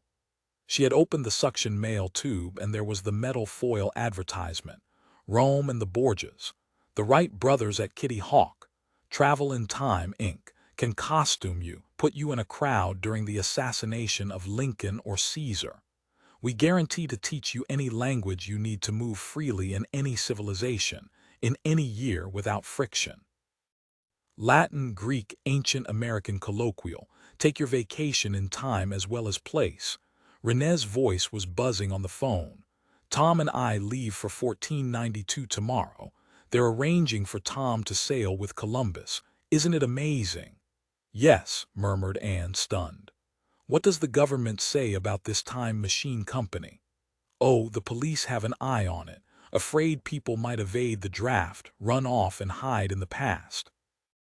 Everyone has to leave a security bond behind, his house and belongings, to guarantee return. After all, the war's on." "Yes, the war," murmured Anne. "The war." Standing there, holding the phone, she had thought, "Here is the chance my husband and I have talked and prayed over for so many years. We don't like this world of 2155. We want to run away from his work at the bomb factory, I from my position with disease culture units. Perhaps there is a chance for us to escape, to run for centuries into a wild country of years where they will never find and bring us back to burn our books, censor our thoughts, scald our minds with fear, march us, scream at us with radios." They were in Mexico in the year 1938. She looked at the stained cafe wall. Good workers for the future state were allowed vacations into the past to escape fatigue. And so she and her husband had moved back into 1938, a room in New York City, and enjoyed the theaters and the Statue of Liberty which still stood green in the harbor. And on the third day they had changed their clothes, their names, and had flown off to hide in Mexico. "It must be him," whispered Susan, looking at the stranger seated at the table. "Those cigarettes, the cigars, the liquor, they give him away. Remember our first night in the past." A month ago, their first night in New York before their flight, drinking all the strange drinks, savoring and buying odd foods, perfumes, cigarettes of 10 dozen rare brands. For they were rare in the future, where war was everything. So they had made fools of themselves, rushing in and out of stores, salons, tobacconists, going up to their room to get wonderfully ill. And now here was this stranger doing likewise, doing a thing that only a man from the future would do who had been starved for liquors and cigarettes for many years. Susan and William sat and ordered a drink. The stranger was examining their clothes, their hair, their jewelry, the way they walked and sat. "Sit easily," said William under his breath.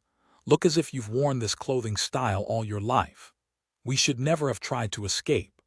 "My God," said William, "he's coming over. Let me do the talking." Stranger bowed before them. There was the faintest tap of heels knocking together. Susan stiffened, that military sound, unmistakable as that certain ugly rap on your door at midnight. "Mr. Roger Criston," said the stranger, "you did not pull up your pant legs when you sat down." William froze. He looked at his hands lying on either leg innocently. Susan's heart was beating swiftly. "You've got the wrong person," said William quickly. "My name's not Chrysler." "Criston," corrected the stranger. "I'm William Travis," said William, "and I don't see what my pant legs have to do with you." "Sorry." The stranger pulled up a chair. "Let us say I thought I knew you because you did not pull your trousers up. Everyone does. If they don't, the trousers bag quickly. I am a long way from home, Mr. Travis, and in need of company. My name is Sims." "Mr. Sims, we appreciate your loneliness, but we're tired. We're leaving for Acapulco tomorrow. A charming spot. I was just there looking for some friends of mine. They are somewhere. I shall find them yet. Oh, is the lady a bit sick? Good night, Mr. Sims." They started out the door, William holding Susan's arm firmly. They did not look back when Mr. Sims called, "Oh, just one other thing." He paused and then slowly spoke the words, 2155 AD. Susan shut her eyes and felt the earth falter under her. She kept going into the fiery plaza, seeing nothing. They locked the door of their hotel room. And then she was crying and they were standing in the dark and the room tilted under them. Far away firecrackers exploded and there was laughter in the plaza. "What a damned loud nerve," said William. "Him sitting there, looking us up and down like animals, smoking his damn cigarettes, drinking his drinks. I should have killed him then." His voice was nearly hysterical. "He even had the nerve to use his real name to us. The chief of the searchers. And the thing about my pant legs. My God, I should have pulled them up when I sat. It's an automatic gesture of this day and age. When I didn't do it, it set me off from the others. It made him think. Here's a man who never wore pants, a man used to breach uniforms and future styles. I could kill myself for giving us away. No, no, it was my walk, these high heels, that did it. Our haircuts so new, so fresh. Everything about us odd and uneasy." He turned on the light. "He's still testing us. He's not positive of us, not completely. We can't run out on him then. We can't make him certain. We'll go to Acapulco leisurely. Maybe he is sure of us but is just playing. I wouldn't put it past him. He's got all the time in the world. He can dally here if he wants and bring us back to the future 60 seconds after we left it. He might keep us wondering for days, laughing at us." Susan sat on the bed, wiping the tears from her face, smelling the old smell of charcoal and incense. "They won't make a scene, will they? They won't dare. They'll have to get us alone to put us in that time machine and send us back." "There's a solution then," she said. "We'll never be alone. We'll always be in crowds. We'll make 1,000,000 friends, visit markets, sleep in the official palaces in each town, pay the chief of police to guard us until we find a way to kill Sims and escape, disguise ourselves in new clothes, perhaps as Mexicans." Footsteps sounded outside their locked door. They turned out the light and undressed in silence. The footsteps went away. A door closed. Susan stood by the window looking down at the plaza in the darkness. "So that building there is a church?" "Yes." "I've often wondered what a church looked like. It's been so long since anyone saw one. Can we visit it tomorrow? Of course, come to bed. They lay in the dark room. Half an hour later their phone rang. She lifted the receiver. Hello. The rabbits may hide in the forest, said a voice, but a fox can always find them. She replaced the receiver and lay back straight and cold in the bed. Outside, in the year 1938, a man played 3 tunes upon a guitar, one following another. During the night, she put her hand out and almost touched the year 2155. She felt her fingers slide over cool spaces of time, as over a corrugated surface, and she heard the insistent thump of marching feet, a million bands playing a million military tunes, and she saw the 50,000 rows of disease cultures in their aseptic glass tubes, her hand reaching out to them at her work in that huge factory in the future. The tubes of leprosy, bubonic, typhoid, tuberculosis, and then the great explosion. She saw her hand burn to a wrinkled plum, felt it recoil from a concussion so immense that the world was lifted and let fall, and all the buildings broke and people hemorrhaged and lay silent. Great volcanoes, machines, winds, avalanches slid down to silence, and she awoke, sobbing in the bed in Mexico, many years away. In the early morning, drugged with the single hour's sleep they had finally been able to obtain, they awoke to the sound of loud automobiles in the street. Susan peered down from the iron balcony at a small crowd of 8 people only now emerging, chattering, yelling from trucks and cars with red lettering on them. A crowd of Mexicans had followed the trucks. "Que pasa?" Susan called to a little boy. The boy replied. Susan turned back to her husband. "An American motion picture company here on location. Sounds interesting." William was in the shower. "Let's watch them. I don't think we'd better leave today. We'll try to lull Sims, watch the films being made." They say the primitive film make was something. Get our minds off ourselves. Ourselves, thought Susan. For a moment in the bright sun she had forgotten that somewhere in the hotel waiting was a man smoking 1,000 cigarettes, it seemed. She saw the 8 loud happy Americans below and wanted to call to them. "Save me, hide me, help me. Color my hair, my eyes, clothe me in strange clothes. I need your help. I'm from the year 2155. But the words stayed in her throat. The functionaries of Travel in Time, Inc. were not foolish. In your brain, before you left on your trip, they placed a psychological block. You could tell no one your true time or birthplace, nor could you reveal any of the future to those in the past. The past and the future must be protected from each other. Only with this psychological block were people allowed to travel unguarded through the ages. The future must be protected from any change brought about by her people traveling in the past. Even if she wanted to with all her heart, she could not tell any of those happy people below in the plaza who she was or what her predicament had become. "What about breakfast?" said William. Breakfast was being served in the immense dining room. Ham and eggs for everyone. The place was full of tourists. The film people entered, all 8 of them, 6 men and 2 women, giggling, shoving chairs about. And Susan sat near them, feeling the warmth and protection they offered, even when Mr. Sims came down the lobby stairs, smoking his Turkish cigarette with great intensity. He nodded at them from a distance, and Susan nodded back, smiling because he couldn't do anything to them here, in front of 8 film people and 20 other tourists. "Those actors," said William. "Perhaps I could hire 2 of them, say it was a joke, dress them in our clothes, have them drive off in our car when Sims is in such a spot where he can't see their faces.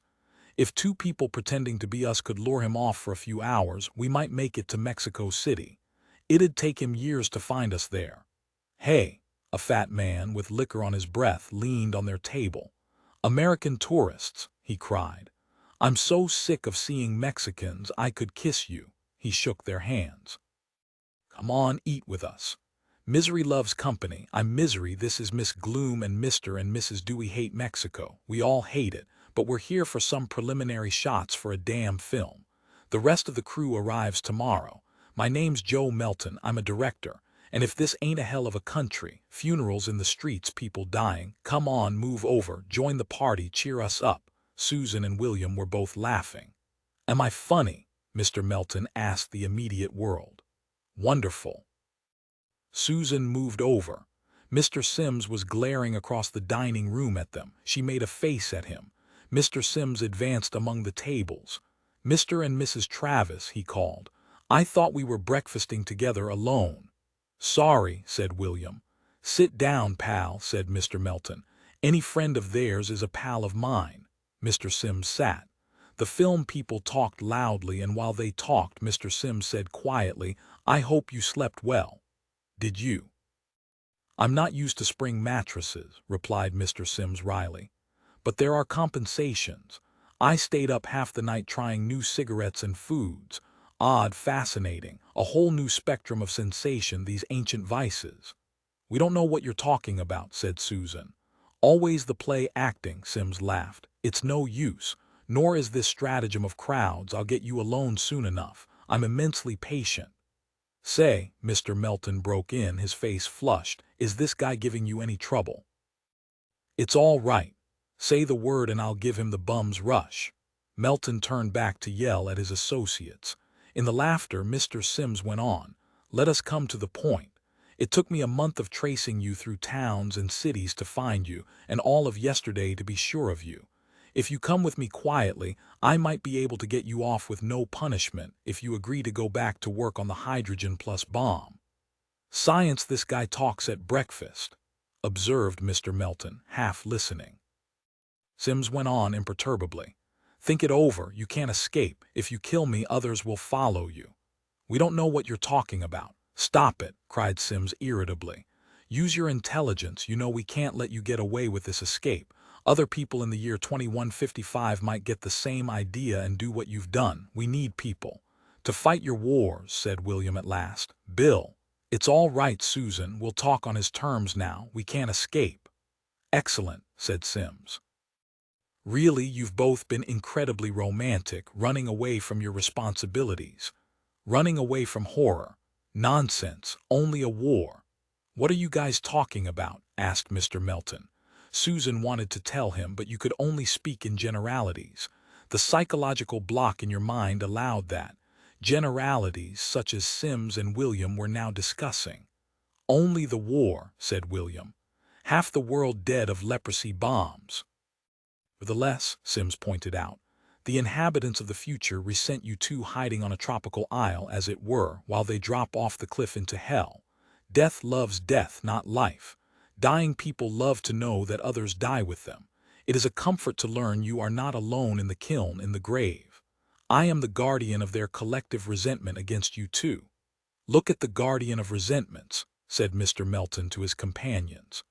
The longer you keep me waiting, the harder it will go for you. We need you on the bomb project, Mr. Travis. Return now, no torture.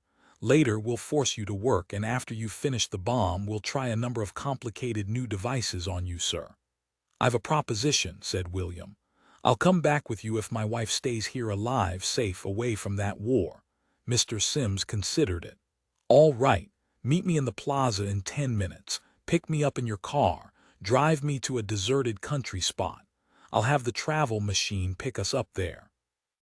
Bill, Susan held his arm tightly. Don't argue. He looked over at her. It's settled. To Sims, one thing, last night you could have gotten in our room and kidnapped us. Why didn't you? Shall we say that I was enjoying myself? Replied Mr. Sims languidly, sucking his new cigar. I hate giving up this wonderful atmosphere, this vacation. I regret leaving behind the wine and the cigarettes. Oh, how I regret it. The plaza then, in 10 minutes. Your wife will be protected and may stay here as long as she wishes. Say your goodbyes. Mr. Sims arose and walked out. There goes Mr. Big Talk, yelled Mr. Melton at the departing gentleman. He turned and looked at Susan. Hey, someone's crying. Breakfast's no time for people to cry, now is it? At 9:15, Susan stood on the balcony of their room, gazing down at the plaza. Mr. Sims was seated there, his neat legs crossed on a delicate bronze bench. Biting the tip from a cigar, he lit it tenderly. Susan heard the throb of a motor, and far up the street, out of a garage and down the cobbled hill slowly, came William in his car. The car picked up speed. 30, now 40, now 50 miles an hour. Chickens scattered before it. Mr. Sims took off his white Panama hat and mopped his pink forehead, put his hat back on, and then saw the car. It was rushing 60 miles an hour straight on for the plaza. "William!" screamed Susan. The car hit the low plaza curb, thundering. It jumped up, sped across the tiles toward the green bench where Mr. Sims now dropped his cigar, shrieked, flailed his hands, and was hit by the car. His body flew up in the air and down crazily into the street. On the far side of the plaza, one front wheel broken, the car stopped. People were running. Susan went in and closed the balcony doors. They came down the official palace steps together, arm in arm, their faces pale, at 12 noon. "Adios, senor," said the mayor behind them. "Senora." They stood in the plaza where the crowd was pointing at the blood. "Will they want to see you again?" asked Susan. "No, we went over and over it. It was an accident. I lost control of the car. I wept for them. God knows I had to get my relief out somewhere. I felt like weeping. I hated to kill him. I've never wanted to do anything like that in my life. They won't prosecute you. They talked about it, but no, I talked faster. They believe me. It was an accident. It's over. Where will we go? Mexico City, Uruapan. The car's in the repair shop. It'll be ready at 4 this afternoon, then we'll get the hell out. Will we be followed? Was Sims working alone? I don't know. We'll have a little head start on them, I think." The film people were coming out of the hotel as they approached. Mr. Melton hurried up, scowling. "Hey, I heard what happened. Too bad. Everything okay now? Want to get your minds off it? We're doing some preliminary shots up the street. You want to watch? You're welcome. Come on, do you good." They went. They stood on the cobbled street while the film camera was being set up. Susan looked at the road leading down and away, and the highway going to Acapulco and the sea, past pyramids and ruins and little adobe towns with yellow walls, blue walls, purple walls, and flaming bougainvillea. And she thought, we shall take the roads, travel in clusters and crowds, in markets, in lobbies, bribe police to sleep near, keep double locks, but always the crowds, never alone again, always afraid the next person who passes may be another Sims. Never knowing if we've tricked and lost the searchers. And always up ahead in the future they'll wait for us to be brought back, waiting with their bombs to burn us and disease to rot us, and their police to tell us to roll over, turn around, jump through the hoop. And so we'll keep running through the forest, and we'll never ever stop or sleep well again in our lives. A crowd gathered to watch the film being made, and Susan watched the crowd in the streets. Seen anyone suspicious? No. What time is it? 3 o'clock. The car should be almost ready. The test film was finished at 3:45. They all walked down to the hotel talking. William paused at the garage. "The car'll be ready at 6, he said, coming out worried. "But no later than that. It'll be ready, don't worry." In the hotel lobby they looked around for other men traveling alone, men who resembled Mr. Sims, men with new haircuts and too much cigarette smoke and cologne smell about them, but the lobby was empty. Going up the stairs, Mr. Melton said, "Well, it's been a long, hard day. Who'd like to put a header on it, you folks? Martini, beer, maybe one." The whole crowd pushed into Mr. Melton's room and the drinking began. "Watch the time," said William. Time, thought Susan. If only they had time. All she wanted was to sit in the plaza all of a long, bright day in October with not a worry or a thought, with the sun on her face and arms, her eyes closed, smiling at the warmth, and never move. Just sleep in the Mexican sun and sleep warmly and easily and slowly and happily for many, many days. Mr. Melton opened the champagne. "To a very beautiful lady, lovely enough for films," he said, toasting Susan. "I might even give you a test." She laughed. "I mean it," said Melton. "You're very nice. I could make you a movie star." "And take me to Hollywood," cried Susan. "Get the hell out of Mexico, sure. Susan glanced at William and he lifted an eyebrow and nodded. It would be a change of scene, clothing, locale, name, perhaps, and they would be traveling with 8 other people, a good shield against any interference from the future. "It sounds wonderful," said Susan. She was feeling the champagne now. The afternoon was slipping by, the party was whirling about her. She felt safe and good and alive and truly happy for the first time in many years. "What kind of film would my wife be good for?" asked William, refilling his glass. Melton appraised Susan. The party stopped laughing and listened. "Well, I'd like to do a story of suspense," said Melton. "A story of a man and wife like yourselves. Go on." "Sort of a war story, maybe," said the director, examining the color of his drink against the sunlight. Susan and William waited. "A story about a man and wife who live in a little house on a little street in the year 2155, maybe," said Melton. "This is ad lib, understand.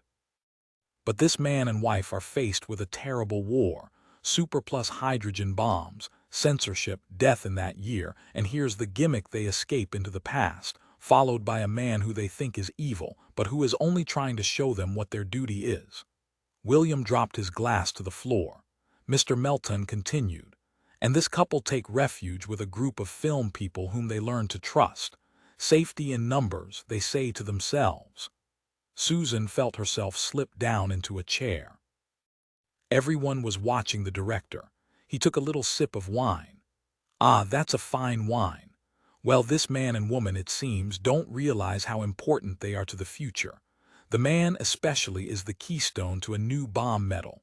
So the searchers, let's call them, spare no trouble or expense to find, capture, and take home the man and wife, once they get them totally alone in a hotel room where no one can see. Strategy. The searchers work alone or in groups of 8. One trick or another will do it. Don't you think it would make a wonderful film, Susan? Don't you, Bill?" He finished his drink. Susan sat with her eyes straight ahead of her. "Have a drink," said Mr. Melton. William's gun was out and fired 3 times, and one of the men fell and the others ran forward. Susan screamed. A hand was clamped to her mouth. Now the gun was on the floor and William was struggling, held. Mr. Melton said, "Please," standing there where he had stood, blood showing on his fingers. "Let's not make matters worse." Someone pounded on the hall door. "Let me in." "The manager," said Mr. Melton dryly. He jerked his head. "Everyone, let's move." "Let me in, I'll call the police." Susan and William looked at each other quickly and then at the door. "The manager wishes to come in," said Mr. Melton. "Quick!" A camera was carried forward. From it shot a blue light which encompassed the room instantly. It widened out and the people of the party vanished, one by one. Quickly. Outside the window, in the instant before she vanished, Susan saw the green land and the purple and yellow and blue and crimson walls and the cobbles flowing down like a river. A man upon a burro riding into the warm hills, a boy drinking orange crush. She could feel the sweet liquid in her throat. A man standing under a cool plaza tree with a guitar. She could feel her hand upon the strings. And far away, the sea, the blue and tender sea, she could feel it roll her over and take her in. And then she was gone. Her husband was gone. The door burst wide open. The manager and his staff rushed in. The room was empty. "But they were just here. I saw them come in and now gone," cried the manager. "The windows are covered with iron grating. They couldn't get out that way." In the late afternoon the priest was summoned and they opened the room again and aired it out and had him sprinkle holy water through each corner and give it his blessing. "What shall we do with these?" asked the charwoman. She pointed to the closet, where there were 67 bottles of chartreuse, cognac, creme de cacao, absinthe, vermouth, tequila, 106 cartons of Turkish cigarettes, and 198 yellow boxes of 50-cent pure Havana filler cigars. The visitor Saul Williams awoke to the still morning. He looked wearily out of his tent and thought about how far away Earth was. Millions of miles, he thought. But then what could you do about it? Your lungs were full of the blood rust. You coughed all the time. Saul arose this particular morning at 7 o'clock. He was a tall man, lean, thinned by his illness. It was a quiet morning on Mars, with the Dead Sea bottom flat and silent, no wind on it. The sun was clear and cool in the empty sky. He washed his face and ate breakfast. After that, he wanted very much to be back on Earth. During the day, he tried every way that it was possible to be in New York City. Sometimes, if he sat right and held his hands a certain way, he did it. He could almost smell New York. Most of the time, though, it was impossible. Later in the morning, Saul tried to die. He lay on the sand and told his heart to stop. It continued beating. He imagined himself leaping from a cliff or cutting his wrists, but laughed to himself. He knew he lacked the nerve for either act. Maybe if I squeeze tight and think about it enough, I'll just sleep and never wake, he thought. He tried it. An hour later, he awoke with a mouth full of blood. He got up and spat it out and felt very sorry for himself. This blood rust, it filled your mouth and your nose. It ran from your ears, your fingernails, and it took a year to kill you. The only cure was shoving you in a rocket and shooting you out to exile on Mars. There was no known cure on Earth, and remaining there would contaminate and kill others. So here he was, bleeding all the time and lonely. Saul's eyes narrowed. In the distance, by an ancient city ruin, he saw another man lying on a filthy blanket. When Saul walked up, the man on the blanket stirred weakly. "Hello, Saul," he said. "Another morning," said Saul. "Christ, I'm lonely." "It is an affliction of the rusted ones," said the man on the blanket, not moving, very pale and as if he might vanish if you touched him. "I wish to God," said Saul, looking down at the man, "that you could at least talk. Why is it that intellectuals never get the blood rust and come up here?" "It is a conspiracy against you, Saul," said the man, shutting his eyes, too weary to keep them open. "Once I had the strength to be an intellectual, now it's a job to think." "If only we could talk," said Saul Williams. The other man merely shrugged indifferently. "Come tomorrow. Perhaps I'll have enough strength to talk about Aristotle then. I'll try. Really, I will." The man sank down under the worn tree. He opened one eye. "Remember, once we did talk on Aristotle 6 months ago, on that good day I had." "I remember," said Saul, not listening. He looked at the Dead Sea. "I wish I were as sick as you, then maybe I wouldn't worry about being an intellectual. Then maybe I'd get some peace."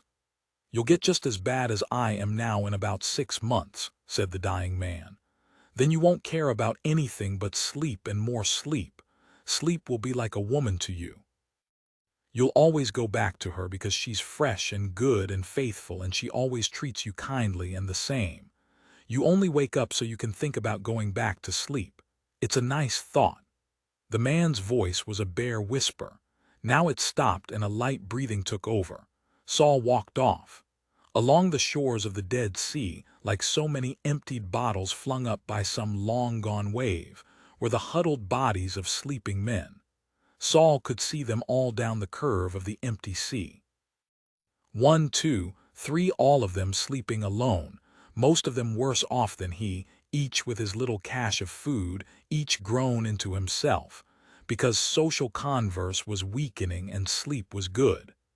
At first there had been a few nights around mutual campfires, and they had all talked about Earth. That was the only thing they talked about. Earth and the way the waters ran in town creeks and what homemade strawberry pie tasted like and how New York looked in the early morning coming over on the Jersey ferry in the salt wind.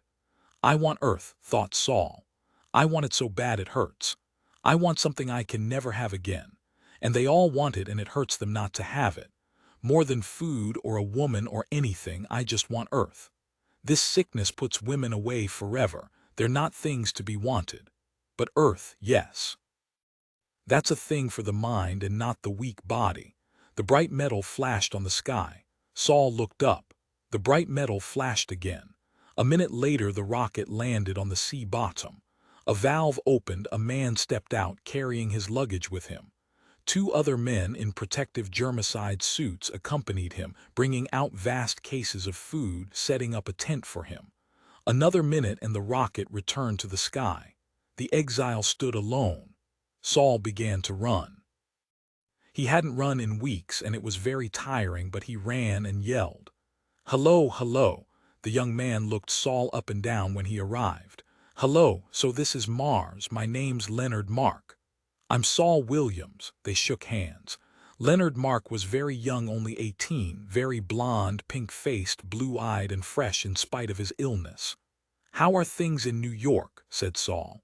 "Like this," said Leonard Mark, and he looked at Saul. New York grew up out of the desert, made of stone and filled with March winds. Neons exploded in electric color. Yellow taxis glided in a still night.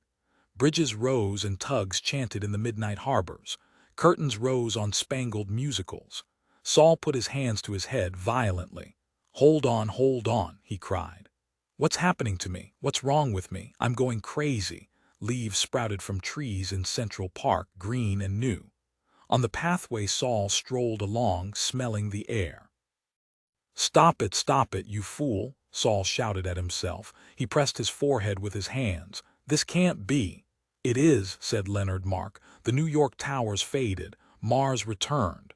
Saul stood on the empty sea bottom, staring limply at the young newcomer. "You," he said, putting his hand out to Leonard Mark.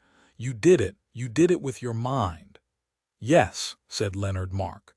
Silently they stood facing each other.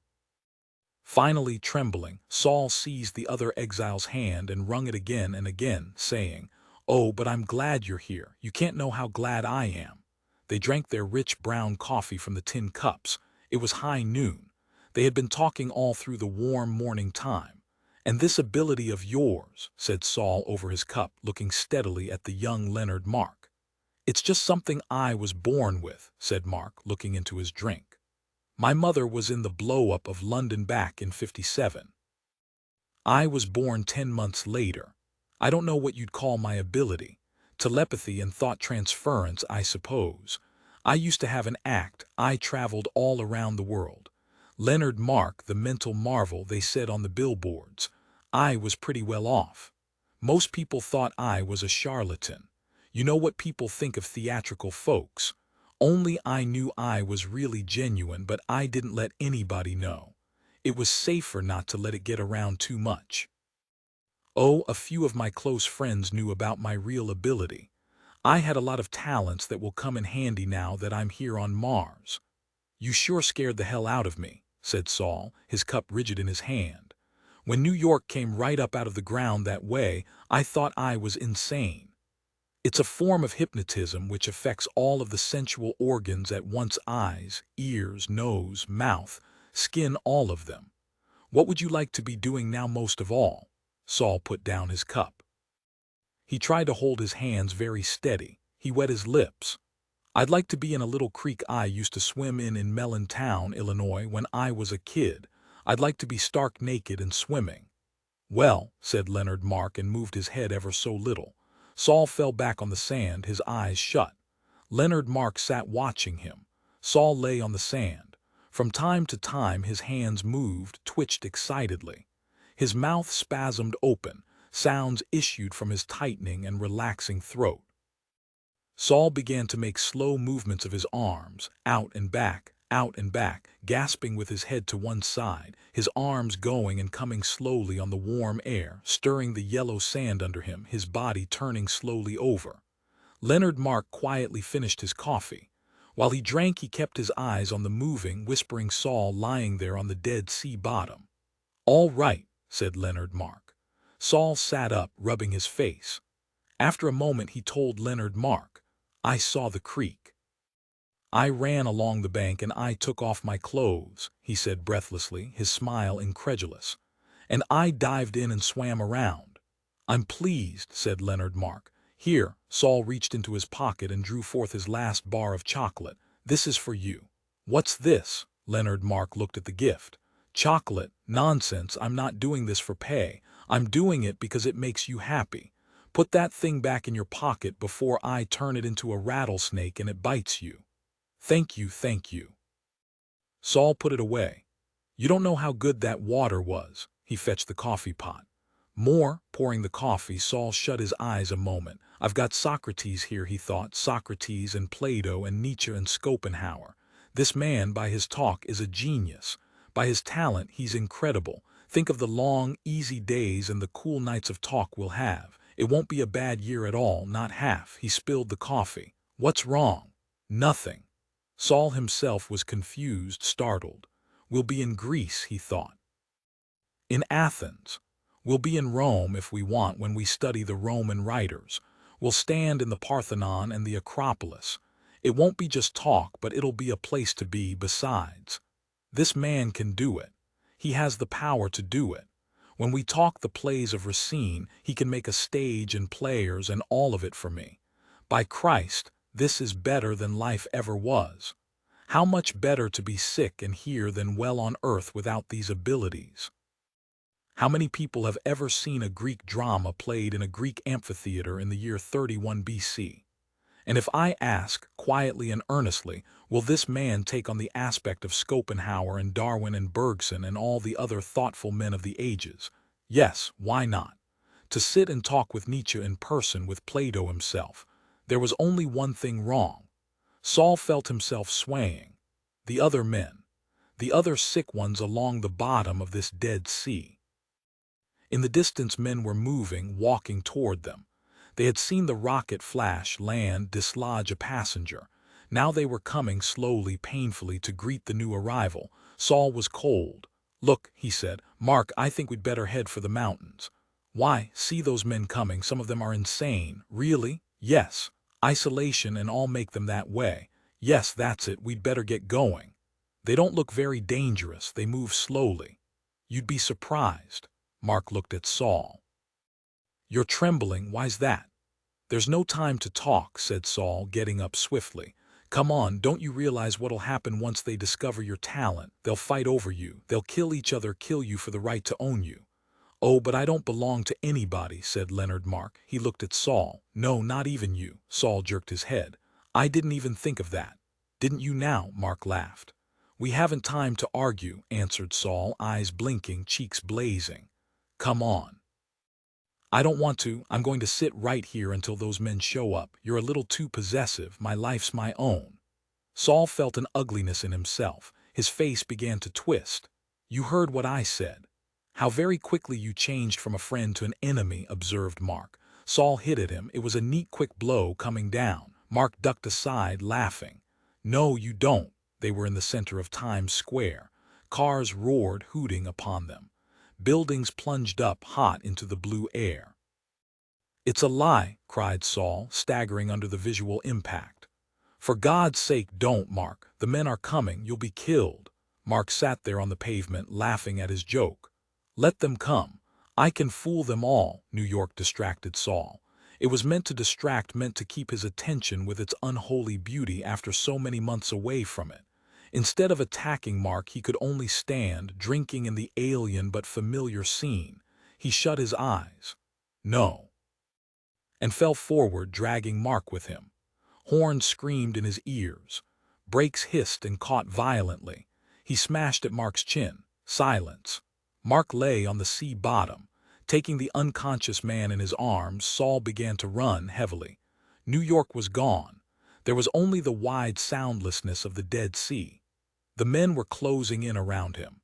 He headed for the hills with his precious cargo, with New York and green country and fresh springs and old friends held in his arms.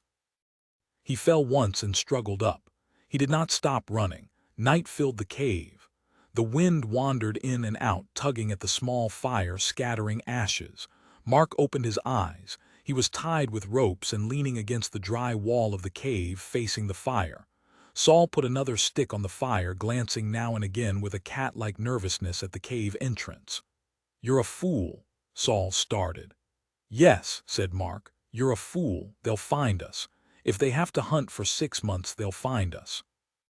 They saw New York at a distance like a mirage, and us in the center of it. It's too much to think they won't be curious and follow our trail. "I'll move on with you then," said Saul, staring into the fire, "and they'll come after." "Shut up," Mark smiled. "Is that the way to speak to your wife? You heard me. Oh, a fine marriage this is, your greed and my mental ability. What do you want to see now? Shall I show you a few more of your childhood scenes?" Saul felt the sweat coming out on his brow. He didn't know if the man was joking or not. "Yes," he said. "All right," said Mark. "Watch." Flame gushed out of the rocks. Sulfur choked him. Pits of brimstone exploded. Concussions rocked the cave. Heaving up, Saul coughed and blundered, burned, withered by hell. Hell went away. The cave returned. Mark was laughing. Saul stood over him. "You," he said coldly, bending down. "What else do you expect?" cried Mark. "To be tied up, toted off, made the intellectual bride of a man insane with loneliness. Do you think I enjoy this? I'll untie you if you promise not to run away." "I couldn't promise that. I'm a free agent. I don't belong to anybody." Saul got down on his knees. "But you've got to belong, do you hear? You've got to belong. I can't let you go away." "My dear fellow, the more you say things like that, the more remote I am. If you'd had any sense and done things intelligently, we'd have been friends. I'd have been glad to do you these little hypnotic favors. After all, they're no trouble for me to conjure up. Fun, really, but you've botched it. You wanted me all to yourself. You were afraid the others would take me away from you. Oh, how mistaken you were. I have enough power to keep them all happy. You could have shared me like a community kitchen. I'd have felt quite like a god among children, being kind, doing favors in return for which you might bring me little gifts, special tidbits of food." I'm sorry," Saul cried, "but I know those men too well. Are you any different?" "Hardly. Go out and see if they're coming. I thought I heard a noise." Saul ran. In the cave entrance he cupped his hands, peering down into the night-filled gully. Dim shapes stirred. Was it only the wind blowing the roving clumps of weeds? He began to tremble, a fine, aching tremble. "I don't see anything." He came back into an empty cave. He stared at the fireplace. Mark was gone. There was nothing but the cave, filled with boulders, stones, pebbles, the lonely fire flickering, the wind sighing, and Saul standing there, incredulous and numb. Mark, come back." The man had worked free of his bonds, slowly, carefully, and using the ruse of imagining he heard other men approaching. Had gone where? The cave was deep, but ended in a blank wall, and Mark could not have slipped past him into the night. How then? Saul stepped around the fire. He drew his knife and approached a large boulder that stood against the cave wall. Smiling, he pressed the knife against the boulder. Smiling, he tapped the knife there. Then he drew his knife back to plunge it into the boulder. "Stop!" shouted Mark. The boulder vanished. Mark was there. Saul suspended his knife. The fire played on his cheeks. His eyes were quite insane. "It didn't work," he whispered. He reached down and put his hands on Mark's throat and closed his fingers. Mark said nothing but moved uneasily in the grip, his eyes ironic, telling things to Saul that Saul knew. "If you kill me," the eyes said, "where will all your dreams be? If you kill me, where will all the streams and brook trout be? Kill me, kill Plato, kill Aristotle, kill Einstein, yes, kill all of us. Go ahead, strangle me. I dare you." Saul's fingers released the throat. Shadows moved into the cave mouth. Both men turned their heads. The other men were there. 5 of them, haggard with travel, panting, waiting in the outer rim of light. "Good evening," called Mark, laughing. Come in, gentlemen." By dawn the arguments and ferocities still continued. Mark sat among the glaring men, rubbing his wrists, newly released from his bonds. He created a mahogany-paneled conference hall and a marble table at which they all sat, ridiculously bearded, evil-smelling, sweating and greedy men, eyes bent upon their treasure. "The way to settle it," said Mark at last, "is for each of you to have certain hours of certain days for appointments with me. I'll treat you all equally. I'll be city property, free to come and go. That's fair enough. As for Saul here, he's on probation. When he's proved he can be a civil person once more, I'll give him a treatment or two. Until that time, I'll have nothing more to do with him." The other exiles grinned at Saul. "I'm sorry," Saul said. "I didn't know what I was doing. I'm all right now." "We'll see," said Mark. "Let's give ourselves a month, shall we?" The other men grinned at Saul. Saul said nothing. He sat staring at the floor of the cave. "Let's see now," said Mark. "On Mondays it's your day, Smith." Smith nodded. "On Tuesdays I'll take Peter there for an hour or so." Peter nodded. "On Wednesdays I'll finish up with Johnson, Holtzman, and Jim here." The last three men looked at each other. "The rest of the week I'm to be left strictly alone, do you hear?" Mark told them. "A little should be better than nothing. If you don't obey, I won't perform at all." "Maybe we'll make you perform," said Johnson. He caught the other men's eye. "Look, we're 5 against his 1. We can make him do anything we want. If we cooperate, we've got a great thing here." "Don't be idiots," Mark warned the other men. "Let me talk," said Johnson. "He's telling us what he'll do. Why don't we tell him? Are we bigger than him or not? And him threatening not to perform. Well, just let me get a sliver of wood under his toenails and maybe burn his fingers a bit with a steel file, and we'll see if he performs. Why shouldn't we have performances, I want to know, every night in the week?" "Don't listen to him," said Mark. "He's crazy. He can't be depended on. You know what he'll do, don't you? He'll get you all off guard one by one and kill you. Yes, kill all of you, so that when he's done, he'll be alone, just him and me. That's his sort." The listening men blinked. First at Mark, then at Johnson. "For that matter," observed Mark, "none of you can trust the others. This is a fool's conference. The minute your back is turned, one of the other men will murder you. I dare say at the week's end you'll all be dead or dying."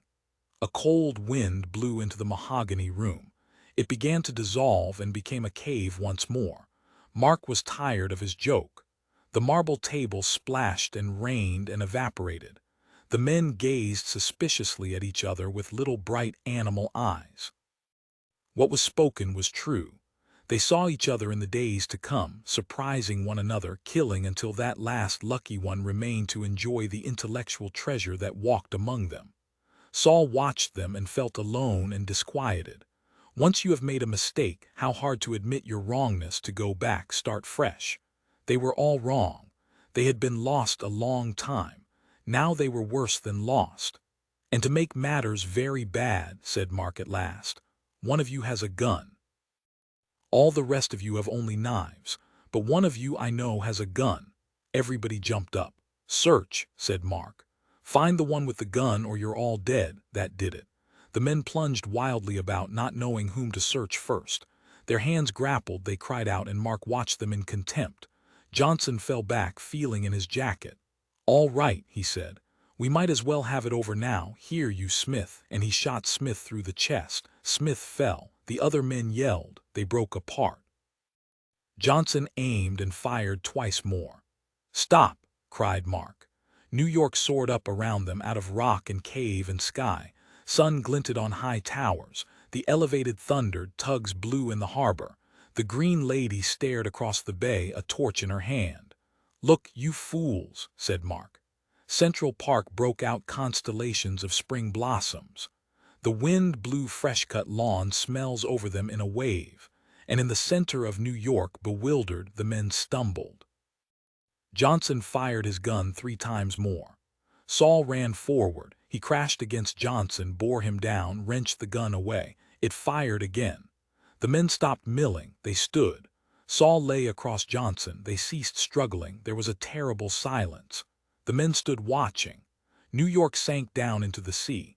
With a hissing, bubbling, sighing, with a cry of ruined metal and old time, the great structures leaned, warped, flowed, collapsed. Mark stood among the buildings. Then, like a building, a neat red hole drilled into his chest. Wordless, he fell. Saul lay staring at the men, at the body. He got up, the gun in his hand. Johnson did not move, was afraid to move. They all shut their eyes and opened them again, thinking that by so doing they might reanimate the man who lay before them. The cave was cold.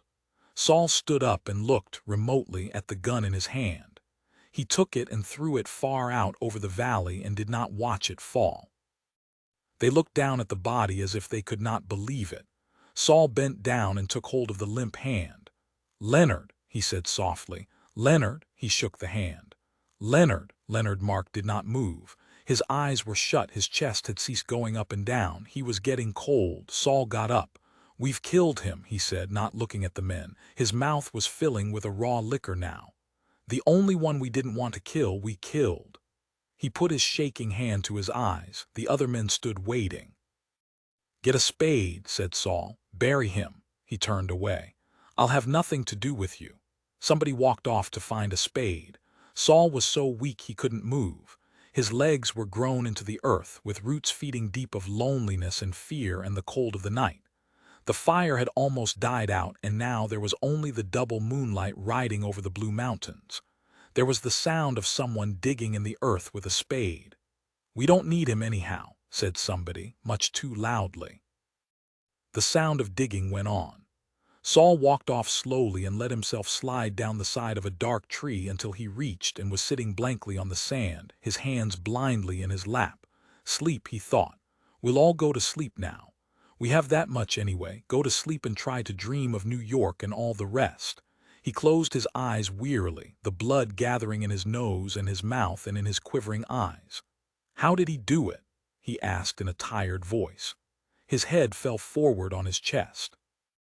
How did he bring New York up here and make us walk around in it? Let's try. It shouldn't be too hard. Think of New York, he whispered, falling down into sleep. New York in Central Park, and then Illinois in the spring, apple blossoms and green grass. It didn't work. It wasn't the same. New York was gone, and nothing he could do would bring it back. He would rise every morning and walk on the Dead Sea looking for it, and walk forever around Mars looking for it and never find it. And finally lie, too tired to walk, trying to find New York in his head but not finding it. The last thing he heard before he slept was the spade rising and falling and digging a hole into which, with a tremendous crash of metal and golden mist and odor and color and sound, New York collapsed, fell, and was buried. He cried all night in his sleep. The concrete mixer, he listened to the dry grass rustle of the old witches' voices beneath his open window. Etched, the coward. Etched, the refuser. Etched, who will not wage the glorious war of Mars against Earth. Speak on, witches, he cried. The voices dropped to a murmur like that of water in the long canals under the Martian sky.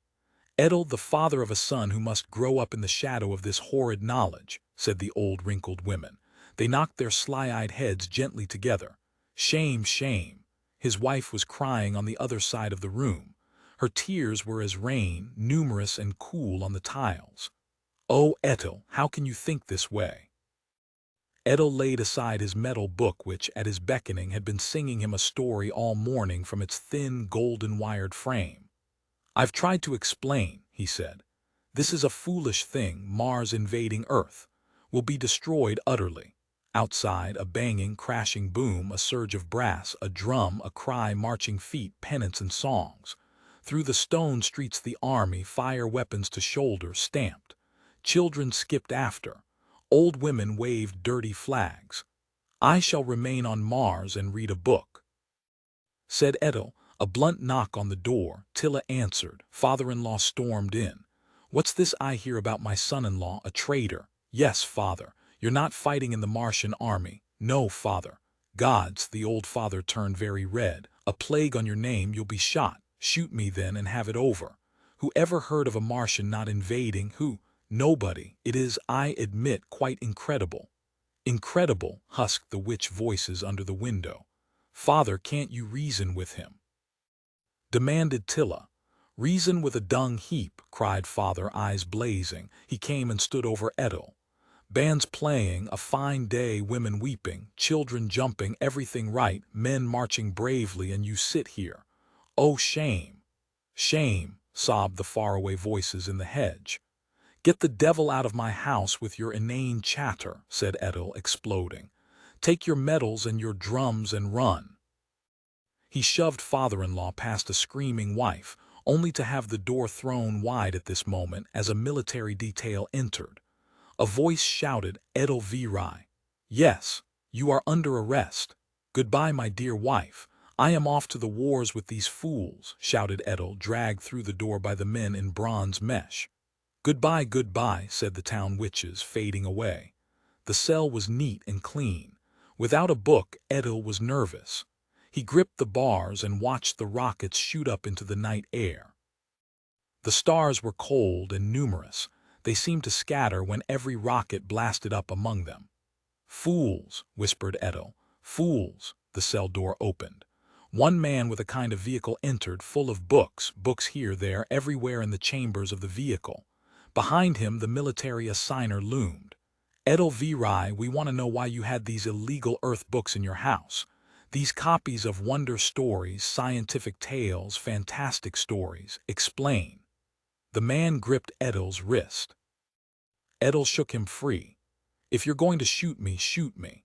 That literature from Earth is the very reason why I won't try to invade them. It's the reason why your invasion will fail. How so? The assigner scowled and turned to the yellowed magazines. Pick any copy, said Edel. Anyone at all. 9 out of 10 stories in the years 1929, 30 to 50 Earth calendar have every Martian invasion successfully invading Earth. Ah, the assigner smiled, nodded. And then, said Edel, failing. That's treason, owning such literature. So be it if you wish, but let me draw a few conclusions. Invariably, each invasion is thwarted by a young man, usually lean, usually Irish, usually alone, named Mick or Rick or Jick or Bannon, who destroys the Martians. You don't believe that? No, I don't believe Earthmen can actually do that, no. But they have a background, understand, a signer of generations of children reading just such fiction, absorbing it. They have nothing but a literature of invasion successfully thwarted. Can you say the same for Martian literature?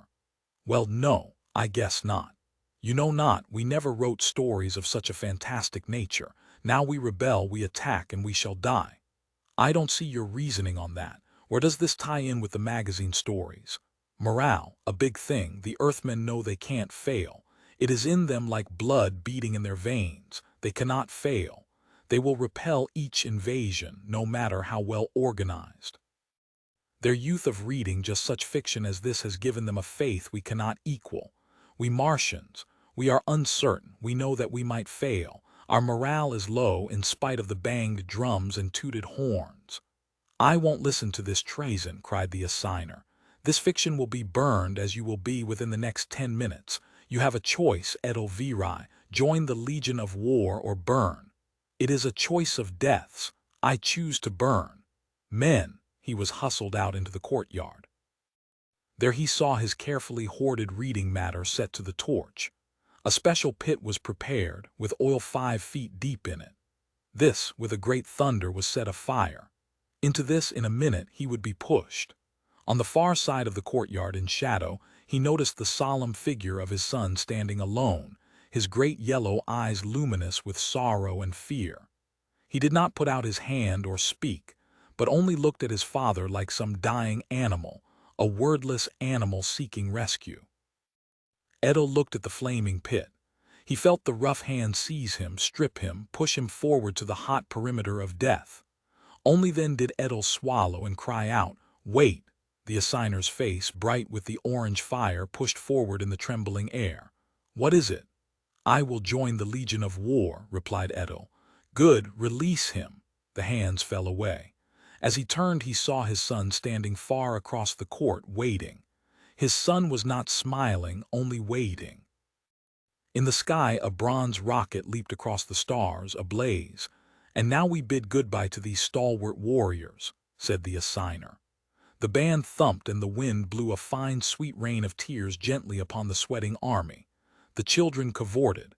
In the chaos, Edel saw his wife weeping with pride, his son solemn and silent at her side. They marched into the ship, everybody laughing and brave. They buckled themselves into their spiderwebs. All through the tense ship the spiderwebs were filled with lounging, lazy men. They chewed on bits of food and waited. A great lid slammed shut. A valve hissed. "Off to earth and destruction," whispered Edel. "What?" asked someone. "Off to glorious victory," said Edel, grimacing. The rocket jumped. Space, thought Edel. Here we are banging across black inks and pink lights of space in a brass kettle. Here we are, a celebratory rocket heaved out to fill the Earthmen's eyes with fear flames as they look up to the sky. What is it like being far, far away from your home, your wife, your child, here and now? He tried to analyze his trembling. It was like tying your most inward working organs to Mars and then jumping out 1,000,000 miles. Your heart was still on Mars, pumping, glowing. Your brain was still on Mars, thinking, crenulated like an abandoned torch. Your stomach was still on Mars, somnolent, trying to digest the final dinner. Your lungs were still in the cool blue wine air of Mars, a soft folded bellows screaming for release, one part of you longing for the rest. For here you were, a meshless, cogless automaton, a body upon which officials had performed clinical autopsy and left all of you that counted back upon the empty seas and strewn over the darkened hills. Here you were bottle empty, fireless, chill, with only your hands to give death to earthmen. A pair of hands is all you are now, he thought in cold remoteness. Here you lie in the tremendous web. Others are about you, but they are whole hearts and bodies. But all of you that lives is back there walking the desolate seas in evening winds. This thing here, this cold clay thing, is already dead. Attack stations, attack stations, attack. Ready, ready, ready. Up, out of the webs, quick. Edel moved. Somewhere before him his two cold hands moved. How swift it has all been, he thought. A year ago one Earth rocket reached Mars. Our scientists with their incredible telepathic ability copied it. Our workers with their incredible plants reproduced it 100-fold. No other Earth ship has reached Mars since then, and yet we know their language perfectly, all of us. We know their culture, their logic, and we shall pay the price of our brilliance. Guns on the ready. Right. Sights. Reading by miles. 10,000. Attack. A humming silence. A silence of insects throbbing in the walls of the rocket. The insect singing of tiny bobbins and levers and whirls of wheels. Silence of waiting men. Silence of glands emitting the slow, steady pulse of sweat under arm, on brow, under staring pale eyes. Wait, ready. Edel hung onto his sanity with his fingernails, hung hard and long. Silence, silence, silence. Waiting, T-ye. What's that? Earth radio. Cut them in. They're trying to reach us, call us. Cut them in, ee. Here they are, listen. Calling Martian invasion fleet. The listening silence, the insect hum pulling back to let the sharp Earth voice crack in upon the rooms of waiting men. This is Earth calling. This is William Sommers, president of the Association of United American Producers. Edel held tight to his station, bent forward, eyes shut. Welcome to Earth. What? The men in the rocket roared. What did he say? Yes, welcome to Earth. It's a trick. Edel shivered, opened his eyes to stare in bewilderment at the unseen voice from the ceiling source. Welcome. Welcome to green, industrial Earth, declared the friendly voice. With open arms we welcome you to turn a bloody invasion into a time of friendships that will last through all of time. A trick. Hush, listen. Many years ago we of Earth renounced war, destroyed our atom bombs. Now, unprepared as we are, there is nothing for us but to welcome you. The planet is yours. We ask only mercy from you, good and merciful invaders. It can't be true, a voice whispered. It must be a trick. Land and be welcomed, all of you, said Mr. William Sommers of Earth. Land anywhere. Earth is yours. We are all brothers. Edel began to laugh. Everyone in the room turned to see him. The other Martians blinked. He's gone mad. He did not stop laughing until they hit him. The tiny fat man in the center of the hot rocket tarmac at Greentown, California, jerked out a clean white handkerchief and touched it to his wet brow. He squinted blindly from the fresh plank platform at the 50,000 people restrained behind a fence of policemen, arm to arm. Everybody looked at the sky. There they are, a gasp. No, just see gulls, a disappointed grumble. I'm beginning to think it would have been better to have declared war on them, whispered the mayor. Then we could all go home. SHH, said his wife. There, the crowd roared. Out of the sun came the Martian rockets. Everybody ready, the mayor glanced nervously about. Yes, sir, said Miss California 1965. Yes, said Miss America 1940, who had come rushing up at the last minute as a substitute for Miss America 1966, who was ill at home. Yes, sirree, said Mr. Biggest Grapefruit in San Fernando Valley 1956, eagerly.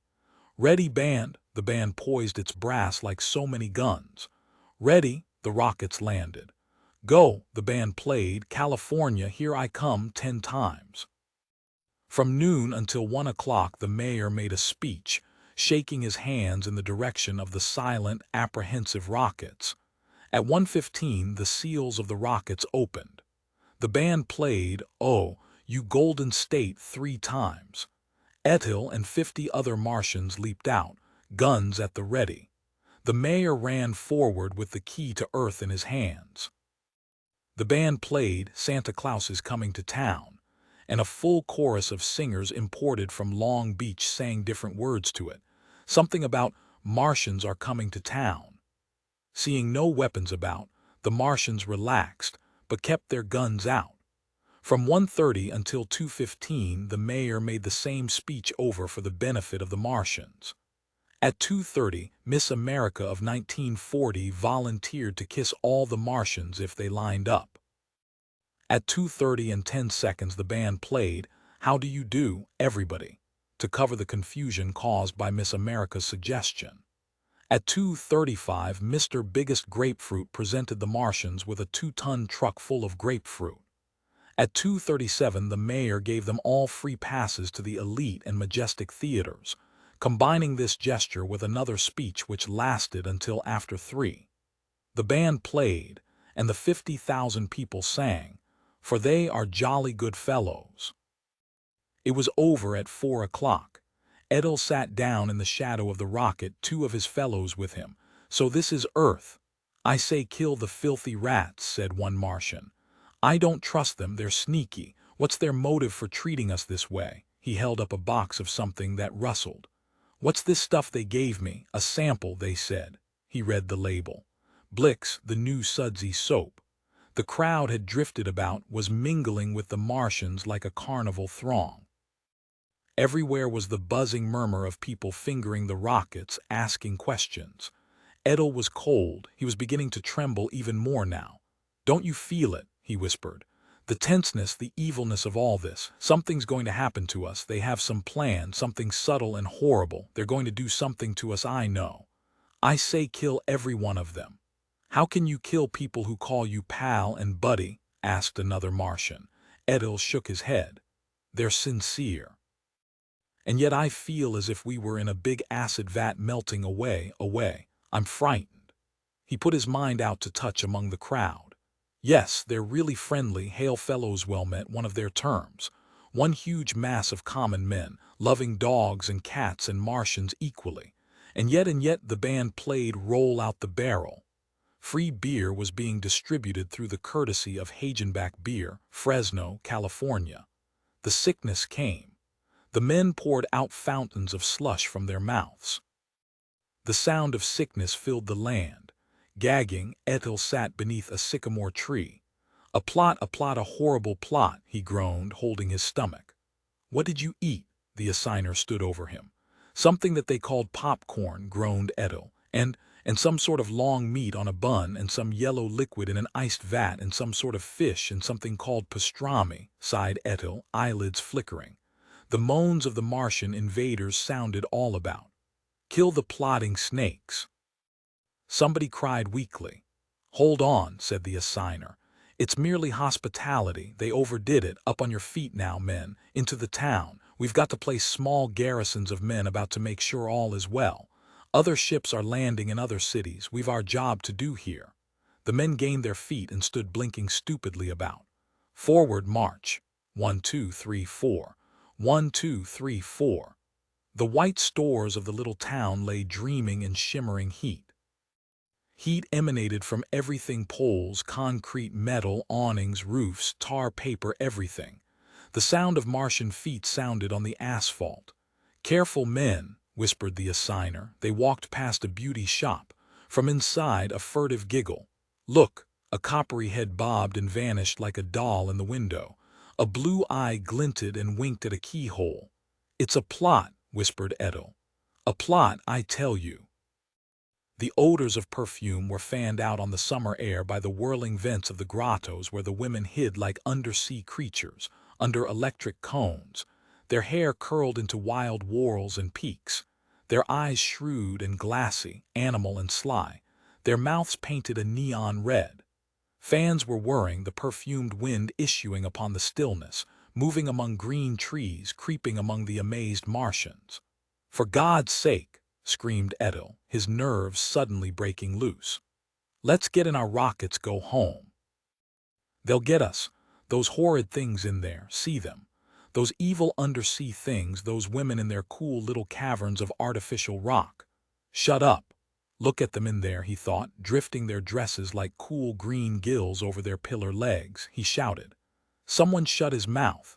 They'll rush out on us, hurling boxes and copies of Clague Love and Holly Picture, shrieking with their red, greasy mouths. Inundate us with banality, destroy our sensibilities. Look at them being electrocuted by devices, their voices like hums and chants and murmurs. Do you dare go in there? Why not? Asked the other Martians. They'll fry you, bleach you, change you, crack you, flake you away until you're nothing but a husband, a working man, the one with the money who pays so they can come sit in there devouring their evil chocolates. Do you think you could control them? Yes, by the gods. From a distance a voice drifted, a high and shrill voice, a woman's voice saying, "Ain't that middle one there cute? Martians ain't so bad after all. Gee, they're just men," said another, fading. "Hey there, you Martians, hey!" Yelling, Edel ran. He sat in a park and trembled steadily. He remembered what he had seen. Looking up at the dark night sky, he felt so far from home, so deserted. Even now, as he sat among the still trees, in the distance he could see Martian warriors walking the streets with the Earth women, vanishing into the phantom darknesses of the little emotion palaces to hear the ghastly sounds of white things moving on gray screens, with little frizz-haired women beside them, wads of gelatinous gum working in their jaws, other wads under the seats, hardening with the fossil imprints of the women's tiny cat teeth forever embedded therein. The cave of winds, the cinema. Hello. He jerked his head in terror. A woman sat on the bench beside him, chewing gum lazily. "Don't run off, I don't bite," she said. "Oh," he said. "Like to go to the pictures," she said. "No." "Aw, come on," she said. "Everybody else is." "No," he said. "Is that all you do in this world? All, ain't that enough?" Her blue eyes widened suspiciously. "What you want me to do, sit home, read a book? Ha ha, that's rich." Edel stared at her a moment before asking a question. "Do you do anything else?" He asked. "Ride in cars, you got a car. You ought to get you a big new convertible Podler 6. Gee, they're fancy. Any man with a Podler 6 can go out with any gal, you bet," she said, blinking at him. "I bet you got all kinds of money, you come from Mars and all. I bet if you really wanted you could get a Podler 6 and travel everywhere. To the show maybe. What's wrong with that? Nothing, nothing." "You know what you talk like, mister," she said. "A communist." "Yes, sir, that's the kind of talk nobody stands for, by gosh. Nothing wrong with our little old system. We was good enough to let you Martians invade, and we never raised even our bitty finger, did we?" "That's what I've been trying to understand," said Edel. "Why did you let us?" "'Cause we're big-hearted, mister, that's why. Just remember that, big-hearted." She walked off to look for someone else. Gathering courage to himself, Edel began to write a letter to his wife, moving the pen carefully over the paper on his knee. "Dear Tilla," but again he was interrupted. A small little girl of an old woman with a pale, round, wrinkled little face shook her tambourine in front of his nose, forcing him to glance up. "Brother," she cried, eyes blazing. "Have you been saved?" "Am I in danger?" Edel dropped his pen, jumping. "Terrible danger," she wailed, clanking her tambourine, gazing at the sky. "You need to be saved, brother, in the worst way." "I'm inclined to agree," he said, trembling. "We saved lots already today. I saved 3 myself of you Mars people, ain't that nice?" She grinned at him. "I guess so." She was acutely suspicious. She leaned forward with her secret whisper. "Brother," she wanted to know, "you been baptized?" "I don't know," he whispered back. "You don't know?" she cried, flinging up hand and tambourine. "Is it like being shot?" he asked. "Brother," she said, "you are in a bad and sinful condition. I blame it on your ignorant bringing up. I bet those schools on Mars are terrible, don't teach you no truth at all, just a pack of made-up lies. Brother, you got to be baptized if you want to be happy." "Will it make me happy even in this world here?" he said. "Don't ask for everything on your platter," she said. Be satisfied with a wrinkled pea, for there's another world we're all going to that's better than this one. I know that world, he said. It's peaceful, she said. Yes. There's quiet, she said. Yes. There's milk and honey flowing. Why, yes, he said, and everybody's laughing. I can see it now, he said. A better world, she said. Far better, he said. Yes, Mars is a great planet. Mister, she said, tightening up and almost flinging the tambourine in his face, you've been joking with me. Why, no. He was embarrassed and bewildered. I thought you were talking about, not about mean old nasty Mars, I tell you, mister. It's your type that is going to boil for years and suffer and break out in black pimples and be tortured. I must admit Earth isn't very nice. You've described it beautifully. Mister, you're funning me again, she cried angrily.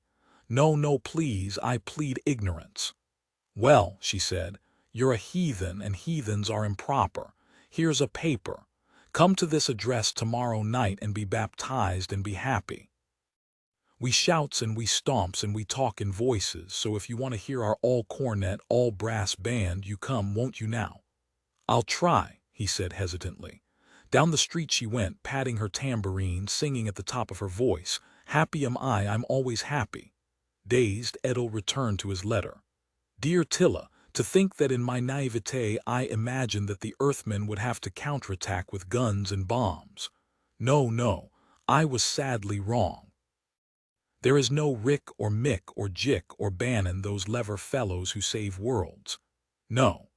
There are blonde robots with pink rubber bodies, real but somehow unreal, alive but somehow automatic in all responses, living in caves all of their lives. Their derrieres are incredible in girth. Their eyes are fixed and motionless from an endless time of staring at picture screens. The only muscles they have occur in their jaws from their ceaseless chewing of gum. And it is not only these, my dear Tilla, but the entire civilization into which we have been dropped like a shovelful of seeds into a large concrete mixer. Nothing of us will survive. We will be killed not by the gun but by the glad hand. We will be destroyed not by the rocket but by the automobile, somebody screamed. A crash, another crash. Silence. Edil leaped up from his letter. Outside, on the street, 2 cars had crashed, one full of Martians, another with Earthmen. Edil returned to his letter. Dear, dear Tilla, a few statistics if you will allow. 45,000 people killed every year on this continent of America, made into jelly right in the can, as it were, in the automobiles. Red blood jelly with white marrow bones like sudden thoughts, ridiculous horror thoughts, transfixed in the immutable jelly. The cars roll up in tight, neat sardine rolls, all sauce, all silence. Blood manure for green, buzzing summer flies all over the highways. Faces made into Halloween masks by sudden stops. Halloween is one of their holidays. I think they worship the automobile on that night, something to do with death anyway. You look out your window and see 2 people lying atop each other in friendly fashion who, a moment ago, had never before dead. I foresee our army mashed, diseased, trapped in cinemas by witches and gum. Sometime in the next day I shall try to escape back to Mars before it is too late. Somewhere on Earth tonight, my Tilla, there is a man with a lever which when he pulls it will save the world. The man is now unemployed. His switch gathers dust. He himself plays pinochle. The women of this evil planet are drowning us in a tide of banal sentimentality, misplaced romance, and one last fling before the makers of glycerin boil them down for usage. Good night, Tilla. Wish me well, for I shall probably die trying to escape. My love to our child. Weeping silently, he folded the letter and reminded himself to mail it later at the rocket post. He left the park. What was there to do? Escape. But how? Return to the post late tonight, steal one of the rockets alone and go back to Mars. Would it be possible? He shook his head. He was much too confused. All that he really knew was that if he stayed here he would soon be the property of a lot of things that buzzed and snorted and hissed, that gave off fumes or stenches. In 6 months he would be the owner of a large pink, trained ulcer, a blood pressure of algebraic dimensions, A myopia this side of blindness and nightmares as deep as oceans, and infested with improbable lengths of dream intestines through which he must violently force his way each night. No, no. He looked at the haunted faces of the Earthmen drifting violently along in their mechanical death boxes. Soon, yes, very soon they would invent an auto with 6 silver handles on it. Hey, there! An auto horn. A large, long hearse of a car, black and ominous, pulled to the curb. A man leaned out. "You a Martian?" "Yes. Just the man I gotta see. Hop in quick, the chance of a lifetime. Hop in. Take you to a real nice joint where we can talk. Come on, don't stand there." As if hypnotized, Edel opened the door of the car, got in. They drove off. "What'll it be, Evie?" "How about a Manhattan? 2 Manhattans, waiter." "Okay, Evie. This is my treat. This is on me and big studios. Don't even touch your wallet." "Pleased to meet you, Evie. My name's R.R. Van Plank. Maybe you heard of me. No? Well, shake anyhow." Edel felt his hand massaged and dropped. They were in a dark hole with music and waiters drifting about. 2 drinks were set down. It had all happened so swiftly. Now Van Plank, hands crossed on his chest, was surveying his Martian discovery. "What I want you for, Evie, is this. It's the most magnanimous idea I ever got in my life. I don't know how it came to me, just in a flash. I was sitting home tonight and I thought to myself, my God, what a picture it would make. Invasion of Earth by Mars. So what I got to do, I got to find an advisor for the film. So I climbed in my car and found you, and here we are. Drink up, here's to your health and our future, skål." "But," said Edel, "now I know you'll want money." "Well, we got plenty of that. Besides, I got a lil black book full of peaches I can lend you. I don't like most of your Earth fruit, and you're a card, Mac, really. Well, here's how I get the picture in my mind. Listen." He leaned forward excitedly. "We got a flash scene of the Martians at a big powwow, drumming drums, getting stewed on Mars. In the background are huge silver cities. But that's not the way Martian cities are. We got to have color, kid, color. Let your pappy fix this. Anyway, there are all the Martians doing a dance around a fire. We don't dance around fires. In this film you got a fire and you dance," declared Van Plank, eyes shut, proud of his certainty. He nodded, dreaming it over on his tongue. "Then we got a beautiful Martian woman, tall and blonde. Martian women are dark. Look, I don't see how we're going to be happy. EV, by the way, son, you ought to change your name. What was it again?" "Etil. That's a woman's name. I'll give you a better one. Call you Joe." "Okay, Joe. As I was saying, our Martian women are gonna be blonde because, see, just because. Or else your papa won't be happy. You got any suggestions?" "I thought that, and another thing we gotta have is a scene, very tearful, where the Martian woman saves the whole ship of Martian men from dying when a meteor or something hits the ship. That'll make a wackaroo of a scene. You know, I'm glad I found you, Joe. You're going to have a good deal with us, I tell you." Edel reached out and held the man's wrist tight. "Just a minute, there's something I want to ask you." "Sure, Joe, shoot." "Why are you being so nice to us? We invade your planet and you welcome us everybody like long-lost children. Why? They sure grow 'em green on Mars, don't they? You're a naive type guy I can see from way over here. Mac, look at it this way. We're all little people, ain't we?" He waved a small tan hand garnished with emeralds. "We're all common as dirt, ain't we? Well, here on Earth we're proud of that. This is the century of the common man, Bill, and we're proud we're small. Billy, you're looking at a planet full of Saroyans." "Yes, sir. A great big fat family of friendly Saroyans, everybody loving everybody. We understand you Martians, Joe, and we know why you invaded Earth. We know how lonely you were up on that little cold planet Mars, how you envied us our cities. Our civilization is much older than yours. Please, Joe, you make me unhappy when you interrupt. Let me finish my theory and then you talk all you want. As I was saying, you was lonely up there, and down you came to see our cities and our women and all, and we welcomed you in because you're our brothers, common men like all of us. And then, as a kind of side incident, Roscoe, there's a certain little small profit to be had from this invasion. I mean, for instance, this picture I plan, which will net us, neat, $1 billion, I bet." Next week we start putting out a special Martian doll at 30 bucks a throw. Think of the millions there. I also got a contact to make a Martian game to sell for 5 bucks. There's all sorts of angles." "I see," said Edel, drawing back. "And then of course there's that whole nice new market. Think of all the depilatories and gum and shoe shine we can sell to you Martians." "Wait, another question. Shoot. What's your first name? What's the RR stand for?" "Richard Robert." Edel looked at the ceiling. "Do they sometimes, perhaps on occasion, once in a while by accident call you Rick?" "How'd you guess, Mac? Rick, sure." Edel sighed and began to laugh and laugh. He put out his hand. "So you're Rick, Rick, so you're Rick. What's the joke, laughing boy? Let Papa in. You wouldn't understand a private joke. Ha ha." Tears ran down his cheeks and into his open mouth. He pounded the table again and again. "So you're Rick. Oh, how different, how funny. No bulging muscles, no lean jaw, no gun.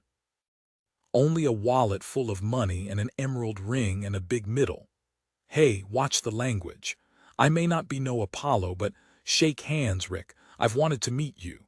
You're the man who'll conquer Mars with cocktail shakers and foot arches and poker chips and riding crops and leather boots and checkered caps and rum Collinses." "I'm only a humble businessman," said Van Plank, eyes slyly down. "I do my work and take my humble little piece of money pie. But as I was saying, Mort, I've been thinking of the market on Mars for Uncle Wiggily games and Dick Tracy comics, all new. A big wide field, never even heard of cartoons, right? Right. So we just toss a great big bunch of stuff on the Martians' heads. They'll fight for it, kid, fight. Who wouldn't, for perfumes and Paris dresses and Oshkosh overalls, and nice new shoes? We don't wear shoes." "What have I got here?" RR asked of the ceiling. "A planet full of Okies." "Look, Joe, we'll take care of that. We'll shame everyone into wearing shoes, then we sell them the polish." "Oh," he slapped Edel's arm. "Is it a deal? Will you be technical director on my film? You'll get 200 a week to start, a 500 top. What you say?" "I'm sick," said Edel. He had drunk the Manhattan and was now turning blue. "Say, I'm sorry, I didn't know it would do that to you. Let's get some fresh air." In the open air, Edel felt better. He swayed. "So that's why Earth took us in." "Sure, son. Any time an Earthman can turn an honest dollar, watch him steam. The customer is always right. No hard feelings. Here's my card. Be at the studio in Hollywood tomorrow morning at 9 o'clock. They'll show you your office. I'll arrive at 11 and see you then. Be sure you get there at 9 o'clock. It's a strict rule." "Why?" "Gallagher, you're a queer oyster, but I love you. Good night. Happy invasion." The car drove off. Edel blinked after it, incredulous. Then, rubbing his brow with the palm of his hand, he walked slowly along the street toward the rocket port. "Well, what are you going to do?" he asked himself aloud. The rockets lay gleaming in the moonlight, silent. From the city came the sounds of distant revelry. In the medical compound, an extreme case of nervous breakdown was being tended to. A young Martian who, by his screams, had seen too much, drunk too much, heard too many songs on the little red and yellow boxes in the drinking places, and had been chased around innumerable tables by a large elephant-like woman. He kept murmuring, "Can't breathe, crushed, trapped." The sobbing faded. Edel came out of the shadows and moved on across a wide avenue toward the ships. Far over, he could see the guards lying about drunkenly. He listened. From the vast city came the faint sounds of cars and music and sirens. And he imagined other sounds too. The insidious whir of malt machines stirring malts to fatten the warriors and make them lazy and forgetful. The narcotic voices of the cinema caverns lulling and lulling the Martians fast, fast into a slumber through which, all of their remaining lives, they would sleepwalk. A year from now, how many Martians dead of cirrhosis of the liver, bad kidneys, high blood pressure, suicide? He stood in the middle of the empty avenue. 2 blocks away, a car was rushing toward him. He had a choice. Stay here, take the studio job, report for work each morning as advisor on a picture, and in time come to agree with the producer that, yes, indeed, there were massacres on Mars. Yes, the women were tall and blonde. Yes, there were tribal dances and sacrifices. Yes, yes, yes. Or he could walk over and get into a rocket ship and alone return to Mars. But what about next year, he said. The Blue Canal nightclub brought to Mars. The ancient city gambling casino built right inside. Yes, right inside a real Martian ancient city. Neons, racing forms blowing in the old cities, picnic lunches in the ancestral graveyards, all of it, all of it. But not quite yet. In a few days he could be home. Tilla would be waiting with their son.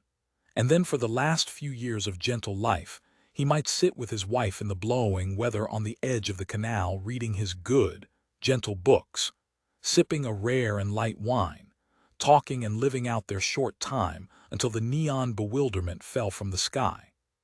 And then perhaps he and Tilla might move into the Blue Mountains and hide for another year or two until the tourists came to snap their cameras and say how quaint things were. He knew just what he would say to Tilla. War is a bad thing, but peace can be a living horror. He stood in the middle of the wide avenue. Turning, it was with no surprise that he saw a car bearing down upon him, a car full of screaming children. These boys and girls, none older than 16, were swerving and ricocheting their open-top car down the avenue. He saw them point at him and yell. He heard the motor roar louder. The car sped forward at 60 miles an hour. He began to run. Yes, yes, he thought tiredly with the car upon him, how strange, how sad. It sounds so much like a concrete mixer. Marionettes, Inc. They walked slowly down the street at about 10 in the evening, talking calmly. They were both about 35, both eminently sober. But why so early, said Smith.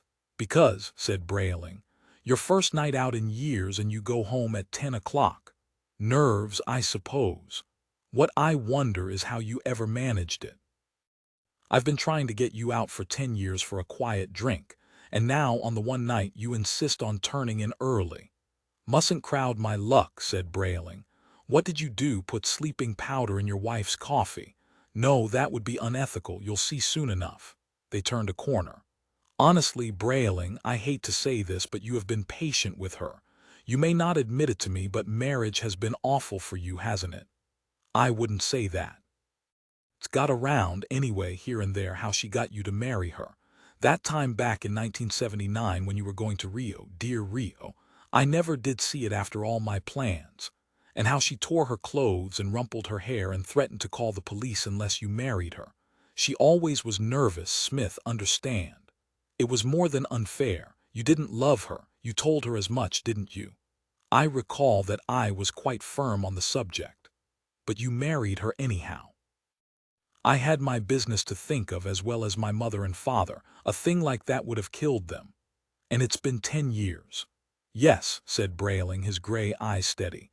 But I think perhaps it might change now. I think what I've waited for has come about. Look here. He drew forth a long blue ticket. Why, it's a ticket for Rio on the Thursday rocket. Yes, I'm finally going to make it. But how wonderful, you do deserve it, but won't she object, cause trouble? Brayling smiled nervously. She won't know I'm gone. I'll be back in a month and no one the wiser except you, Smith sighed. I wish I were going with you. Poor Smith, your marriage hasn't exactly been roses, has it?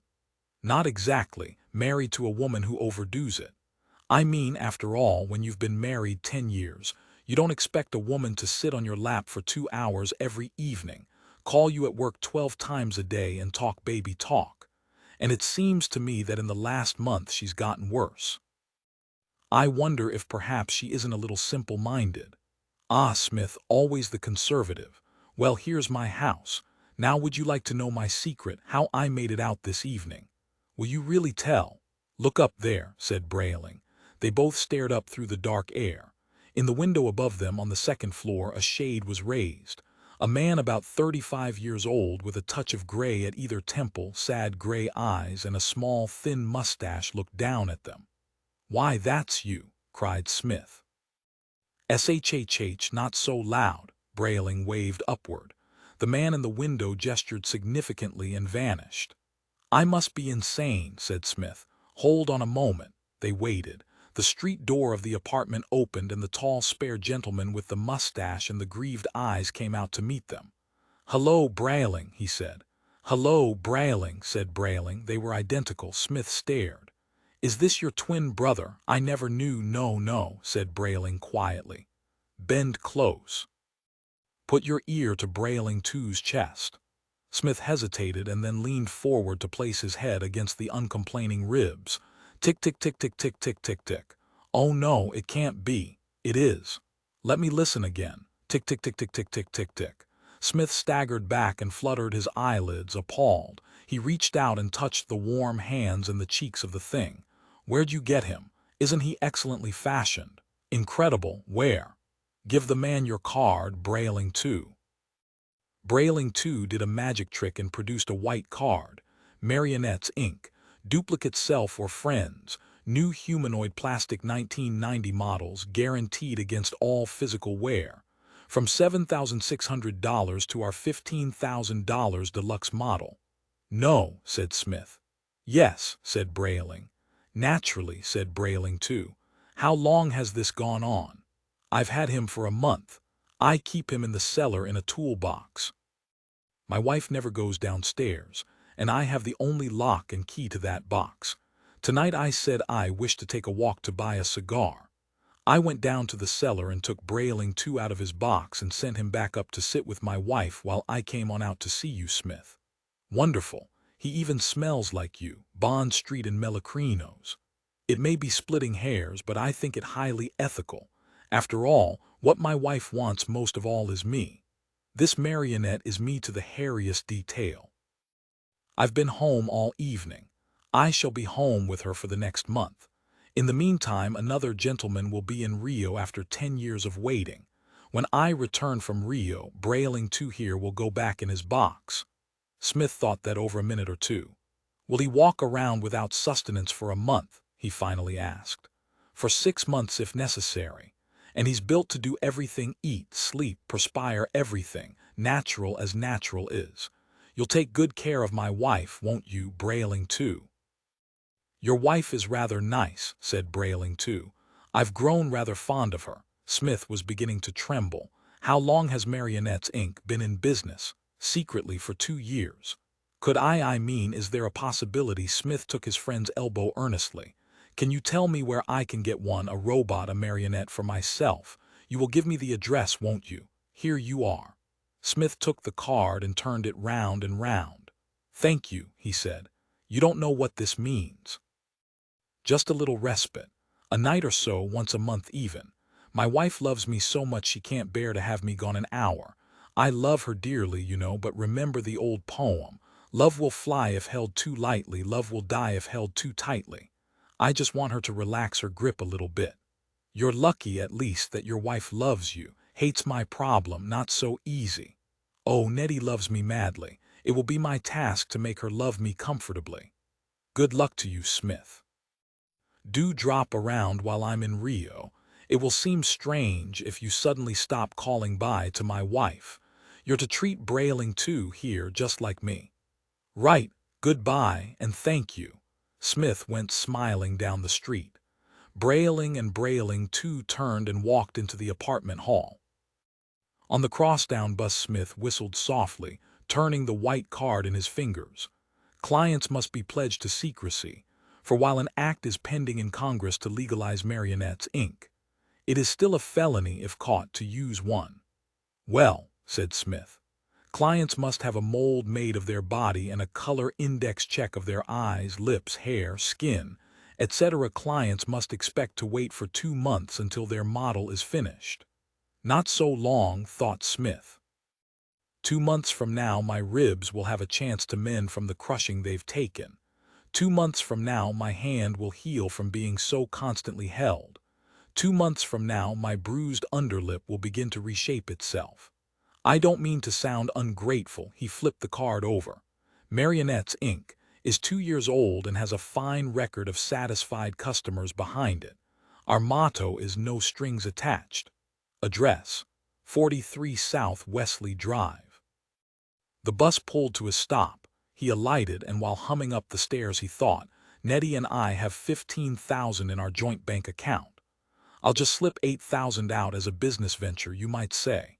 The marionette will probably pay back my money with interest in many ways. Nettie needn't know. He unlocked the door and in a minute was in the bedroom. There lay Nettie, pale, huge, and piously asleep. Dear Nettie. He was almost overwhelmed with remorse at her innocent face there in the semi-darkness. If you were awake, you would smother me with kisses and coo in my ear. Really, you make me feel like a criminal. You have been such a good, loving wife. Sometimes it is impossible for me to believe you married me instead of that Bud Chapman you once liked. It seems that in the last month you have loved me more wildly than ever before. Tears came to his eyes. Suddenly he wished to kiss her, confess his love, tear up the card, forget the whole business. But as he moved to do this, his hand ached and his ribs cracked and groaned. He stopped with a pained look in his eyes and turned away. He moved out into the hall and through the dark rooms. Humming, he opened the kidney desk in the library and filched the bank book. Just take $8,000 is all, he said. No more than that. He stopped. Wait a minute. He rechecked the bank book frantically. Hold on here, he cried. $10,000 is missing. He leaped up. There's only 5,000 left. What's she done? What's Nettie done with it? More hats, more clothes, more perfume, or wait, I know. She bought that little house on the Hudson she's been talking about for months without so much as a by your leave. He stormed into the bedroom, righteous and indignant. What did she mean, taking their money like this? He bent over her. Nettie, he shouted. Nettie, wake up. She did not stir. What have you done with my money? He bellowed. She stirred fitfully. The light from the street flushed over her beautiful cheeks. There was something about her. His heart throbbed violently. His tongue dried. He shivered. His knees suddenly turned to water. He collapsed. Nettie, Nettie, he cried. What have you done with my money? And then the horrid thought. And then the terror and the loneliness engulfed him. And then the fever and disillusionment. For without desiring to do so, he bent forward and yet forward again until his fevered ear was resting firmly and irrevocably upon her round pink bosom. Nettie, he cried. Tick, tick, tick, tick, tick, tick, tick, tick, tick, tick, tick. As Smith walked away down the avenue in the night, Brayling and Brayling too turned in at the door to the apartment. I'm glad he'll be happy too, said Brayling. Yes, said Brayling too abstractedly. Well, it's the cellar box for you B2. Brayling guided the other creature's elbow down the stairs to the cellar. That's what I want to talk to you about, said Brayling too, as they reached the concrete floor and walked across it. The cellar. I don't like it. I don't like that toolbox. I'll try and fix up something more comfortable. Marionettes are made to move, not lie still. How would you like to lie in a box most of the time? Well, you wouldn't like it at all. I keep running. There's no way to shut me off. I'm perfectly alive and I have feelings. It'll only be a few days now. I'll be off to Rio and you won't have to stay in the box. You can live upstairs. Brayling too gestured irritably. And when you come back from having a good time, back in the box I go. Brayling said. They didn't tell me at the marionette shop that I'd get a difficult specimen. There's a lot they don't know about us, said Brayling too. We're pretty new, and we're sensitive. I hate the idea of you going off and laughing and lying in the sun in Rio while we're stuck here in the cold. But I've wanted that trip all my life, said Brayling quietly. He squinted his eyes and could see the sea and the mountains and the yellow sand. The sound of the waves was good to his inward mind. The sun was fine on his bared shoulders. The wine was most excellent. I'll never get to go to Rio, said the other man. Have you thought of that? No, and another thing, your wife. What about her? Asked Brayling, beginning to edge toward the door. I've grown quite fond of her. I'm glad you're enjoying your employment. Brayling licked his lips nervously. I'm afraid you don't understand. I think I'm in love with her. Brayling took another step and froze. You're what? And I've been thinking, said Brayling too, how nice it is in Rio and how I'll never get there, and I've thought about your wife and I think we could be very happy. That's nice. Brayling strolled as casually as he could to the cellar door. You won't mind waiting a moment, will you? I have to make a phone call. To whom? Brayling too frowned. No one important. To Marionettes Incorporated, to tell them to come get me. No, nothing like that. He tried to rush out the door. A metal firm grip seized his wrists. "Don't run. Take your hands off. No. Did my wife put you up to this? No. Did she guess? Did she talk to you? Does she know? Is that it?" he screamed. A hand clapped over his mouth. "You'll never know, will you?" Brayling 2 smiled delicately. "You'll never know," Brayling struggled. "She must have guessed. She must have affected you." Brayling 2 said, "I'm going to put you in the box, lock it, and lose the key. Then I'll buy another Rio ticket for your wife." Now, wait a minute. Hold on, don't be rash. Let's talk this over. Goodbye, Brayling." Brayling stiffened. "What do you mean, goodbye?" 10 minutes later, Mrs. Brayling awoke. She put her hand to her cheek. Someone had just kissed it. She shivered and looked up. "Why, you haven't done that in years," she murmured. "We'll see what we can do about that," someone said. The city waited 20,000 years. The planet moved through space, and the flowers of the fields grew up and fell away, and still the city waited. And the rivers of the planet rose and waned and turned to dust. Still the city waited. The winds that had been young and wild grew old and serene, and the clouds of the sky that had been ripped and torn were left alone to drift in idle whitenesses. Still the city waited. The city waited with its windows and its black obsidian walls and its sky towers and its unpenanted turrets, with its untrod streets and its untouched doorknobs, with not a scrap of paper or a fingerprint upon it. The city waited while the planet arced in space, following its orbit about a blue-white sun, and the seasons passed from ice to fire and back to ice, and then to green fields and yellow summer meadows. It was on a summer afternoon in the middle of the 20,000th year that the city ceased waiting. In the sky a rocket appeared. The rocket soared over, turned, came back, and landed in the shale meadow 50 yards from the obsidian wall. There were booted footsteps in the thin grass and calling voices from men within the rocket to men without. "Ready? All right, men. Careful. Into the city. Jensen, you and Hutchinson patrol ahead. Keep a sharp eye." The city opened secret nostrils in its black walls, and a steady suction vent deep in the body of the city drew storms of air back through channels, through thistle filters and dust collectors, to a fine and tremblingly delicate series of coils and webs which glowed with silver light. Again and again the immense suctions occurred. Again and again the odors from the meadow were borne upon warm winds into the city. Fire odor, the scent of a fallen meteor, hot metal. A ship has come from another world. The brass smell, the dusty fire smell of burned powder, sulfur, and rocket brimstone. This information, stamped on tapes which sprocketed into slots, slid down through yellow cogs into further machines. Click, chack, chack, chack. A calculator made the sound of a metronome. 5, 6, 7, 8, 9. 9 men. An instantaneous typewriter inked this message on tape which slithered and vanished. Clickety-click, chack, chack. The city awaited the soft tread of their rubberoid boots.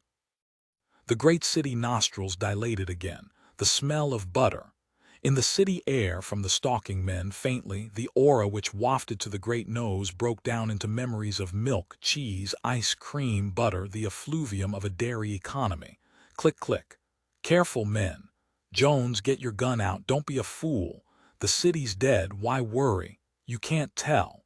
Now at the barking talk the ears awoke. After centuries of listening to winds that blew small and faint, of hearing leaves stripped from trees and grass grow softly in the time of melting snows, now the ears oiled themselves in a self-lubrication, drew taut, great drums upon which the heartbeat of the invaders might pummel and thud delicately as the tremor of a gnat's wing. The ears listened, and the nose siphoned up great chambers of odor. The perspiration of frightened men arose. There were islands of sweat under their arms and sweat in their hands as they held their guns. The nose sifted and worried this air like a connoisseur busy with an ancient vintage. Chick, chick, chack, click. Information rotated down on parallel check tapes. Perspiration, chloride such and such percent, sulfate so-and-so, urea nitrogen, ammonia nitrogen, thus creatinine, sugar, lactic acid there. Bells rang. Small totals jumped up. The nose whispered, expelling the tested air. The great ears listened. "I think we should go back to the rocket, Captain." "I give the orders, Mr. Smith." "Yes, sir." "You up there, patrol, see anything?" "Nothing, sir, looks like it's been dead for a long time." "You see, Smith, nothing to fear." "I don't like it, I don't know why. You ever feel you've seen a place before?" "Well, this city's too familiar." "Nonsense. This planetary system's billions of miles from Earth. We couldn't possibly have been here ever before. Ours is the only light-year rocket in existence." "That's how I feel anyway, sir. I think we should get out." The footsteps faltered. There was only the sound of the intruder's breath on the still air. The ear heard and quickened. Rotors glided, liquids glittered in small creaks through valves and blowers. A formula and a concoction one followed another. Moments later, responding to the summons of the ear and nose, through giant holes in the city walls, a fresh vapor blew out over the invaders. "Smell that, Smith." "Ah, green grass. Ever smell anything better? By God, I just like to stand here and smell it." Invisible chlorophyll blew among the standing men. "Ah," the footsteps continued. "Nothing wrong with that, Smith? Come on." The ear and nose relaxed a billionth of a fraction. The countermove had succeeded. The pawns were proceeding forward. Now the cloudy eyes of the city moved out of fog and mist. "Captain, the windows." "What?" "Those house windows there. I saw them move." "I didn't see it." "They shifted. They changed color from dark to light. Looked like ordinary square windows to me. Blurred objects focused. In the mechanical ravines of the city, oiled shafts plunged, balance wheels dipped over into green oil pools. The window frames flexed. The windows gleamed. Below in the street walked two men, a patrol followed at a safe interval by 7 more. Their uniforms were white, their faces as pink as if they had been slapped, their eyes were blue. They walked upright upon hind legs, carrying metal weapons. Their feet were booted. They were males with eyes, ears, mouths, noses. The windows trembled, the windows thinned, they dilated imperceptibly like the irises of numberless eyes. "I tell you, Captain, it's the windows. Get along." "I'm going back, sir." "What?" "I'm going back to the rocket." "Mr. Smith, I'm not falling into any trap." "Afraid of an empty city," the others laughed uneasily. "Go on, laugh." The street was stone-cobbled, each stone 3 inches wide, 6 inches long. With a move unrecognizable as such, the street settled. It weighed the invaders. In a machine cellar, a red wand touched a numeral. 178 pounds, 210, 154, 201, 198 each man weighed, registered, and the record spooled down into a correlative darkness. Now the city was fully awake. Now the vents sucked and blew air, the tobacco odor from the invaders' mouths, the green soap sent from their hands. Even their eyeballs had a delicate odor. The city detected it, and this information formed totals which scurried down to total other totals. The crystal windows glittered, the ear tautened and skinned the drum of its hearing tight, tighter, all of the senses of the city swarming like a fall of unseen snow, counting the respiration and the dim hidden heartbeats of the men, listening, watching, tasting. For the streets were like tongues, and where the men passed, the taste of their heels ebbed down through stone pores to be calculated on litmus. This chemical totality, so subtly collected, was appended to the now increasing sums waiting the final calculation among the whirling wheels and whispering spokes. Footsteps. Running. "Come back, Smith." "No, blast you." "Get him, men." Footsteps rushing. A final test. The city, having listened, watched, tasted, felt, weighed, and balanced, must perform a final task. A trap flung wide in the street. The captain, unseen to the others, running, vanished. Hung by his feet, a razor drawn across his throat, another down his chest, his carcass instantly emptied of its entrails, exposed upon a table under the street, in a hidden cell, the captain died. Great crystal microscopes stared at the red twines of muscle.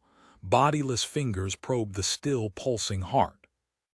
The flaps of his sliced skin were pinned to the table while hands shifted parts of his body like a quick and curious player of chess, using the red pawns and the red pieces.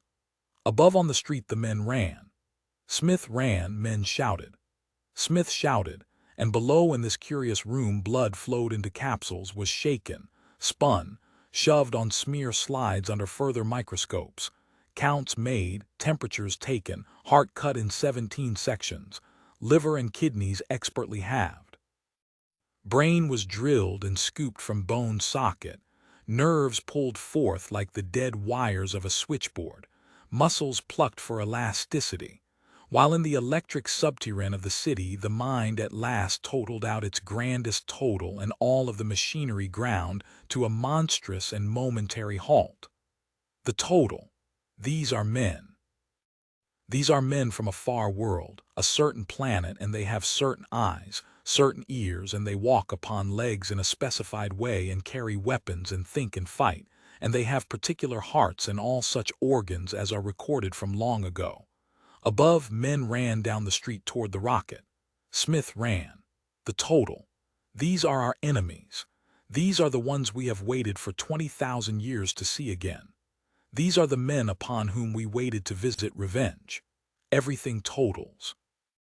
These are the men of a planet called Earth, who declared war upon Taulan 20,000 years ago, who kept us in slavery and ruined us and destroyed us with a great disease. Then they went off to live in another galaxy to escape that disease which they visited upon us after ransacking our world. They have forgotten that war and that time, and they have forgotten us. But we have not forgotten them. These are our enemies. This is certain. Our waiting is done. Smith, come back, quickly. Upon the red table, with the spread-eagled captain's body empty, new hands began a fight of motion. Into the wet interior were placed organs of copper, brass, silver, aluminum, rubber, and silk. Spiders spun gold web which was stung into the skin. A heart was attached, and into the skull case was fitted a platinum brain which hummed and fluttered small sparkles of blue fire, and the wires led down through the body to the arms and legs. In a moment the body was sewn tight, the incisions waxed, healed at neck and throat and about the skull perfect, fresh, new. The captain sat up and flexed his arms. Stop! On the street the captain reappeared, raised his gun and fired.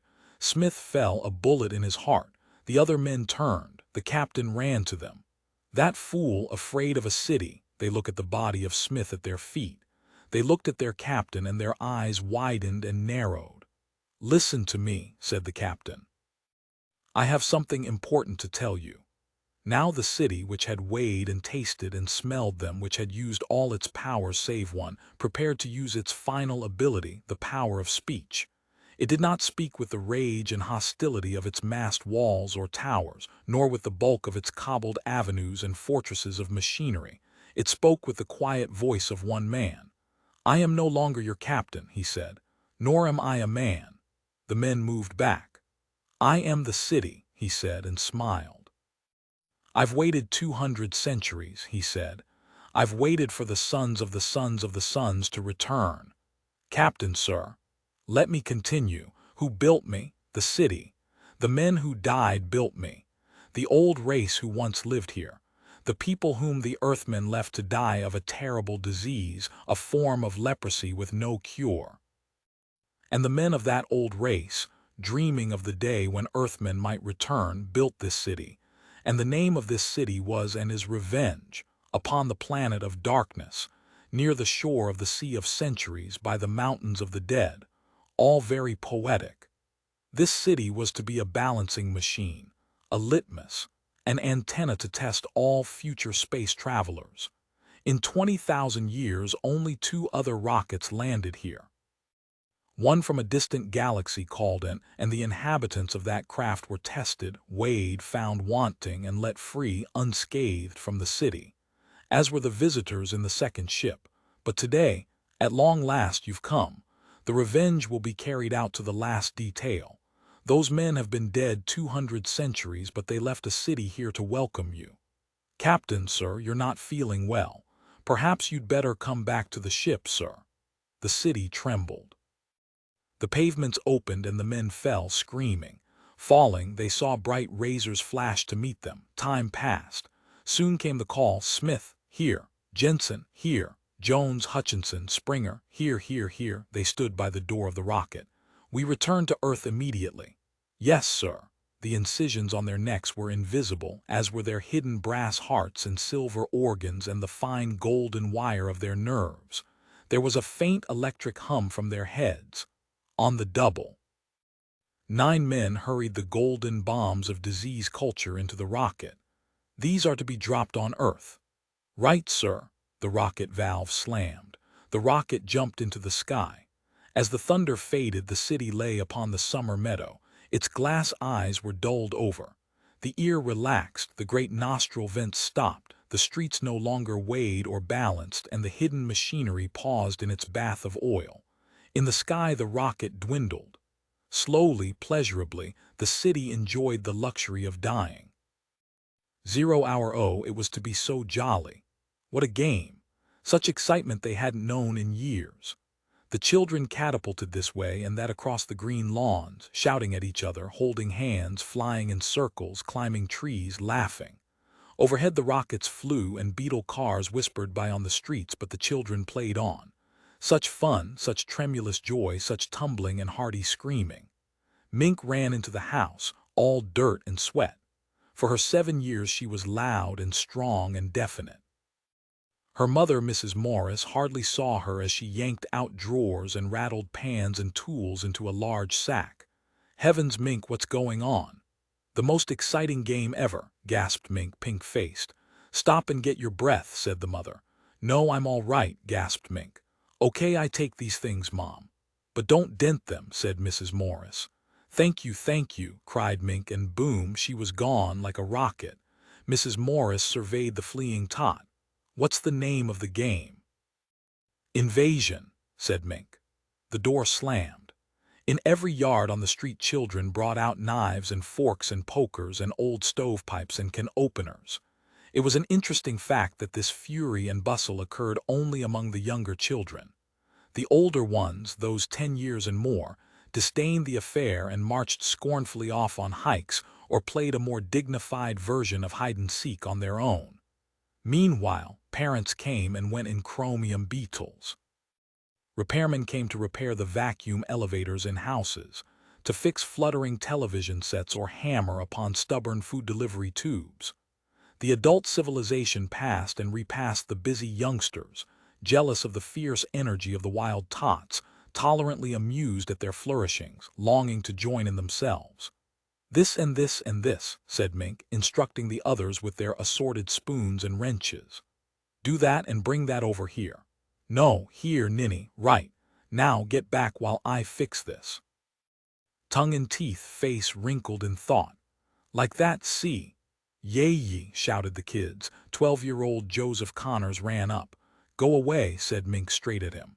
I want to play, said Joseph. Can't, said Mink. Why not? You just make fun of us. Honest, I wouldn't. No, we know you. Go away or we'll kick you. Another 12-year-old boy whirred by on little motor skates. Hey, Joe, come on, let them sissies play. Joseph showed reluctance and a certain wistfulness. I want to play, he said. You're old, said Mink firmly. Not that old, said Joe sensibly. You'd only laugh and spoil the invasion. The boy on the motor skates made a rude lip noise. Come on, Joe, them and their fairies, nuts. Joseph walked off slowly. He kept looking back all down the block. Mink was already busy again. She made a kind of apparatus with her gathered equipment. She had appointed another little girl with a pad and pencil to take down notes in painful, slow scribbles. Their voices rose and fell in the warm sunlight. All around them the city hummed. The streets were lined with good green and peaceful trees. Only the wind made a conflict across the city, across the country, across the continent. In 1,000 other cities there were trees and children and avenues, businessmen in their quiet offices taping their voices or watching televisors. Rockets hovered like darning needles in the blue sky. There was the universal, quiet conceit and easiness of men accustomed to peace, quite certain there would never be trouble again. Arm in arm, men all over Earth were a united front. The perfect weapons were held in equal trust by all nations. A situation of incredibly beautiful balance had been brought about. There were no traitors among men, no unhappy ones, no disgruntled ones. Therefore the world was based upon a stable ground. Sunlight illumined half the world and the trees drowsed in a tide of warm air. Mink's mother from her upstairs window gazed down. The children, she looked upon them and shook her head. Well, they'd eat well, sleep well, and be in school on Monday. Bless their vigorous little bodies, she listened. Mink talked earnestly to someone near the rose bush, though there was no one there. These odd children. And the little girl, what was her name? Anna. Anna took notes on a pad. First Mink asked the rose bush a question, then called the answer to Anna. Triangle, said Mink. What's a tri? Said Anna with difficulty. Angle. Never mind, said Mink. How you spell it? Asked Anna. Tri spelled Mink slowly, then snapped. Oh, spell it yourself. She went on to other words. Beam, she said. I haven't got tri, said Anna. Angle down yet. Well, hurry, hurry, cried Mink. Mink's mother leaned out the upstairs window. Angle, she spelled down at Anna. Oh, thanks, Mrs. Morris, said Anna.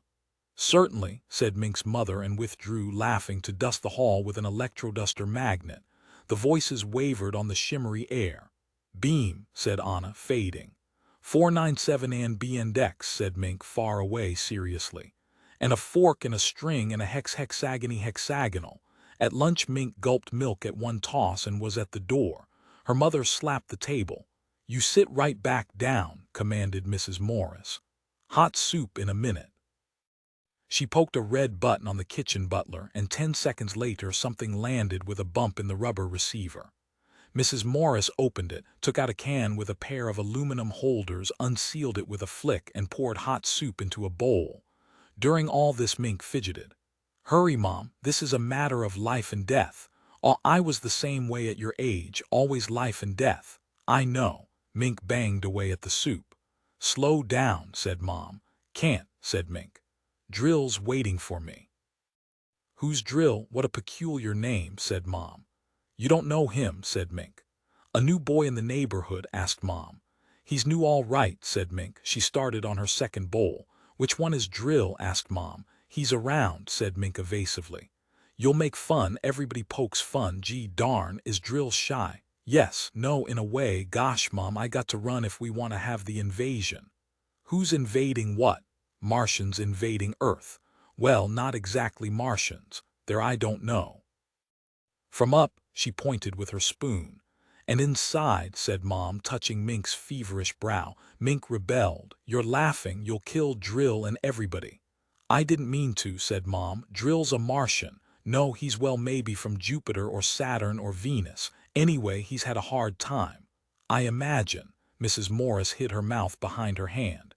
They couldn't figure a way to attack Earth. We're impregnable, said Mom in mock seriousness. That's the word Drill used. Impreg, that was the word, Mom. My, Drill's a brilliant little boy, 2-bit words. They couldn't figure a way to attack. Mom, Drill says in order to make a good fight you got to have a new way of surprising people. That way you win. And he says also you got to have help from your enemy. A fifth column, said Mom. Yeah, that's what Drill said, and they couldn't figure a way to surprise Earth or get help. No wonder, we're pretty darn strong, Mom laughed, cleaning up. Mink sat there staring at the table, seeing what she was talking about. Until one day, whispered Mink melodramatically, they thought of children. Well, said Mrs. Morris brightly, and they thought of how grown-ups are so busy they never look under rose bushes or on lawns, only for snails and fungus. And then there's something about dim-dims. Dim-dims, diamonds, shuns. Dimensions, 4 of them, and there's something about kids under 9 and imagination. It's real funny to hear Drill talk. Mrs. Morris was tired.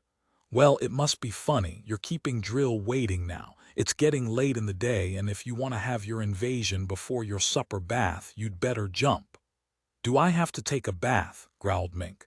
You do. Why is it children hate water? No matter what age you live in, children hate water behind the ears.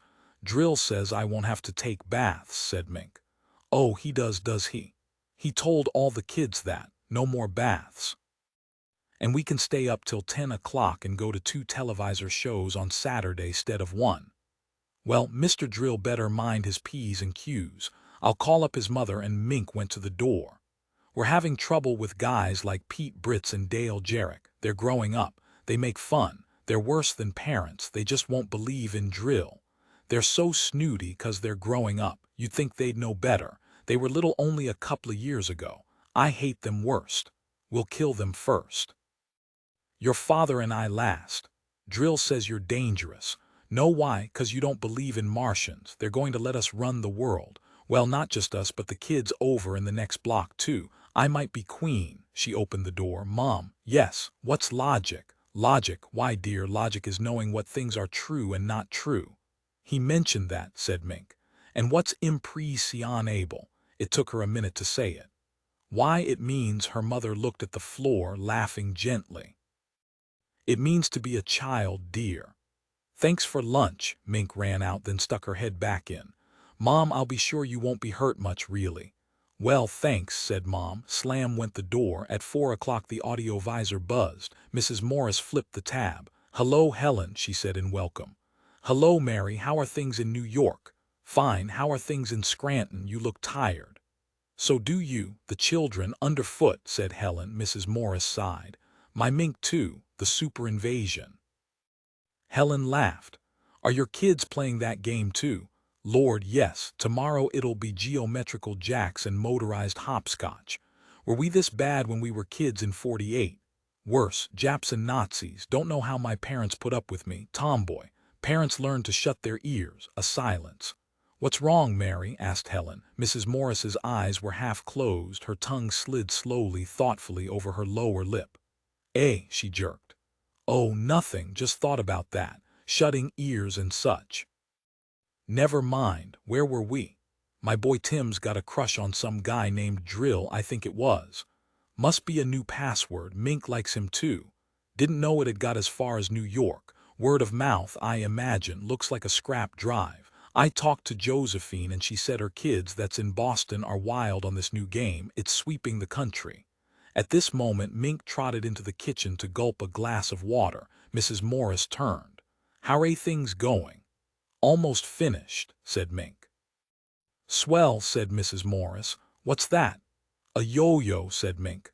Watch. She flung the yo-yo down its string. Reaching the end it vanished. See, said Mink. Ope, dibbling her finger, she made the yo-yo reappear and zip up the string. Do that again, said her mother. Can't. 0 hours 5 o'clock. Bye. Mink exited, zipping her yo-yo. On the audio visor, Helen laughed. Tim brought one of those yo-yos in this morning, but when I got curious he said he wouldn't show it to me, and when I tried to work it finally, it wouldn't work. You're not impressionable, said Mrs. Morris. What? Never mind, something I thought of. Can I help you, Helen? I wanted to get that black and white cake recipe. The hour drowsed by. The day waned. The sun lowered in the peaceful blue sky. Shadows lengthened on the green lawns. The laughter and excitement continued. One little girl ran away, crying. Mrs. Morris came out the front door. Mink, was that Peggy Ann crying? Mink was bent over in the yard near the rosebush. Yeah, she's a scarebaby. We won't let her play now. She's getting too old to play. I guess she grew up all of a sudden. Is that why she cried? Nonsense. Give me a civil answer, young lady, or inside you come. Mink whirled in consternation, mixed with irritation. I can't quit now. It's almost time. I'll be good. I'm sorry. Did you hit Peggy Ann? No, honest. You ask her. It was something. Well, she's just a scaredy pants. The ring of children drew in around Mink, where she scowled at her work with spoons and a kind of square-shaped arrangement of hammers and pipes. There and there, murmured Mink. What's wrong? Said Mrs. Morris. Drill's stuck halfway. If we could only get him all the way through, it'd be easier. Then all the others could come through after him. Can I help? Nom, thanks, I'll fix it. All right. I'll call you for your bath in half an hour. I'm tired of watching you. She went in and sat in the electric relaxing chair, sipping a little beer from a half-empty glass. The chair massaged her back. Children, children, children and love and hate side by side. Sometimes children loved you, hated you all in half a second. Strange children, did they ever forget or forgive the whippings and the harsh, strict words of command? She wondered. How can you ever forget or forgive those over and above you, those tall and silly dictators? Time passed. A curious, waiting silence came upon the street, deepening. 5 o'clock. A clock sang softly somewhere in the house in a quiet, musical voice. 5 o'clock, 5 o'clock, time's a-wasting. 5 o'clock, and purred away into silence. 0 hour. Mrs. Morris chuckled in her throat. 0 hour. A beetle car hummed into the driveway. Mr. Morris. Mrs. Morris smiled. Mr. Morris got out of the beetle, locked it, and called hello to Mink at her work. Mink ignored him. He laughed and stood for a moment watching the children. Then he walked up the front steps. "Hello, darling. Hello, Henry." She strained forward on the edge of the chair, listening. The children were silent, too silent. He emptied his pipe, refilled it. "Swell day, makes you glad to be alive." "Buzz, what's that?" asked Henry. "I don't know." She got up suddenly, her eyes widening. She was going to say something. She stopped it. Ridiculous. Her nerves jumped. "Those children haven't anything dangerous out there, have they?" she said. "Nothing but pipes and hammers. Why, nothing electrical." "Heck no," said Henry. "I looked." She walked to the kitchen. The buzzing continued. "Just the same, you'd better go tell them to quit. It's after 5. Tell them." Her eyes widened and narrowed. "Tell them to put off their invasion until tomorrow." She laughed nervously. The buzzing grew louder. "What are they up to? I'd better go look." "All right." The explosion, the house shook with dull sound. There were other explosions in other yards on other streets. Involuntarily, Mrs. Morris screamed. "Up this way," she cried senselessly, knowing no sense, no reason. Perhaps she saw something from the corners of her eyes, perhaps she smelled a new odor or heard a new noise. There was no time to argue with Henry, to convince him. Let him think her insane. Yes, insane. Shrieking, she ran upstairs. He ran after her to see what she was up to. "In the attic," she screamed. "That's where it is." It was only a poor excuse to get him in the attic in time. Oh God, in time. Another explosion outside. The children screamed with delight as if at a great fireworks display. "It's not in the attic," cried Henry. "It's outside." "No, no," wheezing, gasping, she fumbled at the attic door. "I'll show you. Hurry, I'll show you." They tumbled into the attic. She slammed the door, locked it, took the key, threw it into a far, cluttered corner. She was babbling wild stuff now. It came out of her. All the subconscious suspicion and fear that had gathered secretly all afternoon and fermented like a wine in her. All the little revelations and knowledges and sense that had bothered her all day, and which she had logically and carefully and sensibly rejected and censored. Now it exploded in her and shook her to bits. "There, there," she said, sobbing against the door. "We're safe until tonight. Maybe we can sneak out. Maybe we can escape." Henry blew up too, but for another reason. "Are you crazy? Why'd you throw that key away? Damn it, honey." Yes, yes, I'm crazy if it helps, but stay here with me." "I don't know how in hell I can get out." "Quiet, they'll hear us." "Oh God, they'll find us soon enough." Below them, Mink's voice. The husband stopped. There was a great universal humming and sizzling, a screaming and giggling. Downstairs, the audio televisor buzzed and buzzed insistently, alarmingly, violently. "Is that Helen calling?" thought Mrs. Morris. "And is she calling about what I think she's calling about?" Footsteps came into the house, heavy footsteps. "Who's coming in my house?" demanded Henry angrily. "Who's tramping around down there?" Heavy feet. 20, 30, 40, 50 of them. 50 persons crowding into the house. The humming, the giggling of the children. "This way," cried Mink below. "Who's downstairs?" roared Henry. "Who's there?" "Hush, oh no, said his wife weakly, holding him. "Please be quiet, they might go away." "Mom," called Mink. "Dad," a pause. "Where are you?" Heavy footsteps, heavy, heavy, very heavy footsteps came up the stairs, Mink leading them. "Mom," a hesitation. "Dad," a waiting, a silence. humming, footsteps toward the attic, Mink's first. They trembled together in silence in the attic, Mr. and Mrs. Morris. For some reason the electric humming, the queer cold light suddenly visible under the door crack, the strange odor and the alien sound of eagerness in Mink's voice finally got through to Henry Morris too. He stood, shivering in the dark silence, his wife beside him. "Mom, Dad," footsteps. A little humming sound, the attic lock melted, the door opened. Mink peered inside, tall blue shadows behind her. "Peekaboo," said Mink. The rocket. Many nights Fiorello Bedoni would awaken to hear the rocket sighing in the dark sky. He would tiptoe from bed, certain that his kind wife was dreaming, to let himself out into the night air. For a few moments he would be free of the smells of old food in the small house by the river. For a silent moment he would let his heart soar alone into space, following the rockets.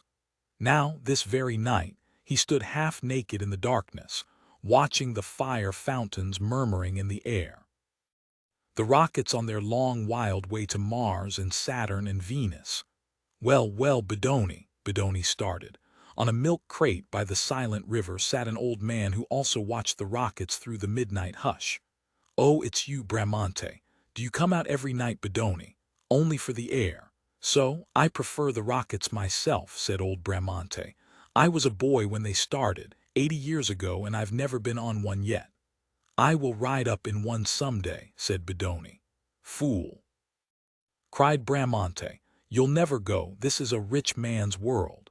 He shook his gray head, remembering. "When I was young they wrote it in fiery letters, the world of the future. Science, comfort, and new things for all. 80 years, the future becomes now. Do we fly rockets? No, we live in shacks like our ancestors before us." "Perhaps my sons," said Bedoni. "No, nor their sons," the old man shouted. "It's the rich who have dreams and rockets." Bedoni hesitated. "Old man, I've saved $3,000. It took me 6 years to save it, for my business to invest in machinery, but every night for a month now I've been awake.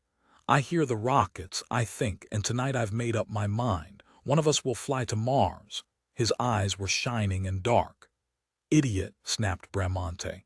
"How will you choose? Who will go? If you go, your wife will hate you, for you will be just a bit nearer God in space. When you tell your amazing trip to her over the years, won't bitterness gnaw at her?" "No, no." "Yes, and your children. Will their lives be filled with the memory of Papa who flew to Mars while they stayed here? What a senseless task you will set your boys. They will think of the rocket all their lives. They will lie awake. They will be sick with wanting it, just as you are sick now. They will want to die if they cannot go. Don't set that goal, I warn you. Let them be content with being poor. Turn their eyes down to their hands and to your junk yard, not up to the stars." "But suppose your wife went. How would you feel knowing she had seen and you had not? She would become holy. You would think of throwing her in the river. No, Bedoni, buy a new wrecking machine which you need and pull your dreams apart with it and smash them to pieces." The old man subsided, gazing at the river in which, drowned, images of rockets burned down the sky. "Good night," said Bedoni. "Sleep well," said the other. When the toast jumped from its silver box, Bedoni almost screamed. The night had been sleepless. Among his nervous children, beside his mountainous wife, Bedoni had twisted and stared at nothing. Bramante was right. Better to invest the money. Why save it when only one of the family could ride the rocket while the others remained to melt in frustration? "Fiorello, eat your toast," said his wife Maria. "My throat is shriveled," said Bedoni. The children rushed in, the 3 boys fighting over a toy rocket, the 2 girls carrying dolls which duplicated the inhabitants of Mars, Venus, and Neptune, green mannequins with 3 yellow eyes and 12 fingers. "I saw the Venus rocket," cried Paolo. "It took off, whoosh," hissed Antonello. "Children," shouted Bedoni, hands to his ears. They stared at him. He seldom shouted. Bedoni arose. "Listen, all of you," he said. "I have enough money to take one of us on the Mars rocket." Everyone yelled. "You understand?" he asked. "Only one of us." "Who? Me," cried the children. "You," said Maria. "You," said Bedoni to her. They all fell silent. The children reconsidered. "Let Lorenzo go, he's oldest. Let Miriamne go, she's a girl. Think what you would see," said Bedoni's wife to him, but her eyes were strange, her voice shook. "The meteors like fish, the universe, the moon. Someone should go who could tell it well on returning. You have a way with words." "Nonsense." "So have you," he objected. Everyone trembled. "Here," said Bedoni unhappily. From a broom he broke straws of various lengths. "The short straw wins." He held out his tight fist. "Choose." Solemnly each took his turn. Long straw, another, long straw. The children finished. The room was quiet. 2 straws remained. Bedoni felt his heart ache in him. "Now," he whispered. "Maria," she drew. "The short straw," she said. "Ah," sighed Lorenzo, half happy, half sad. "Mama goes to Mars." Bedoni tried to smile. "Congratulations, I will buy your ticket today." "Wait, Fiorello, you can leave next week," he murmured. She saw the sad eyes of her children upon her with the smiles beneath their straight, large noses. She returned the straw slowly to her husband. "I cannot go to Mars." "But why not?" "I will be busy with another child." "What?" She would not look at him. "It wouldn't do for me to travel in my condition." He took her elbow. "Is this the truth? Draw again. Start over." "Why didn't you tell me before?" he said incredulously. "I didn't remember." Maria," he whispered, patting her face. He turned to the children. "Draw again." Paolo immediately drew the short straw. "I go to Mars," he danced wildly. "Thank you, father." The other children edged away. "That's swell, Paolo." Paolo stopped smiling to examine his parents and his brothers and sisters. "I can go, can't I?" he asked uncertainly. "Yes. And you'll like me when I come back." "Of course." Paolo studied the precious broom straw on his trembling hand and shook his head. He threw it away. "I forgot. School starts. I can't go. Draw again." But none would draw. A full sadness lay on them. "None of us will go," said Lorenzo. "That's best," said Maria. "Bramante was right," said Bedoni. With his breakfast curdled within him, Fiorello Bedoni worked in his junk yard, ripping metal, melting it, pouring out usable ingots. His equipment flaked apart. Competition had kept him on the insane edge of poverty for 20 years. It was a very bad morning. In the afternoon, a man entered the junk yard and called up to Bedoni on his wrecking machine. "Hey, Bedoni, I got some metal for you." "What is it, Mr. Matthews?" asked Bedoni listlessly. "A rocket ship. What's wrong? Don't you want it?" "Yes, yes." He seized the man's arm and stopped, bewildered. "Of course," said Matthews, "it's only a mock-up, you know. When they plan a rocket, they build a full-scale model first of aluminum. You might make a small profit boiling her down. Let you have her for 2,000. Bedoni dropped his hand. "I haven't the money." "Sorry, thought I'd help you. Last time we talked you said how everyone outbid you on junk. Thought I'd slip this to you on the QT. Well, I need new equipment. I saved money for that."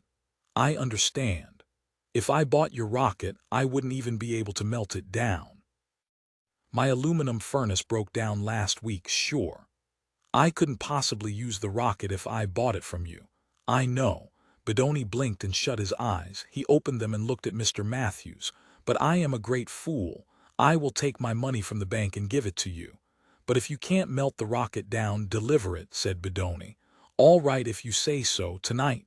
"Tonight," said Bedoni, "would be fine. Yes, I would like to have a rocket ship tonight." There was a moon. The rocket was white and big in the junk yard. It held the whiteness of the moon and the blueness of the stars. Bedoni looked at it and loved all of it. He wanted to pet it and lie against it, pressing it with his cheek, telling it all the secret wants of his heart. He stared up at it. "You are all mine," he said. "Even if you never move or spit fire and just sit there and rust for 50 years, you are mine." The rocket smelled of time and distance. It was like walking into a clock. It was finished with Swiss delicacy. One might wear it on one's watch fob. "I might even sleep here tonight," Bedoni whispered excitedly. He sat in the pilot's seat. He touched a lever. He hummed in his shut mouth, his eyes closed. The humming grew louder, louder, higher, higher, wilder, stranger, more exhilarating. trembling in him and leaning him forward and pulling him and the ship in a roaring silence and in a kind of metal screaming, while his fists flew over the controls and his shut eyes quivered. And the sound grew and grew until it was a fire, a strength, a lifting and a pushing of power that threatened to tear him in half. He gasped. He hummed again and again and did not stop, for it could not be stopped, it could only go on, his eyes tighter, his heart furious. Taking off, he screamed, the jolting concussion, the thunder.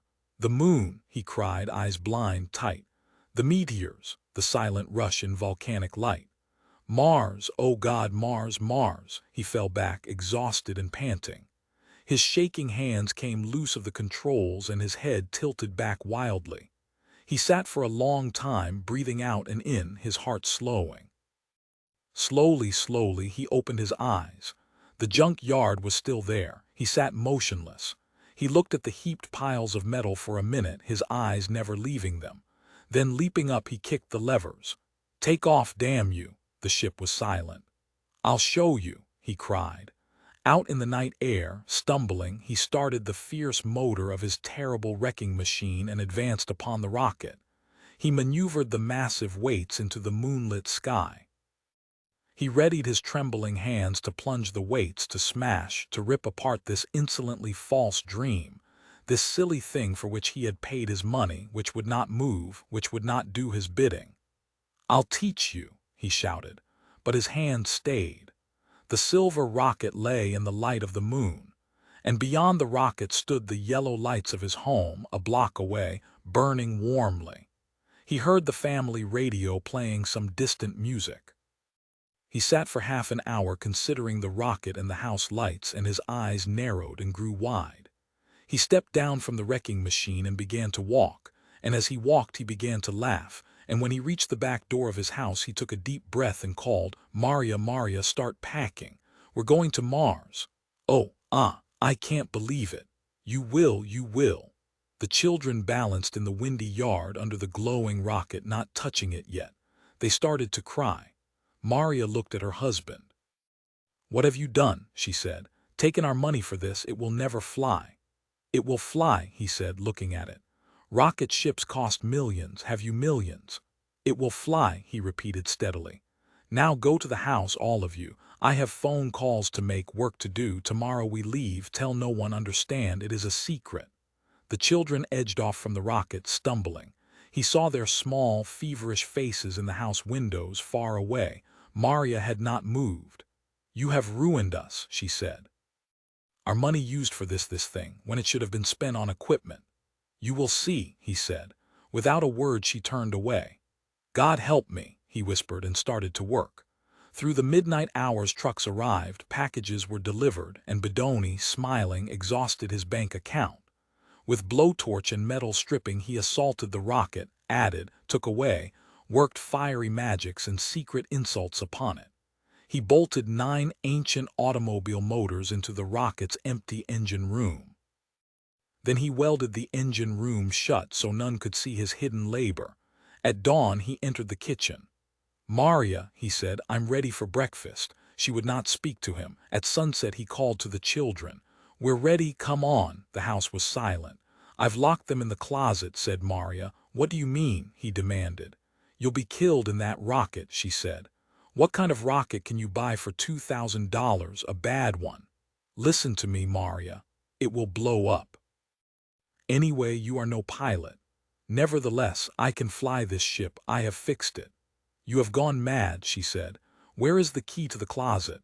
"I have it here." He put out his hand. "Give it to me." She handed it to him. "You will kill them." "No, no." "Yes, you will. I feel it." He stood before her. "You won't come along. I'll stay here," she said. "You will understand. You will see then," he said and smiled. He unlocked the closet. "Come, children, follow your father." "Goodbye, goodbye, Mama." She stayed in the kitchen window, looking out at them, very straight and silent. At the door of the rocket the father said, "Children, we will be gone a week. You must come back to school and I to my business."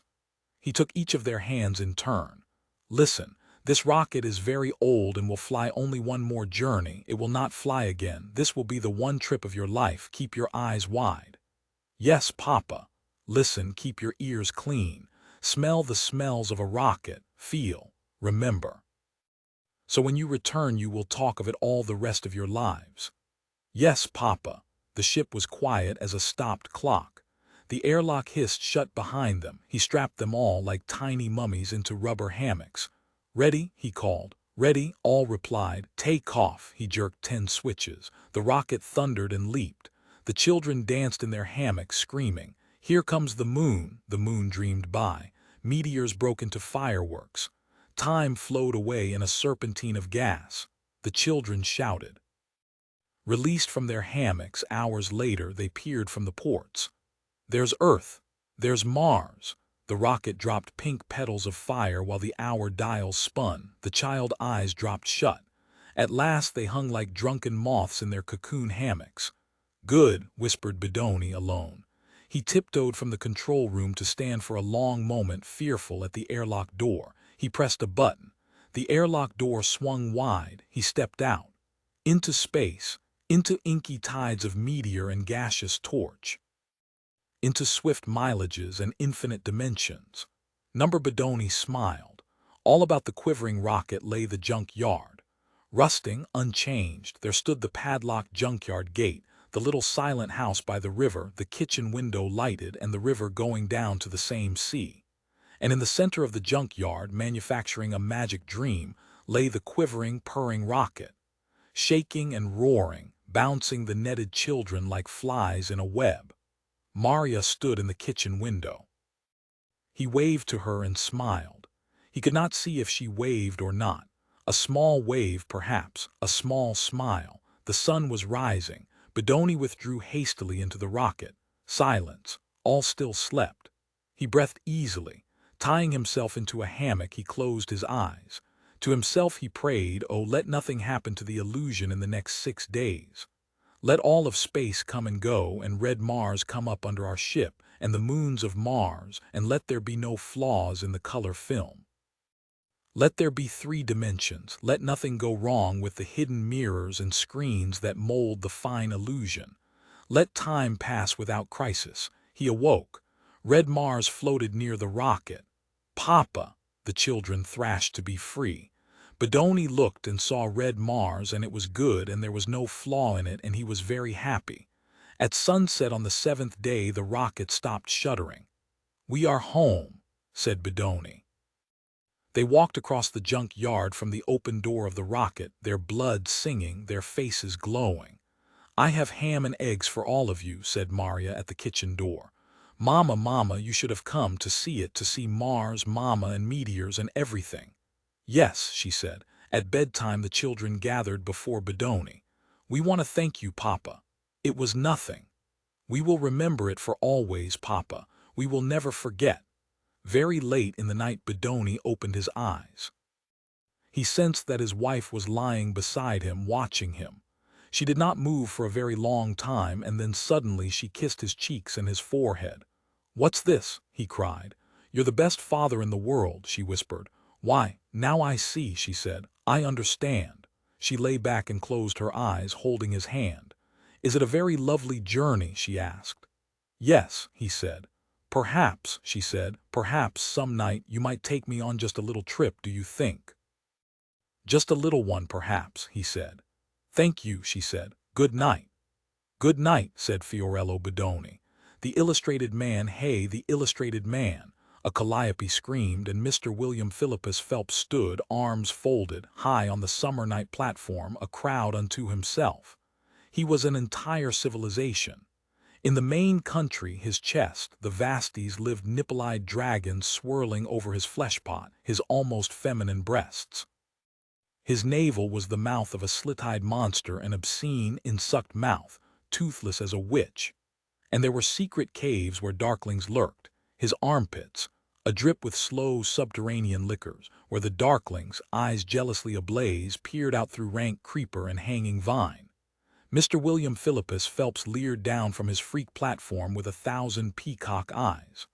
Across the sawdust meadow he saw his wife Lisabeth, far away, ripping tickets in half, staring at the silver belt buckles of passing men. Mr. William Philippus Phelps' hands were tattooed roses. At the sight of his wife's interest, the roses shriveled as with the passing of sunlight. A year before, when he had led Lisbeth to the marriage bureau to watch her work her name in ink slowly on the form, his skin had been pure and white and clean. He glanced down at himself in sudden horror. Now he was like a great painted canvas, shaken in the night wind. How had it happened? Where had it all begun? It had started with the arguments, and then the flesh, and then the pictures. They had fought deep into the summer nights, she like a brass trumpet forever blaring at him. And he had gone out to eat 5,000 steaming hot dogs, 10 million hamburgers, and a forest of green onions, and to drink vast red seas of orange juice. Peppermint candy formed his brontosaur bones, the hamburgers shaped his balloon flesh, and strawberry pop pumped in and out of his heart valves sickeningly until he weighed 300 pounds. "William Philippus Phelps," Lisbeth said to him in the 11th month of their marriage, "you're dumb and fat." That was the day the carnival boss handed him the blue envelope. "Sorry, Phelps, you're no good to me with all that gut on you. Wasn't I always your best tent man, boss? Once. Not anymore. Now you sit, you don't get the work out. Let me be your fat man. I got a fat man, dime a dozen." The boss eyed him up and down. "Tell you what, though, we ain't had a tattooed man since Gallery Smith died last year." That had been a month ago, for short weeks. From someone he had learned of a tattoo artist far out in the rolling Wisconsin country, an old woman, they said, who knew her trade. If he took the dirt road and turned right at the river and then left. He had walked out across a yellow meadow which was crisp from the sun. Red flowers blew and bent in the wind as he walked, and he came to the old shack, which looked as if it had stood in a million rains. Inside the door was a silent, bare room, and in the center of the bare room sat an ancient woman. Her eyes were stitched with red resin thread. Her nose was sealed with black waxed twine. Her ears were sewn, too, as if a darning needle dragonfly had stitched all her senses shut. She sat not moving in the vacant room. Dust lay in a yellow flower all about, unfootprinted in many weeks. If she had moved it would have shown, but she had not moved. Her hands touched each other like thin, rusted instruments. Her feet were naked and obscene as rain rubbers, and near them sat vials of tattoo milk, red, lightning blue, brown, cat yellow. She was a thing sewn tight into whispers and silence. Only her mouth moved unsewn. "Come in. Sit down. I'm lonely here." He did not obey. "You came for the pictures," she said in a high voice. "I have a picture to show you first." She tapped a blind finger to her thrust-out palm. "See," she cried. It was a tattoo portrait of William Philippus Phelps. "Me," he said. Her cry stopped him at the door. "Don't run." He held to the edges of the door, his back to her. That's me on your hand. It's been there 50 years." She stroked it like a cat over and over. He turned. "It's an old tattoo." He drew slowly nearer. He edged forward and bent to blink at it. He put out a trembling finger to brush the picture. "Old, that's impossible. You don't know me. I don't know you, your eyes all sewed shut." "I've been waiting for you," she said, "and many people." She displayed her arms and legs like the spindles of an antique chair. "I have pictures on me of people who have already come here to see me. And there are other pictures of other people who are coming to see me in the next 100 years. And you have come. How do you know it's me? You can't see. You feel like the lions, the elephants, and the tigers to me. Unbutton your shirt, you need me. Don't be afraid. My needles are as clean as a doctor's fingers. When I'm finished with illustrating you, I'll wait for someone else to walk along out here and find me. And someday, 100 summers from now, perhaps, I'll just go lie down in the forest under some white mushrooms, and in the spring you won't find anything but a small blue cornflower."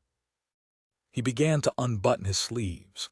"I know the deep past and the clear present and the even deeper future," she whispered, eyes knotted into blindness, face lifted to this unseen man. "It is on my flesh. I will paint it on yours, too. You will be the only real illustrated man in the universe. I'll give you special pictures you will never forget, pictures of the future on your skin." She pricked him with a needle. He ran back to the carnival that night in a drunken terror and elation. Oh, how quickly the old dust witch had stitched him with color and design. At the end of a long afternoon of being bitten by a silver snake, his body was alive with portraiture. He looked as if he had dropped and been crushed between the steel rollers of a print press and come out like an incredible rotogravure. He was clothed in a garment of trolls and scarlet dinosaurs. "Look!" he cried to Lisabeth. She glanced up from her cosmetic table as he tore his shirt away. He stood in the naked bulb light of their car trailer, expanding his impossible chest. Here, the Trembleys, half maiden, half goat, leaping when his biceps flexed. Here, the country of lost souls, his chins. In so many accordion pleats of fat, numerous small scorpions, beetles, and mice were crushed, held, hid, darting into view, vanishing as he raised or lowered his chins. "My God," said Lisabeth. "My husband's a freak." She ran from the trailer, and he was left alone to pose before the mirror. Why had he done it? To have a job, yes, but most of all to cover the fat that had larded itself impossibly over his bones. To hide the fat under a layer of color and fantasy, to hide it from his wife, but most of all from himself. He thought of the old woman's last words. She had needled him 2 special tattoos, one on his chest, another for his back, which she would not let him see. She covered each with cloth and adhesive. "You are not to look at these 2, she had said. "Why?" "Later you may look. The future is in these pictures. You can't look now or it may spoil them. They are not quite finished. I put ink on your flesh, and the sweat of you forms the rest of the picture, the future your sweat and your thought." Her empty mouth grinned. "Next Saturday night you may advertise, the big unveiling. Come see the illustrated man unveil his picture. You can make money in that way. You can charge admission to the unveiling like to an art gallery. Tell them you have a picture that even you never have seen, that nobody has seen yet. The most unusual picture ever painted, almost alive, and it tells the future. Roll the drums and blow the trumpets, and you can stand there and unveil at the big unveiling." "That's a good idea," he said. "But only unveil the picture on your chest," she said. "That is first. You must save the picture on your back under the adhesive for the following week. Understand? How much do I owe you?" "Nothing," she said. "If you walk with these pictures on you, I will be repaid with my own satisfaction. I will sit here for the next 2 weeks and think how clever my pictures are, for I make them fit each man himself and what is inside him. Now walk out of this house and never come back. Goodbye." "Hey, the big unveiling." The red signs blew in the night wind. "No ordinary tattooed man. This one is illustrated, greater than Michelangelo. Tonight, admission 10 cents. Now the hour had come. Saturday night, the crowd stirring their animal feet in the hot sawdust. In 1 minute, the carny boss pointed his cardboard megaphone. "In the tent immediately to my rear, we will unveil the mysterious portrait upon the illustrated man's chest. Next Saturday night, the same hour, same location, will unveil the picture upon the illustrated man's back. Bring your friends." There was a stuttering roll of drums. Mr. William Philippus Phelps jumped back and vanished. The crowd poured into the tent, and once inside found him re-established upon another platform, the band brassing out a jig-time melody.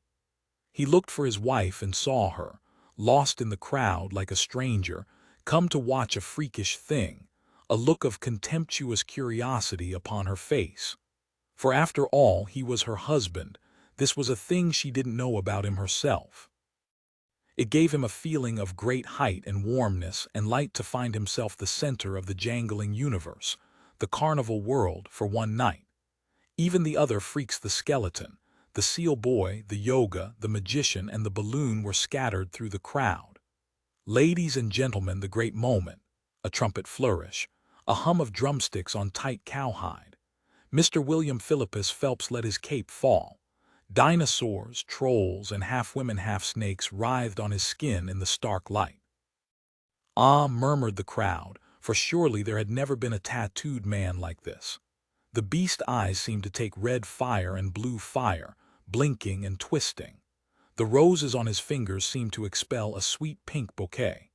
The Tyrannosaurus Rex reared up along his leg, and the sound of the brass trumpet in the hot tent heavens was a prehistoric cry from the red monster throat. Mr. William Philippus Phelps was a museum jolted to life. Fish swam in seas of electric blue ink. Fountains sparkled under yellow suns.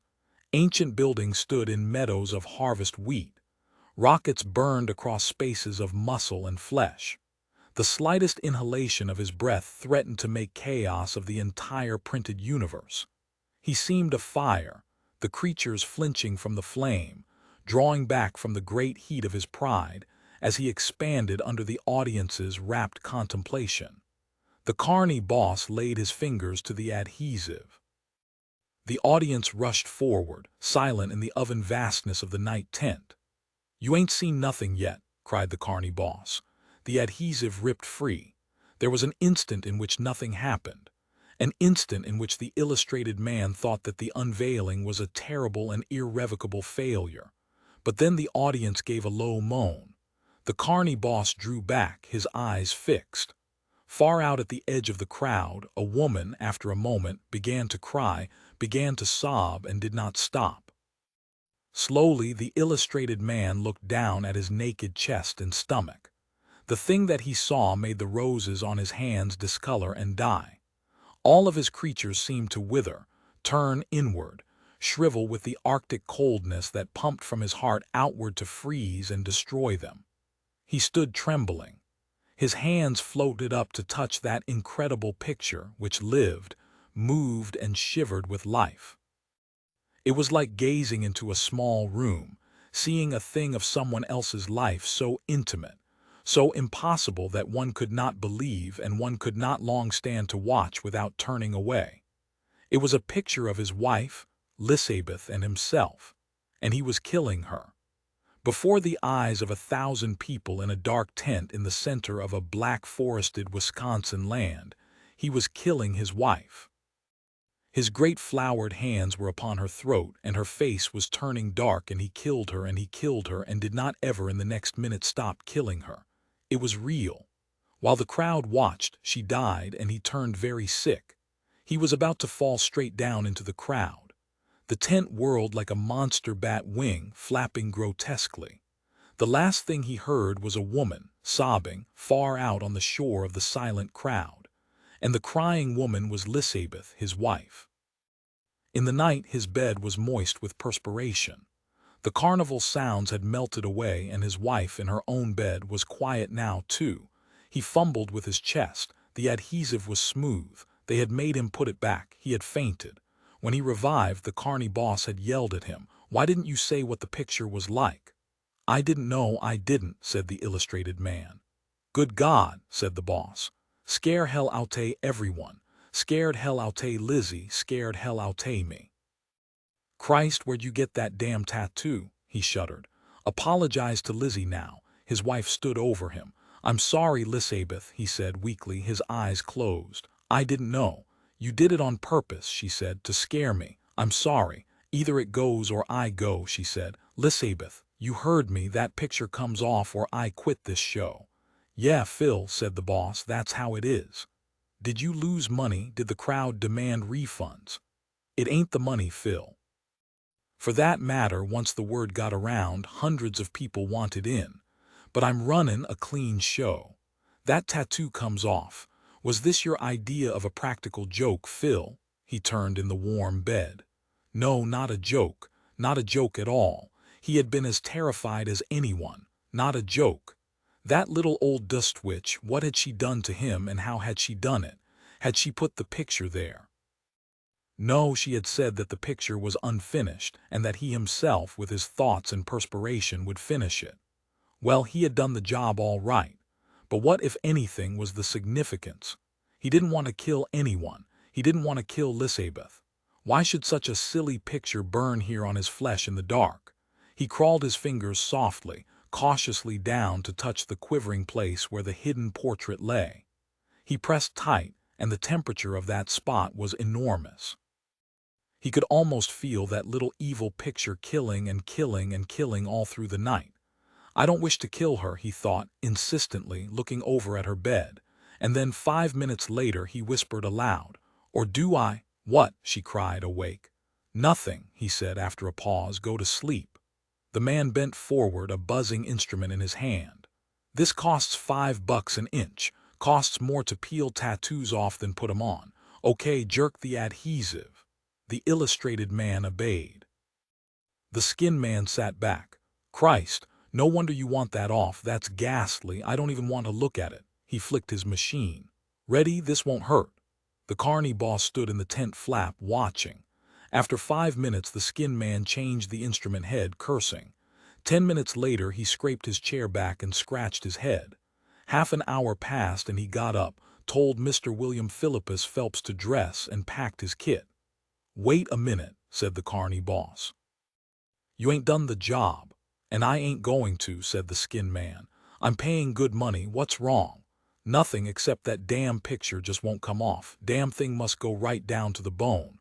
"You're crazy. Mister, I'm in business 30 years and never seen a tattoo like this, an inch deep if it's anything." "But I've got to get it off," cried the illustrated man. The skin man shook his head. "Only one way to get rid of that." "How?" "Take a knife and cut off your chest. You won't live long, but the picture'll be gone. Come back here." But the skin man walked away. They could hear the big Sunday night crowd waiting. "That's a big crowd," said the illustrated man. "But they ain't going to see what they came to see," said the carny boss.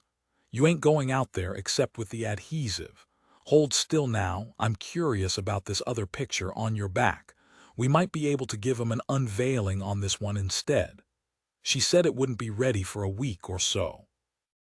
The old woman said it would take time to make a pattern. There was a soft ripping as the carny boss pulled aside a flap of white tape on the illustrated man's spine. "What do you see?" gasped Mr. Phelps, bent over. The carny boss replaced the tape.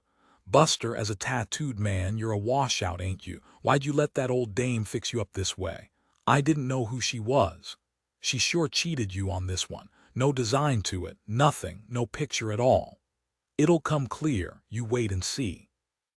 The boss laughed. "Okay, come on. We'll show the crowd part of you anyway." They walked out into an explosion of brassy music. He stood monstrous in the middle of the night, putting out his hands like a blind man to balance himself in a world now tilted, now rushing, now threatening to spin him over and down into the mirror before which he raised his hands. Upon the flat, dimly lighted tabletop were peroxide, acids, silver razors, and squares of sandpaper. He took each of them in turn. He soaked the vicious tattoo upon his chest. He scraped at it. He worked steadily for an hour. He was aware suddenly that someone stood in the trailer door behind him. It was 3 in the morning. There was a faint odor of beer. She had come home from town. He heard her slow breathing. He did not turn. "Lisabeth," he said. "You'd better get rid of it," she said, watching his hands move the sandpaper. She stepped into the trailer. "I didn't want the picture this way," he said. "You did," she said. "You planned it." "I didn't." "I know you," she said. "Oh, I know you hate me. Well, that's nothing. I hate you. I've hated you a long time now. Good God, when you started putting on the fat, you think anyone could love you then.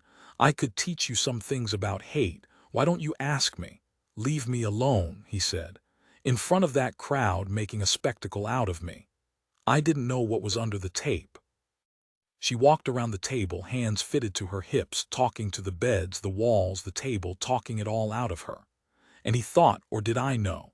Who made this picture, me or the witch? Who formed it? How? Do I really want her dead? No, and yet. He watched his wife draw nearer, nearer. He saw the ropey strings of her throat vibrate to her shouting. This and this was wrong with him. That and that was unspeakable about him. He was a liar, a schemer, a fat, lazy, ugly man, a child. Did he think he could compete with the carny boss or the tent peggers? Did he think he was sylphine and graceful? Did he think he was a framed El Greco? Da Vinci, Michelangelo, my eye, she brayed. She showed her teeth. "Well, you can't scare me into staying with someone I don't want touching me with their slobby paws," she finished triumphantly. "Lisabeth," he said. "Don't Lisabeth me," she shrieked. "I know your plan. You had that picture put on to scare me. You thought I wouldn't dare leave you. Well, Saturday night, the second unveiling, he said. You'll be proud of me. Proud, you're silly and pitiful. God, you're like a whale. You ever see a beached whale? I saw one when I was a kid. There it was, and they came and shot it. Some lifeguards shot it. Jesus, a whale. Lisabeth, I'm leaving, that's all, and getting a divorce. Don't. And I'm marrying a man, not a fat woman. That's what you are. So much fat on you there ain't no sex. You can't leave me, he said. Just watch. I love you, he said. Oh, she said. Go look at your pictures. He reached out. Keep your hands off, she said. Lisabeth. Don't come near, you turn my stomach. Lisabeth.